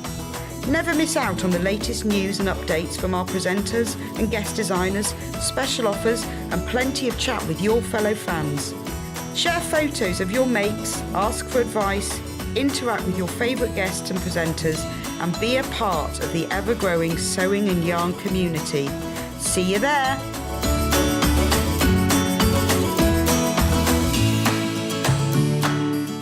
Sewing Street have our very own app. You can now watch and shop from anywhere. Simply download the app from your app store onto your smartphone or tablet, then log in or create an account, and you're done.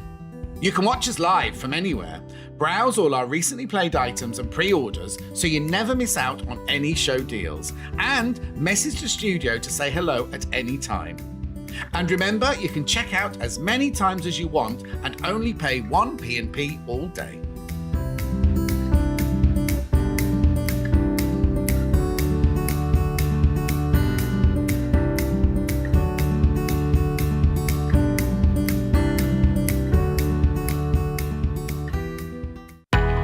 We know that shopping online can be a confusing and sometimes daunting task.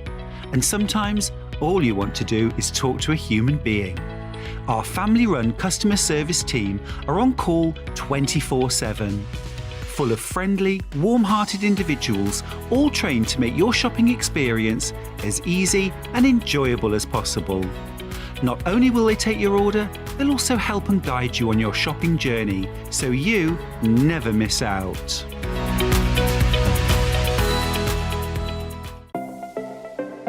Missed the live show? Don't worry, we recorded it for you.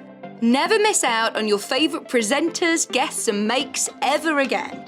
Head on over to our YouTube pages to watch back the day's live show and enjoy your favourite demos over and over again. Subscribe and turn on the bell notification so you never miss a show or video ever again. If you're a Sewing Street or Yarn Lane customer, no matter how many times you check out in one day, you will only pay 1 postage and packaging. So don't wait to add the item you want to your basket and check out. You will only pay 1 P&P even if you check out multiple times in one day. Keep up to date with what's on Sewing Street, as well as all the latest news and special offers by signing up to our email newsletters.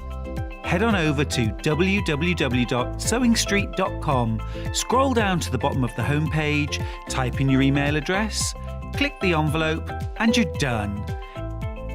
Never miss out on the latest news and special offers ever again. Follow Sewing Street on Facebook and Instagram to keep up to date with what's coming up on the show, as well as being the first to know about our amazing offers. Get involved with our competitions that are exclusive to social media, and pick up some top tips from us too.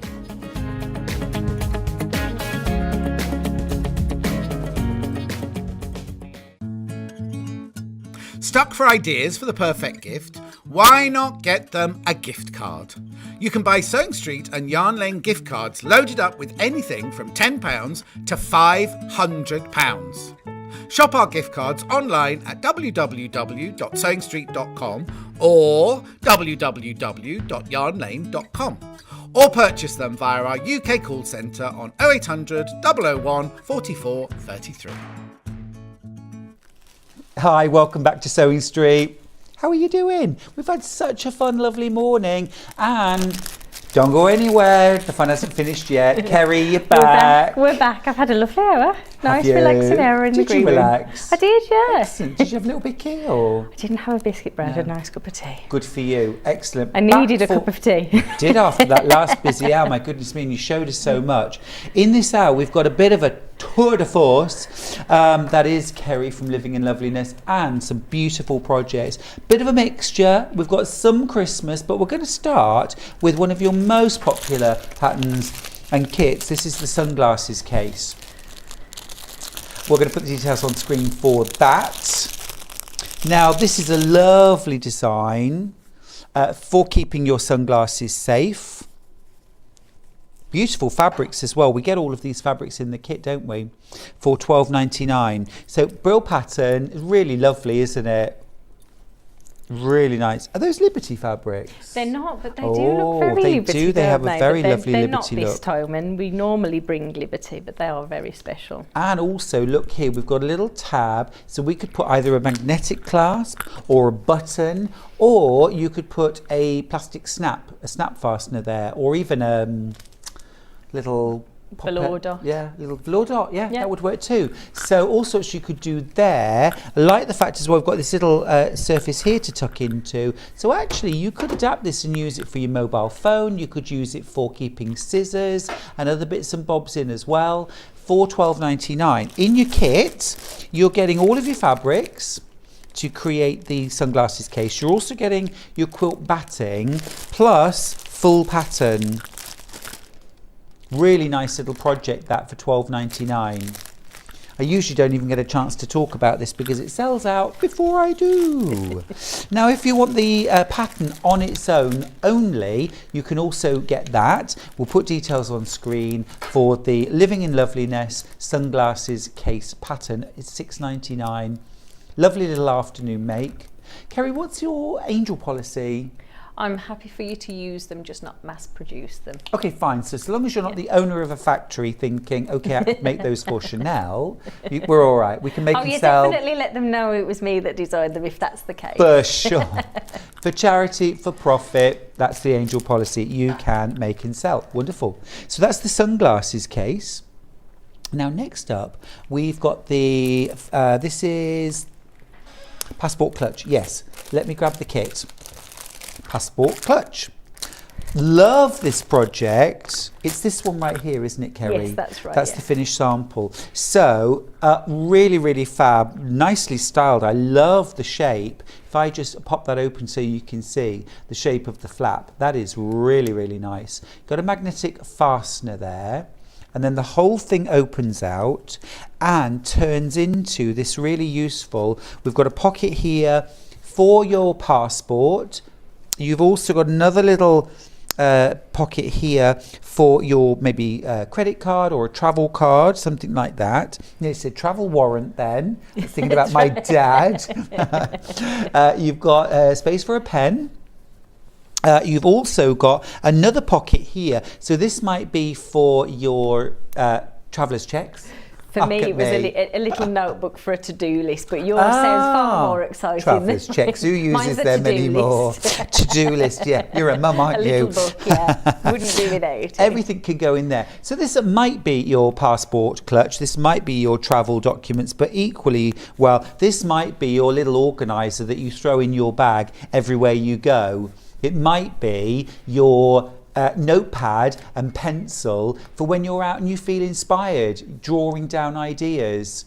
Yeah? When you little quilty ideas, making ideas. If you've got a little sketchbook, you could pop that in there too.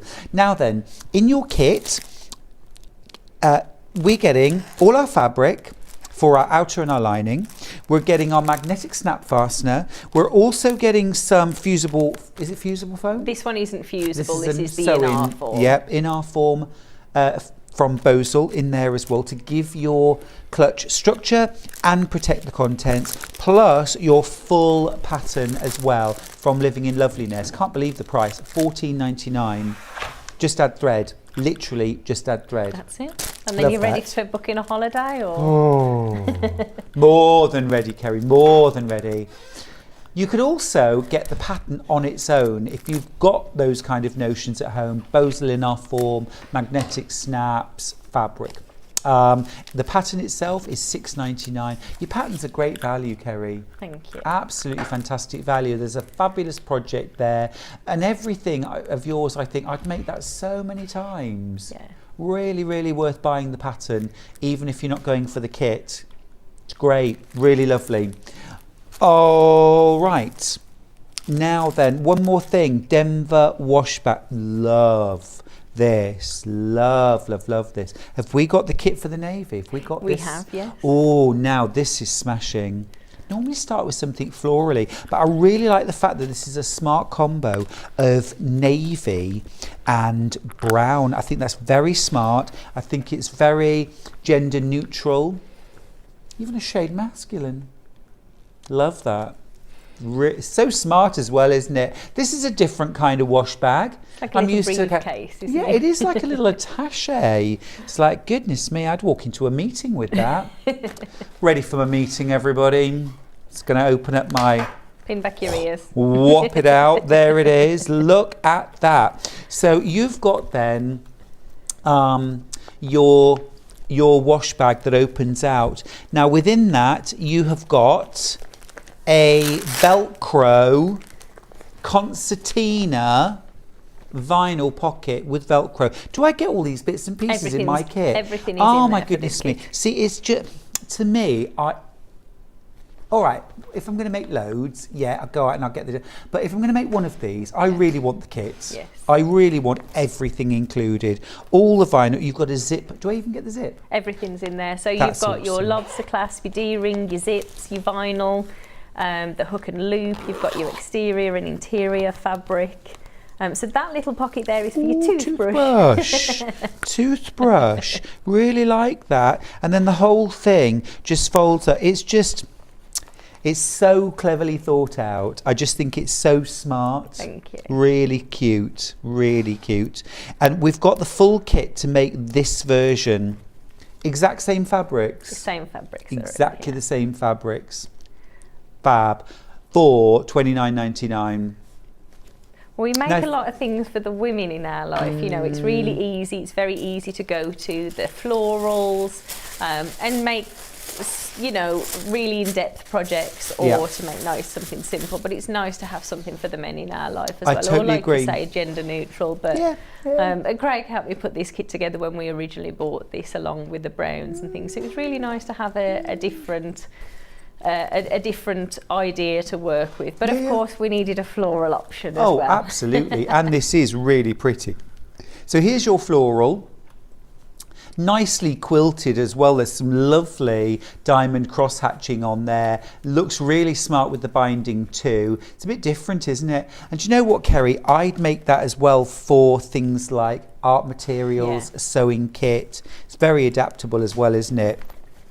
So you've got that big concertina pocket in the bottom. Now, I've not seen this before. I think this is a really smart idea. The fact that rather than just a flat pocket, which you can get very minimal amounts into, look at the depth on that bottom pocket. So if you want to take bottles of shampoo, or your deodorant, it's great for your little projects. yeah, You absolutely. fit quite a lot in there as well, Yeah. really. You know, Well, you just wear an awful away. lot of makeup like me. I do wear an awful lot of makeup. Me too. And it's great for your palettes of makeup. I love palettes of eyeshadows. So, you know, sometimes with a makeup bag, if you were using this as your makeup bag, you know, it's nice to actually have somewhere that you can put those large palettes in, because It is cavernous. very much so. Look. And then your toothbrush holder, of course, you know, that can be where your brushes are going into as an Yes. alternative. Yes, absolutely, absolutely. And presumably, if you wanted to, you could put an extra one on there, maybe. Absolutely, yeah, absolutely. You'd have a little bit of fabric. You've got your vinyl pocket there as well, and also your toothbrush holder at the top. It's a really lovely bag, that. Very, very nice. And if you want that kit, details are on screen. Now this then, kit as well, just to mention, this does have a full pre-recorded tutorial. oh, So brilliant! This is one of the new ones. This is one of the new ones. This is slightly different to the last one that you saw. The QR code, originally we started putting the QR code on the welcome letter, and then we got some feedback. People had lost the welcome letter, so then we've Makes changed it. sense. So this one, just be mindful of that. That is actually on the welcome On the letter welcome rather letter. than in the booklet. Perfect. Pattern on its own, I will give you the details. Make that many, many times. Beautiful. $9.99 for this. There's a lot of different steps in there. Lots of steps. Like you've got your zip installation, your hook and your loop for your lobster clasp, your handles, and again working with the vinyl. And I decided for this particular project it'd be nice to have the vinyl as the back of the bag, so if anything spilt in there. And I think when we showed it on air last time, something had spilt in there. You know, it's easy to wipe it down as well. So That's it's a really great clever. product to work with, the vinyl is. For Yeah, this yeah. sort Oh, it of really project. is. And it's easy to sew with. If you've never sewn with vinyl before, give it a whirl. All right, there's your pattern for your Denver wash bag. Love the name as well, Denver. Do you know, most of my patterns, so my original patterns were named after my nieces and nephews, and then I started the ladies who came to the classes, and now I message my sister. She could always come up with great names, so it was my sister who chose Denver. It's a lovely Really name. smart. It's fab. Do you want to do vinyl or? Yeah, I just mentioned vinyl. Clear vinyl sold out. I personally am a lover of the sparkle, the glitter vinyl. because you can still see through it really well, but it has the added dimension of glitter, kind of multicoloured Aurora Borealis glitter. How gorgeous is that? You're getting It's a a half lovely way metre to piece. explain that. It really Flowery. is. I've always got words. Always got. Never without a word. $2.99 for a half metre. Absolutely brilliant. It's not worth not having, is it? No. Kerry, over to you. So I thought today we'll have a look at the Passport Clutch. We bought this along before, and I think it sold out before we had chance to have a little nosy. So if you have already got this, it's a nice project to make. What we did with this is one of the projects that featured originally in our Fast Fat Quarter Fun sewing series. And some of the feedback that we got from people with the patterns was that they wanted where you double hem, especially if your sides have got different widths on there or lengths on there. So this one is super easy to work with. You've got, as long as you leave the templates onto your fabrics, it's showing you pattern direction, but again where you're double hemming. So what I've done is cut out all of the fabrics to begin with, and what I'm going to do is to just simply follow the template guidance and just add those double hems onto the little pieces. And this is a lovely project actually for scrappy pieces of fabric. You can see all of the pieces here, they're just little bits of fabric if you like, so a nice remnant project as well.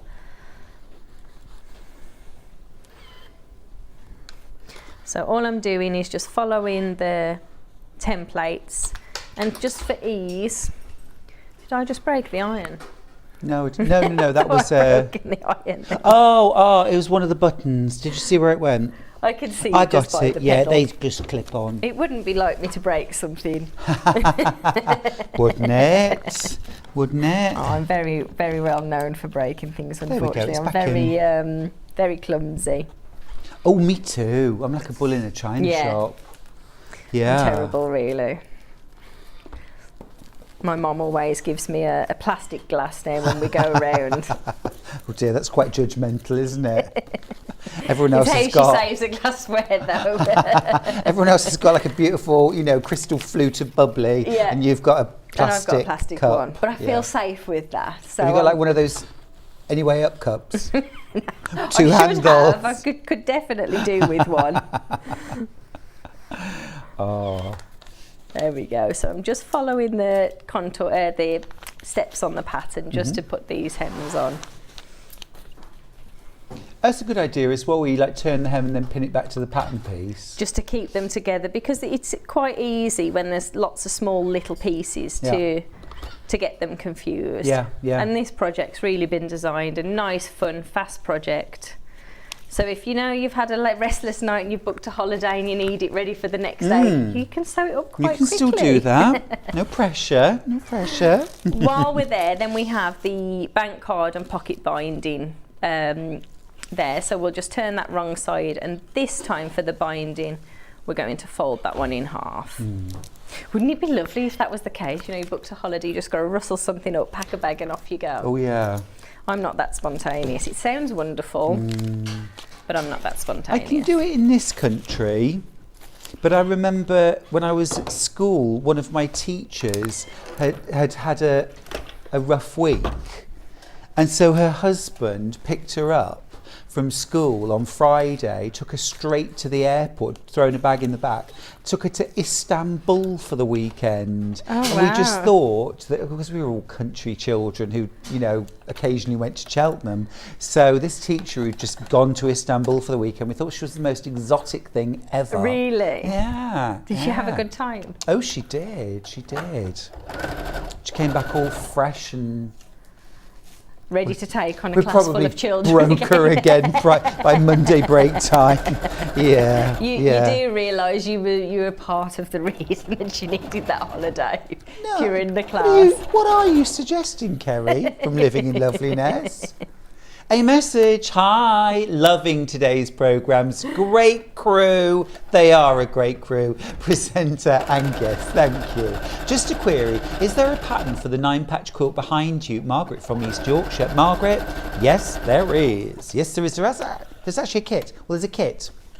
Yeah, it's a kit. I think it's a fabulous kit as well, because it would make a great table topper. alternative Christmas tree skirt. It would be a great little quilt to throw over the back of a chair as well. It's $39.99. You get all the fabrics for the top plus full instructions for that price, and we measured it and it's about 43 inches square. Hope that helps. So did it inspire you to visit Istanbul? Well, I was only a child. I think I was like 12 or 13 at the time, but I've never forgotten the spontaneity of that. How lovely. You know, what's the most spontaneous thing you've ever done? Oh gosh, now you're catching me off guard. I don't know. I'd like to think I'm spontaneous, but I'm quite realistic with my everything else I have to do. Yeah. I'm going to have to think about that. Yeah, that's fine. Yeah. How about yourself? The most spontaneous thing I've ever done.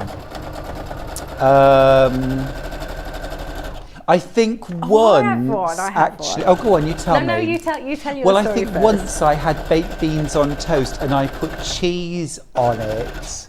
I know. Imagine being that adventurous. Yeah, that's spontaneous. I am so impressive. Isn't it? And I think there might have been Marmite on the toast before the beans went on.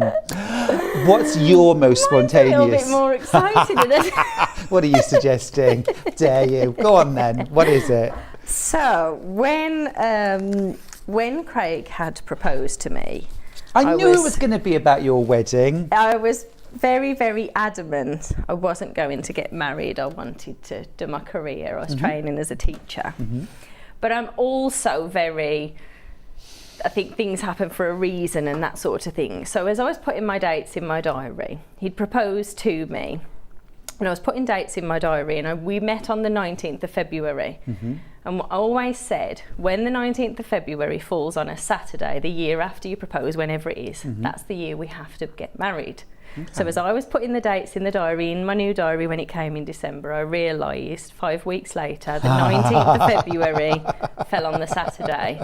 I booked our wedding, sold my flat, and moved to Northern Ireland with Craig in 5 weeks. Whoa. So yeah, I suppose I That's have been the most spontaneous. I still say cheese on baked beans on toast. Well, I might try that this afternoon.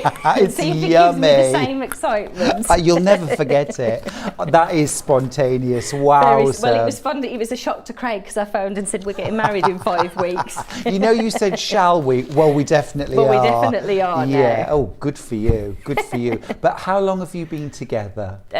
22 years. Amazing. There you go. When it's right, it's right. When it's right. It was the date, you see. This is what it's all about. But also as well, you know, I mean, I hear sometimes friends of mine have got married and they've spent 2 years planning it. And I think it's too long. You'd be absolutely, how could you not be overcome with the stress of it all? I'm a bit like, if we say I'm going to do something, I'm doing it. Let's just do Let's do it now. Yeah. Let's do it now. I think Charlie and ours, we got married about 6 or 7 weeks after he asked me, and that was purely because being a Yorkshireman, he thought, how can I make this like 2 for 1? We had booked a fabulous old rectory in Richmond, North Yorkshire, for a long weekend with about 15 friends. Got indoor swimming pool, beautiful place, absolutely gorgeous. And Charlie said to me about 6 weeks before we were going, we just had breakfast. He said, you know, when we go to Richmond with friends, why don't we get married a day or 2 before? Anyway. Because the dates are already set and we've already got the honeymoon bought and paid for. And I was like, yes, let's do that. That's lovely though. So yeah, it was stress-free. Because there was no time to get stressed. Exactly, and that's exactly how it needs to be, I think so. That's a lovely story. Maybe that was more spontaneous than baked There you beans. go, see. This is very spontaneous. So what I've done is I've simply followed the guidelines that are on the templates. What we're going to do next is I've just put a single hem on that smallest pocket here, which is telling you to just put a single hem. Using the guidelines that are on the template, so if I bring that template along here, I'm just simply going to line those up with my sew lines, pin through those fabrics, And this one is just to secure this pocket. Now you could use this pocket, it does say notebook, but as you can see on the photo that's on the website, you can slide a couple of passports in there if you're keeping all of your passports together. And then we've got your little pocket here. So as in all of the patterns that we create, I always quite like to put binding onto a project. So we've got the credit card pocket and then the main pocket. And to finish this particular pocket off, what I've done here is just use that binding, and I'm simply going to sew across the top, fold the binding over to the back, and just zigzag stitch this little section here. Kerry, I really like that zigzag that you use. I love that looks this. really nice. I do like the zigzag. There's quite a lot of my projects I use a zigzag, a binding, and I just find instead of trying to capture that fabric in the stitch, you know, the stitch in the ditch, you know, you're going to capture it with the zigzag it's a bit stitch. forgiving, but it's Very also much really so. decorative. I do always say I'm going to change, but I'm always drawn to that. Why change? Well, If it ain't broke. don't fix it. We're not doing that today. No. So folding this over to the back, and it just adds a nice decorative stitch. I mean, if you're making this for, you know, for a notebook in there, and you've got lovely decorative stitches, it's a nice opportunity to use your decorative stitches as well. This is really giftable, isn't it, this? Because it's small pieces of fabric, it's a fun make, but it's a make you'll do in a day, probably half a day once you've cracked it and you know what you're doing. And then you could pop a little notebook, they're cheap as chips, aren't they? Yeah. A little pen, and that's a gorgeous gift for somebody. The size notebook that I use in here, you know, you normally get packs of 3 or packs of 5, so it is a lovely gift. And we mentioned, you know, if you're doing little craft fairs or if you're raising money for charity, that sort of thing, they're nice, fast, easy projects to use up your remnants as well. Yeah. So I love anything that's nice and speedy. It's really gorgeous. It's wonderful. Now, a little shout out for you. You got an award yesterday, so congratulations for that. Am I allowed to mention it? Because you're an ambassador for Buddy Bags. I am, that's and a right. coordinator or an ambassador. Yes, an ambassador. An ambassador. But I coordinate lots of charity sewing for them. So. Absolutely awesome. Well done, you. We're really proud of you. Thank you. I'm really proud of you. Thank you. That's nice of you to say. Yeah, it was a surprise. I didn't know that's what it was. You didn't know it was an award ceremony. Kerry nearly didn't go because she was busy, you know, as always. You're a busy woman. I was looking after my mum's dog, so I was like, I don't think I can go along, and so. Were they like, no, we'd really, really like you to go, please, Kerry. It's I important. did say to Craig, they're hounding me a bit to go. You know, I better go along, Oh, show my face. yeah. It was lovely. It was a wonderful event. And then you It got was called nice. up. Did you know you were getting called up? No. So that was the point you realised? Yeah, and I was asked to say something, and it was just such a shock. I just went to pieces, to be honest. I stuttered quite a lot and didn't really know what to say. And then afterwards, I was like, if I'd have realised, I could have been. But it was lovely. Like a ship in full sail. Did you do a Gwyneth? Did you cry? I'd cried before, actually. Did you? It was quite an emotional yeah, event. it's cute. It's really cute. So what I've done here is pop the binding onto the top of the pocket, folded this over again, it says that on your pattern, and this really just hides that raw edge. Now I quite like to have a pen to hand all of the time, to be honest, for the little notes. So this little pen pocket just rests along that raw edge. You can base stitch that into position if you want to, but just for nice speediness today I'm not going to. What we're doing here is just leaving that out, tucking it in, and we're going to sew along that raw edge, starting and finishing with a reverse stitch. So I will pin through a few layers there. And we'll do the same on the opposite side. So that completes all of the pockets, and you can see just how quickly those pockets sit in position. That's just I love a stitch. project with multiple pockets, though. They're really fun to make. Absolutely. And it's all multifunction, isn't it? Yeah. I like the little pen pockets as well, because I can never find a pen, and I mean this was designed to put a little notebook in there, so you know you need that pen. Thinking as well, Kerry, if you've got the pattern, or once you've got the pattern, if you go for the kit, you've got everything you need in there to learn how to make the clutch all in one go. So I'd go for that kit if you can.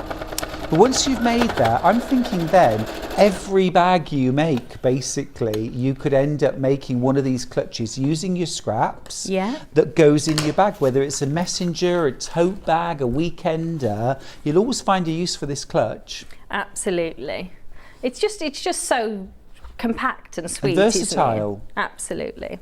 So the next one, we've then just simply going to show, so I'm not going to sew this all together, I'm just going to show you where you're putting your magnetic clasps. So if you're going for the kit, the magnetic clasps comes along with that, and we've got here on your exterior panel, so it's showing you where to put those magnetic clasps. Now, I don't think I've got a spare piece of...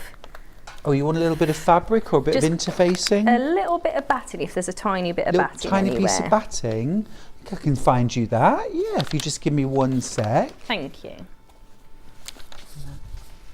I think it's in our scrap fabric. Now you will have to use the extra little bit of batting from your stash. Because I definitely haven't got, that's not in here. You could use, oh lovely, thank you. Oh, you got it. And then this one goes on the interior panel. Now, it's up to you if you want to quilt this. So if you look at yours, Stuart, yours has got the quilting on the outside, and that's in your step-by-step instructions. So if you are going to quilt it, you'll need to quilt this before putting this together. And what I've done there, it might be quite difficult because I'm working with a navy fabric, is just done that dot really, really bold. Thank you ever so much. Want two? Yes, please. And then placing the little washer onto here, we're going to just draw the lines in line with the washer. Slide a pin just above that washer here. Taking your stitch unpicker, just pushing that through your layers and just cutting that hole in. And that pin just prevents that from sliding out of the way. That's a good tip. So pop in your male part of your magnetic clasp, pushing this through, pop in your washer on the back and push that in to close and secure this into place. And we'll repeat the same on the lining fabric. I only needed one, I've just realised. That's all right, yeah. I was just thinking then, I cut two. You definitely did. One for later. There we go, we're ready for later. So placing this on top, repeating that same step, just drawing through those lines, sliding that pin through. Oh, check this message out from Sandra. Sandra, this is a lovely message. And maybe bittersweet, but thank you for sharing it. Stuart, my late husband proposed on the Thursday and we were married on the Saturday. That is very spontaneous indeed. Caesar's Palace in Lake Tahoe, Nevada. What a surprise. Sandra, you definitely win the prize. You definitely for being the most spontaneous person here. Amazing. Thank you for that. How exciting would that have been? Yeah, that's cool, isn't it? Very, very much so. I had a friend years ago who went off to Las Vegas and got married. You know, the little Whitechapel kind of, they went and did that. It's like, wow, okay. Very exciting. Yeah. Very exciting indeed. All that's left to do to complete this project is if you place them pattern facing, sew around your exterior, leave maybe perhaps a 4-inch turning gap on here because you've got your foam. And then when you turn this out, give it a little top stitch, and there you have your little clutch ready for your holiday or your wedding reception. Yeah. Or just to throw into your bag anytime. Awesome. Thank you so much for doing brilliant demo there on the passport clutch kit. Remember, you can use that for so many different things. Notebooks, your travel documents, could be just cash and card, library ticket. Love it. All right, great. Now, where would you like to go? Let's do a few Christmas kits. Yeah. Great, so we're going to demo wash bag, but we're a bit of Denver, but let's just go through. So let's do the wreath first. I was just thinking that. So the wonderful wreath from Living in Loveliness, wreath kit. This is what you're going to make. You get everything you need. I was astounded with exactly what you get in this kit. Let me show you. So you're getting your full instructions. You're getting your polystyrene wreath form. Ribbon, of course, to hang. You're also getting all of your fabrics. This is a mixture of gingham, a deep spruce green, and a proper true Christmas red. And then you're also getting your dotting. Is this a nail dotting tool? Something similar, or yes, like it is, clay modelling? You can use it in clay All modelling, you can sorts, use it really in nail clever. art. Yeah, I was just thinking how versatile. You get your dotting tool, you use this for pushing in your fabrics to create your wreath. There are 5 of these kits left, so if you'd like one, please be quick. Yeah, don't delay. That cup of tea will wait. Tea never waits. Tea never waits. Tea Who am I first. trying to kid? Now, next up, we've got the tree garland kit. Now then, you'll just see on this Christmas tree next to me, I don't know if I can move that in. Do you see this lovely padded tree garland? Looks great on the tree, but equally you could hang it across the mantelpiece, down the staircase. You could hang that across the back of a bed. Yes. Yeah, it's like a little fun sort of padded bunting. Not sure I've got the kit actually in front of me on the table. Here you go. Oh, it's there. Thank There you you so go, darling. much.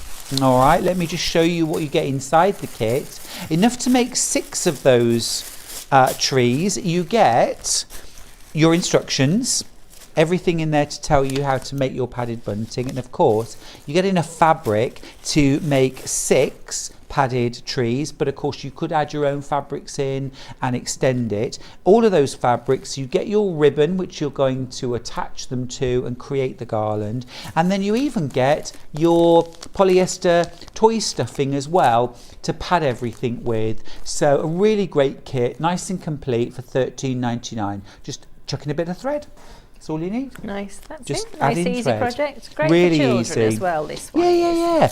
I mean, whatever their age, because they could get involved with the stuffing, Yes. couldn't they? Oh, I'd definitely get them involved with that bit. Oh, yes, you can do. Do you know, when I was a child, my mum always used to get me in on jobs like peeling potatoes, for example, and I never twigged. I really genuinely thought I was the best person in the world at peeling potatoes, and much better than my mum could do it. Mine was getting And I my brother believed to it. run upstairs and do our chores. So we used to say, we'll time you. And if you beat your time, you're the winner of whatever it was we didn't want to do. And that worked for quite some time. I love it. Anything else you want me to go through, Ben? Christmas table runner? Yeah, this is lovely. So I think we have an image of the finished runner. This is really nice. I like this. So 3 Christmas trees in a row, sashing and cornerstones. The size of that, just to let you know, is length 45 inches, width 16.5 inches. That's a really good It's a size. nice long one, this one. Yeah. Great for on the Christmas table. Don't put the turkey on it. No, that happened to ours at Christmas. Did it? Is that why we haven't got the sample? That's why we don't have the sample. You also get all of your fabrics for the top. You will need to add your own binding and backing and wadding, of course. But a lovely kit for $32.99. Okay, Kerry, Over to me. Denver wash bag. So we have, so I've got all the little pieces together for you. And what I thought I'd show you today, I'm just turning the pockets through. So I've already put the top flap for the Denver wash bag together.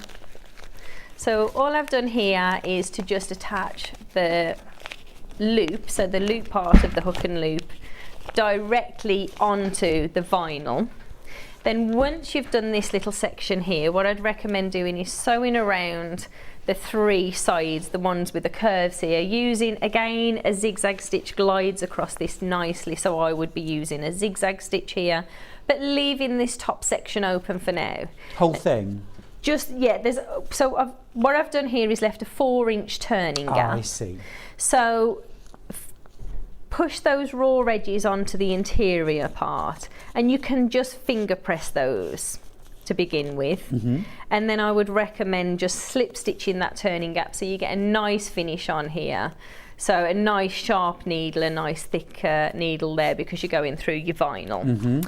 So to make the bottom part of the bag, now on my 2 wash bags I've actually quilted this. So if you want to add any quilting to your wash bag, then I would recommend doing all of your quilting first of all before you start to construct the bag together. So that's a nice part of the project to do. So you've just layered the outer fabric with some batting, no lining. That's it, just outer fabric with the batting. Now for the bottom part of the bag, you've got your 2 pieces for the bottom. So what we're going to do is take the vinyl, let's just slide this to the side, make a little bit more space. So take the vinyl and then place the interior part, which is the brown in this section. And then the navy, so we have the navy, and we'll just rest this on top and line up all of those raw edges. We're then again just going to use those nice quilting clips to secure this together. So this is a similar step to what we did in the earlier project for the gift bag. So again, just layering up those fabrics and securing the vinyl in between. Let's just thread the needle.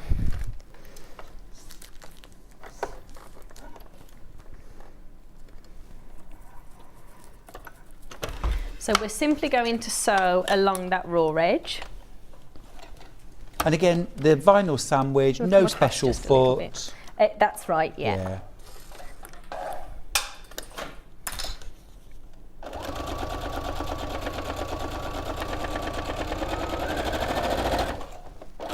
The trickiest part of this project actually is getting the vinyl, sewing the hook and loop directly to the vinyl. So we'll have a little look at that in just a moment. So again, once you've sewn that together, bringing this back, just finger pressing this into position, holding this out and just top stitching across there.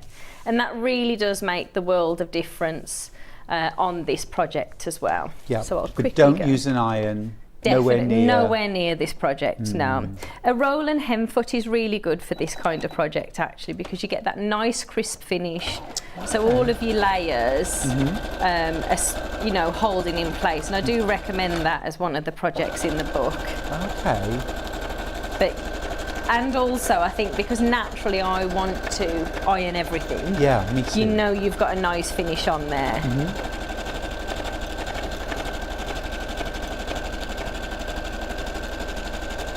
And again, you like a zigzag, which I love a zigzag now. And for this particular project, the zigzag works really well because you're securing that layer of your 2 fabrics and the vinyl and compressing it, if you like. Yeah. So your measurements are all on your pattern booklet where you're positioning the vinyl on here. So what I'm going to do is to just pop the vinyl in the centre. It actually comes in line with those bottom raw edges. Now normally I would say not to use pins when using the vinyl, but it definitely helps and it's worth the few moments it takes to pin through those. Yeah, and it doesn't matter that you're creating holes because it's through the hook and loop. That's right, yeah. And it doesn't matter. And you're not going to see those. Could you use the double-sided quilter's tape? You could, yeah. You definitely could. I haven't, and it's a really good idea, actually. Actually, I'm not sure it is a good idea because won't you still see it through the other side? You might be able to see it. Yeah, so you will actually. But just a couple of pins in there does secure this into place, and it just helps. In the pattern booklet, I show you how to place it on the ruler. So you know you're getting this straight, you know it's not at an angle. The same for the flap as well. That doesn't look hard to sew. It's not hard to sew at all. Well, I don't think it is anyway. We say that, now I've lost the thread. We jinxed famous myself last words. there. I jinxed you. Yeah. Didn't mean to.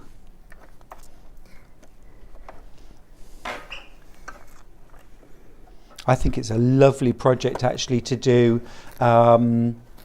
now's a good time because you might not have holidays coming up, but you might well be going to spend some time with friends over Christmas or during the autumn even. Christmas or New Year. This is lovely either as a gift for your hosts or to take your toiletries with. It's a nice gift idea as well. It's if really you know, nice. I know I try and make as many gifts for Christmas as I can, and it's nice to have a project really that's great for children, adults, you know, men and women as well. Do you still manage to find time to make a few gifts at Christmas? Well, to be honest, what I've been doing this year is each time I make a sample on the show, going home and finishing them off. So one of my, I suppose, New Year's resolutions this year was to spend every other weekend with my mum sewing and making gifts on the lead up to Christmas. So we've not managed to stick to it every week, but we've done a lot of it, so I do feel a little bit ahead, more so than any other year, really. Tiny bit smug? Was that showy? Yes, no, it's like I always accuse myself of that one. And I think, oh, am I being a little bit smug here? But yeah, you know, it's quite nice, isn't it, to think you've got a few presents in the bag. It just, yeah, because it can be quite overwhelming, can't it, when there's so much to do sometimes. Oh, absolutely, absolutely. A message. Stuart, thank you for your programmes this week. I've spent 60 hours sitting in a hospital chair. I am now enjoying sewing again. That's from Erwin, who's in Cardiff. Oh, my love. I really feel for you. I had a few days, actually, just very, very recently, sitting in a hospital chair, day and evening. And I got a little bit of that. Big hug. I'm so glad you're home now and sewing and enjoying watching Sewing Street. It's a pleasure to have had your company. That's a long time, isn't it? Oh gosh, it really is. It really is. A long, long time. But all sorted now, I hope. So what I'm doing on the top here, again, I'm finishing this with, I don't know why I bought that, we're not ironing, are we? Not ironing, Keep it well out not of the way, ironing, I said. taking the iron away. So we're sewing the binding along the top part of the pocket, and as we do with each of these, I'm not going to sew this one for now, because I just want to show you how to put the bottom together. So here we would just fold that over. It gives a nice finish to the top of the vinyl. Now on the exterior part of the bag, I've not sewn these into position first. So anything that needs to go on the exterior part, again, all of your measurements are in the pattern. We've got the lobster clasp at the top here that I've just pinned just for now, the bottom with a D-ring and your handle. So I would secure all of these into place before we then put the project together. The next thing that we'll do after that is to sew all of those layers together. Now, I found it much easier when popping the vinyl, because we don't want that batting showing through. I've popped the brown fabric on the interior and then layered that vinyl up on top. Now, before I secured this into place to stop the movement, again, I've just used a basting stitch there. And at this stage, when you're making your project, again, I would be just clipping these into place, sewing around all of those exterior edges just to secure those layers. And this step really makes the world of difference when you're then coming to insert each of your pockets into position. It's not optional, is it? It's not optional. You've got to do this bit. Absolutely. Yeah. So for this little part of the project now, what we're going to do is to sew these corners together. So folding these back on themselves. Now what will make it easier to get this nice point is to fold it back and sew along, but stop a 1/4 inch away from that raw edge. So when we position it onto the project here, this pushes out, sits onto the raw edge, and it just stops those puckers or holes in the bottom part of the project. So again, that's all in the step-by-step instructions and on the video tutorial as well. Really like that you're doing those now on all your new patterns. So if you didn't catch it earlier on, there's a QR code in the welcome letter or on the pattern itself on all of Kerry's new patterns, and there's a direct link. You can watch it on your phone, you can watch it on the internet. Yeah. As a full tutorial. Really nice. Yeah.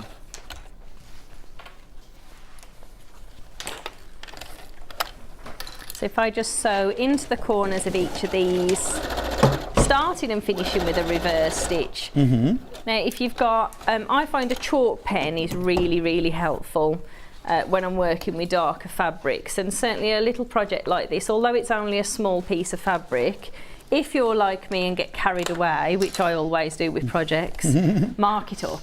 Yeah. Saves a lot of unpicking. And where that marking is as well, you want a reverse stitch on there too.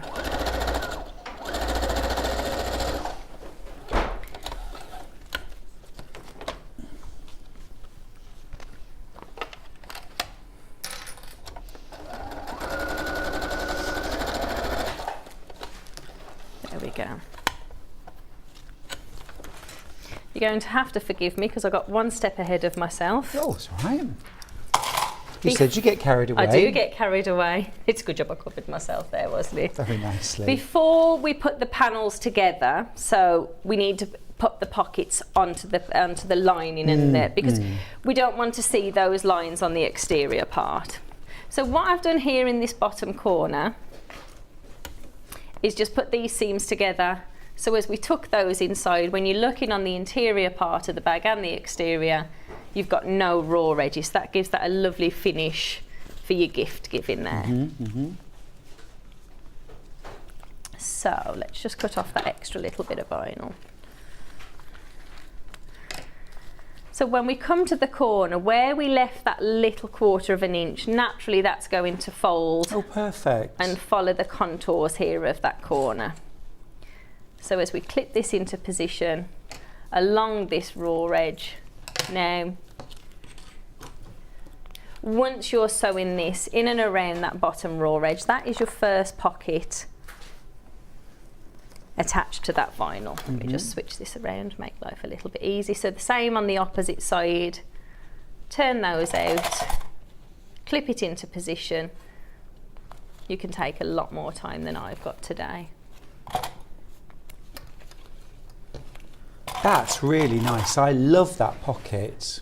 It's really, really useful inside the wash bags as well. I mean, proper bottle of, you know, shampoo in there, Well, you or a can fit can of it- shaving gel. Absolutely, and it really is designed to fit the shaving gels and your, we won't mention the brand, but the sort of sizes, your travel sizes that come in them. Definitely. Now in the step-by-steps as well, it shows you where to position your flap. So we'll then pop the flap into position. If I clip this into place just so you can see where these are sitting. Love the extra detail that you've put there by lining it in the vinyl. If anything spills, it's an easy Well, I clean know I have up. to protect myself for my own one, because Yeah. I've mentioned I'm quite... Done the same I've weird in done my the same suitcase. thing. Fake tan. Oh, did you? The foam fake tan. That's it, that's not coming out of On anything, isn't everything, it? You need to line all your travel wear now with vinyl. I know. So My whole life here- should be lined in vinyl. So here, as you secure this into place, that is your bottom part of your pocket, which is the section that I really wanted to show you today. Very, very quickly, take me just a few moments to run through this one. This really is your second pocket.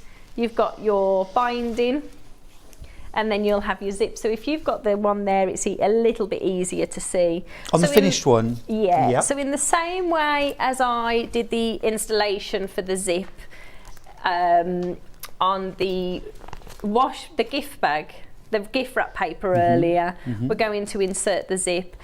And then you've got your binding, which secures this into place. We're simply sewing along the bottom part of the binding to secure that to the vinyl. And if you want to put the tooth braid, which I think is really useful actually, and it certainly is on my own one, then you're simply sliding the vinyl under that zipper pocket. So as you zigzag across this, that's securing your toothbrush pocket into place. And then this is zigzagging on the top. And as I mentioned when I got a bit ahead of myself, the only thing left to do then is to pop them on top of each other. Use your basting stitch around the exterior of the bag, and then to bind the bag to complete that project. So there's a lot more entailed in this particular one. You've got lots of different Looks steps. like a lovely in here. weekend sewing to nice me. Project, nice weekend project. This you're little not kidding. one is. It's gorgeous. Kerry, you've done it again. I love all of your projects. Thank you. Fabulous, and thank you for showing us so much in this hour and so much in the whole It's been morning. very busy, Emma. It has. We really wring every drop out of you, don't we? But thank you. Do you know when you're back? The 30th. Back The on 30th, the 30th of September. of September. Awesome. Couple of weeks. Awesome. Yep, it's not long at all. Well, have a great time between now and then. Thanks again. Okay, do a quick roundup. That was the Denver wash bag, available in the brown or in the floral. Absolutely gorgeous. Now then, we won't be here tomorrow. The channel will be on hold. We will all be sharing that special time with the rest of the nation as we say goodbye to Her Majesty the Queen tomorrow. So what I want to do is to do Tuesday's menu, and I'll share that with you right now. So at 8 a.m. we've got the Queen Elizabeth II Memorial Panel with an early bird deal too. At 9 o'clock we've got Fabulous Fabrics, and then at 10 a.m. Becky Swan is here from Crafter's Companion with Build a Block. At 11 o'clock it's Sewing Room Tools, and at 12 o'clock it is Yarn Lane with Mandy Cameron for Wool Couture. Should be a terrific morning. That's Tuesday, remember. We won't be on air tomorrow. We will be at home saying goodbye to Her Majesty the Queen. All right, well, I want to say a personal thank you to every one of you who's been watching us over the last few days, and in fact the last 10 days. Thank you for sharing this time with us here at Sewing Street. We've appreciated your company and all the lovely messages you've sent in too. I hope you stay safe for the rest of today and into next week too, and I will see you very, very soon. Thank you for joining us.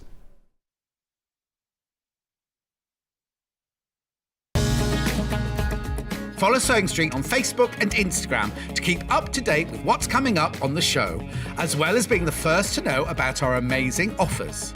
Get involved with our competitions that are exclusive to social media, and pick up some top tips from us too.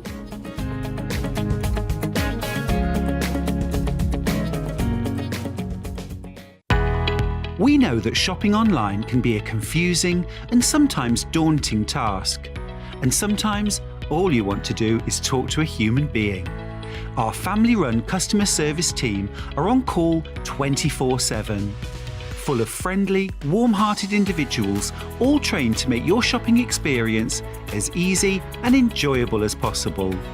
Not only will they take your order, they'll also help and guide you on your shopping journey, so you never miss out.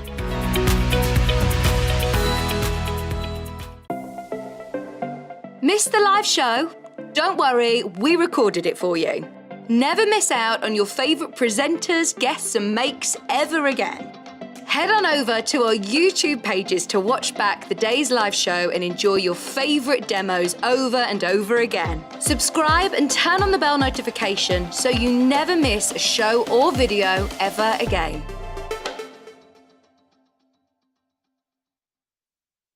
Sewing Street have our very own app. You can now watch and shop from anywhere. Simply download the app from your app store onto your smartphone or tablet, then log in or create an account, and you're done. You can watch us live from anywhere, browse all our recently played items and pre-orders so you never miss out on any show deals, and message the studio to say hello at any time. And remember, you can check out as many times as you want and only pay 1 P&P all day.